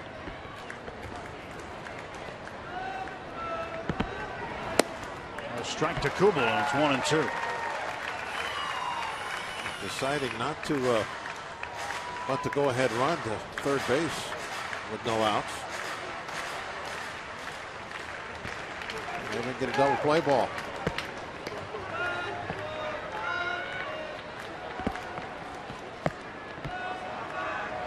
Struck him out. Or strikeout. 1 out. Now you hope for that double play ball.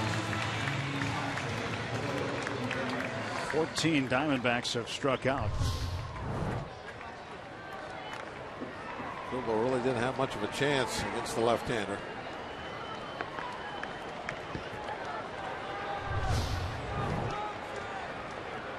The Neil Walker jersey cooler bag Can also be used as a rain hat. I guess so. A little visor on the front. Pretty well designed. There's the catcher, Nieves. Third time up for him. One ball and no strikes. Pollock the runner at second base. 1 out. Nieves 0 for 2.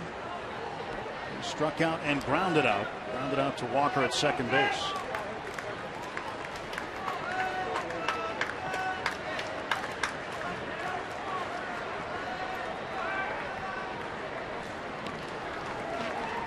Johnson wants to keep Pollock close.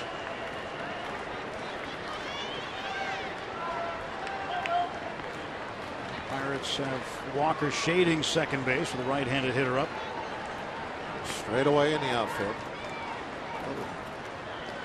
Shallow out left. 1 ball, 1 strike. Glad you're with us watching extra innings today. Top of the 16th with Robbie Ince-Mikowski and Bob Walk. I'm Tim Neverick. Hill has been the leading hitter for Arizona, 4 out of 7 with a double. Eaton's 3 for 6. Mercer 3 for 5 for the Pirates. A real story though.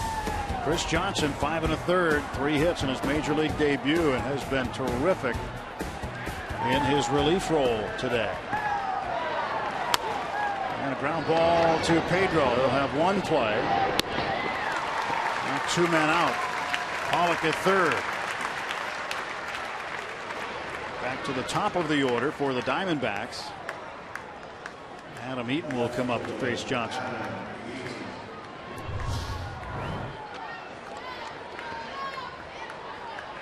Change up down and away. Driven right into the ground. Great location with that pitch.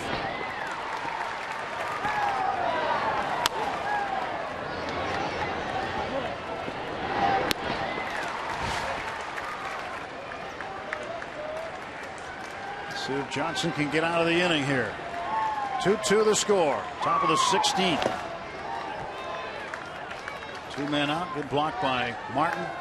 Smothered it.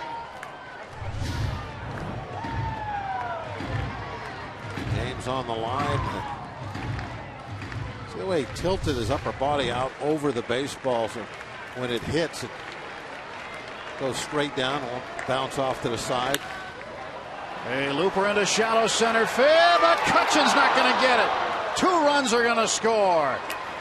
Play at second, safe is Eaton, and the Diamondbacks now with a 4-2 lead. It looked like he had it for a moment in his glove. It just wouldn't stay. Not sure. He may have trapped it, though, but it was awfully close. This was almost a highlight reel play. Did it get in that glove? No, was it going to be a trap all the way? 2 RBIs. You know what? I think actually looking at it from that last replay looked like it went under the glove instead of bouncing in front of it. I think it hit the grass, but actually after it passed underneath the glove. Watch it now. Where does it hit the grass? I think that was after it went underneath the thumb of the glove. Just under. Eaton poked the ball over there. Just in front of Kutch. 4 hits for Eaton in the game. Now Prado fouls this one back. But the Diamondbacks have broken this deadlock in the 16th inning. 2-out, 2-run double by Adam Eaton.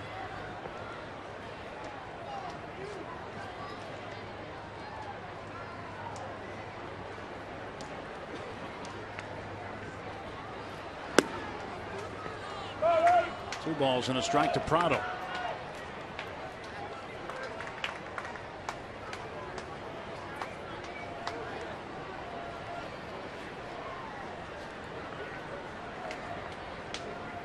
Chris Johnson looks back at the runner at second base. Eaton, and now the pitch. Prado drills it foul.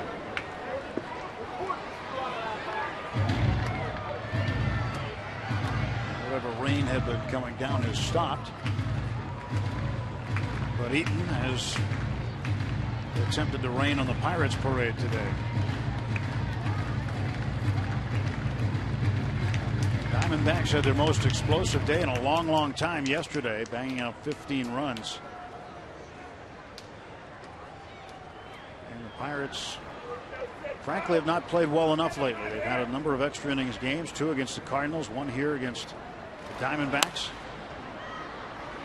Haven't been able to get the hits when they've needed them. So Walker makes the catch. Prado spikes his helmet.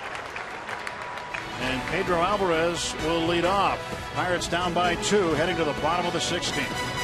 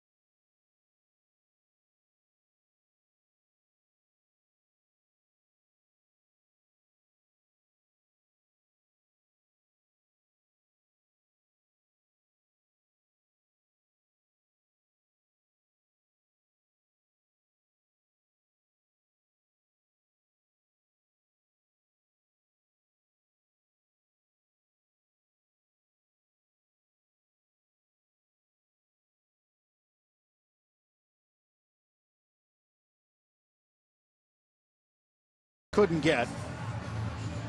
And Chris Johnson Outstanding job. The first Pirate to throw 6 innings of relief in his major league debut since 1949. Andrew McCutchen rarely shows negative emotion. Pretty upset about not being able to make a catch. And had he made that catch, it would have been way better than average.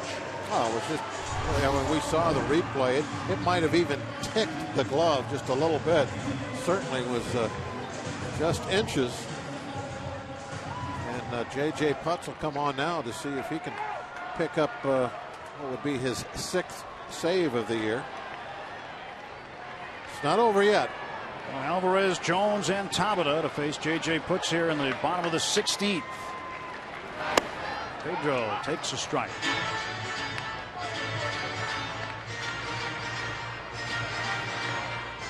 Pedro without a hit today. He is 0 for 5.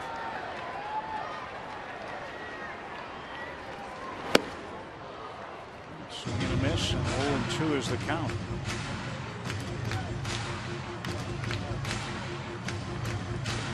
Pedro looking to make some contact and run into one here.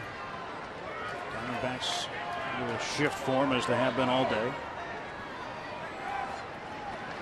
And Pedro swings and strikes out. Missed that one by a lot. So one gone in the bottom of the 16th. Working down and away, down and away, down and away. They certainly have accomplished that with Pedro this afternoon. Split finger fastball. Where was it Coleman or was it? Did the same thing to him.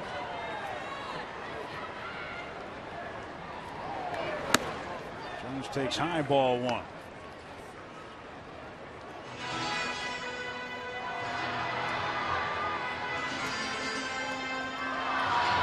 I told you in the 9th inning, Bob, that the number on the Diamondbacks extra innings games on getaway days is incredible. They're 8-0 in extra innings games on getaway days, 6-0 on the road, and 2 outs away from making it 7-0 on the road.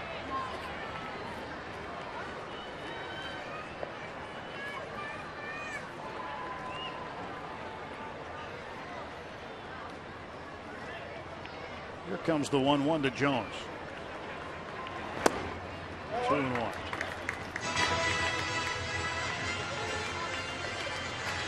Garrett without a hit. Came in and pinch hitting role. Stayed in the ball game. He's 0 for 3.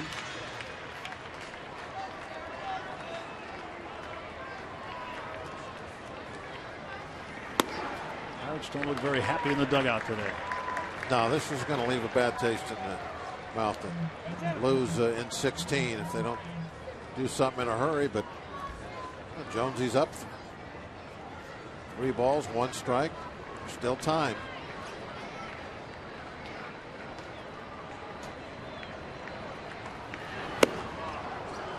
No matter what happens today, I don't care what kind of an L or a W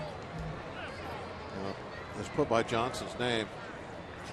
I think everyone will agree he was a winner today, the way he went out in a tough situation. And not only did he hold the fort, I mean, he basically dominated for most of his, I don't want to call it a start. He's been out there that long, but his relief appearance, very impressive. Great way to break into the big leagues. Had to get up super early, catch the first flight he could. Get here for a day game.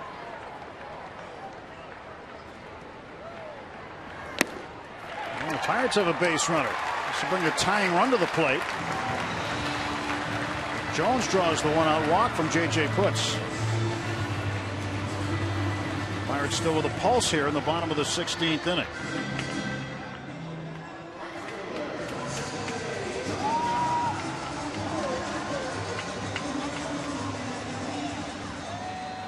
Tabata 1 for 6. Struck out his last time up in the 13th.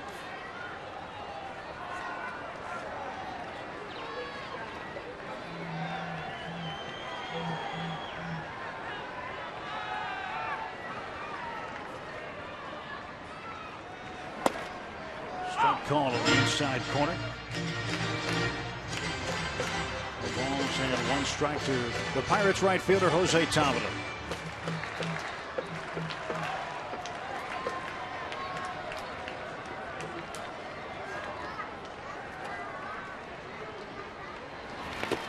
This one's in the dirt, but kept in front by Nieves. That keeps Jones at first base.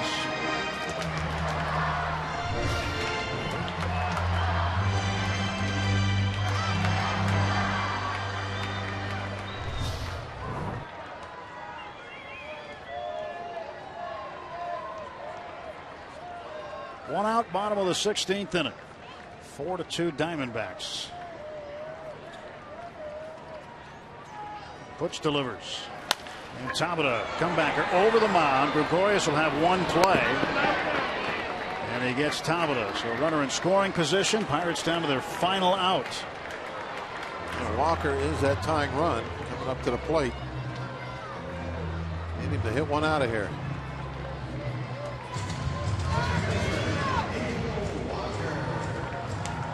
Even the guys in the bullpen, Jason Grilly, using the rally cap. Jason on the DL and trying to make his way back soon. Gotta get Walker to do something special. Get on base somehow. You'd like him to hit it out of here. Johnson's on deck. Some long faces. Long faces in the crowd. The Pirates had a tough road trip they came off of, 1-5. They are very close to losing 2 of 3 to the Diamondbacks here at home, and then have to go right back out west to take on the Padres for 3 and the Giants for 4. And right now with a precarious 1.5 game lead over the Cardinals in the division. After the Cardinals beat the Cubs again today.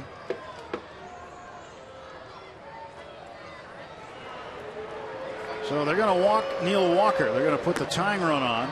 Well, this is because they're afraid of Neil tying this game up with 1 swing. That's the runner that they're totally concerned with. Neil Walker scoring. That's the ball game right there. And so they're going to face a pitcher, either Johnson or one of the other starting pitchers. Johnson's in the on deck circle. Pirates have emptied the gun on position players. So nobody else left to hit. And now Chris Johnson has to go up there and swing the bat with 2 outs.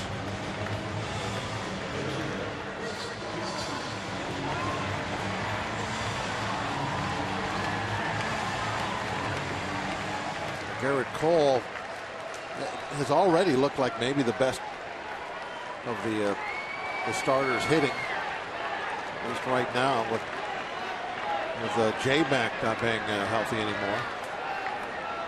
But you know, in a way, you think about it, it's almost like Johnson deserves this shot. The way he has pitched.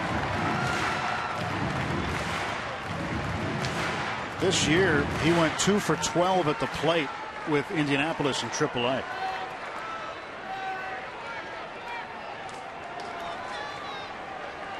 One and 0 the count. It's even at a ball and a strike. Johnson just called up today. What a day he's had. Let's see where this pitch was. That could have definitely have been ball 2. It's close. Puts getting a call there. 2 on, 2 out, bottom of the 16th. The 1-1 pitch. 2 balls and 1 strike, and Puts not even close on that one.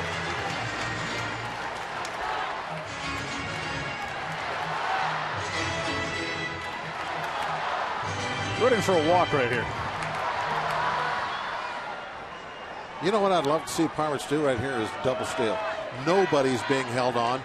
All the infielders are back on the edge of the grass. Get that tying run to second base and then see how they feel about that intentional walk. 2 balls and 2 strikes, and the Bucks down to their final strike. What do you think about that idea? Nobody's being held on. You know, you have the pitcher hitting up there anyway, so what do you got to lose? Go right now. It would have been fun to go, like, say, a couple pitches back. 2 strikes now. It might not matter, but it would have been very interesting.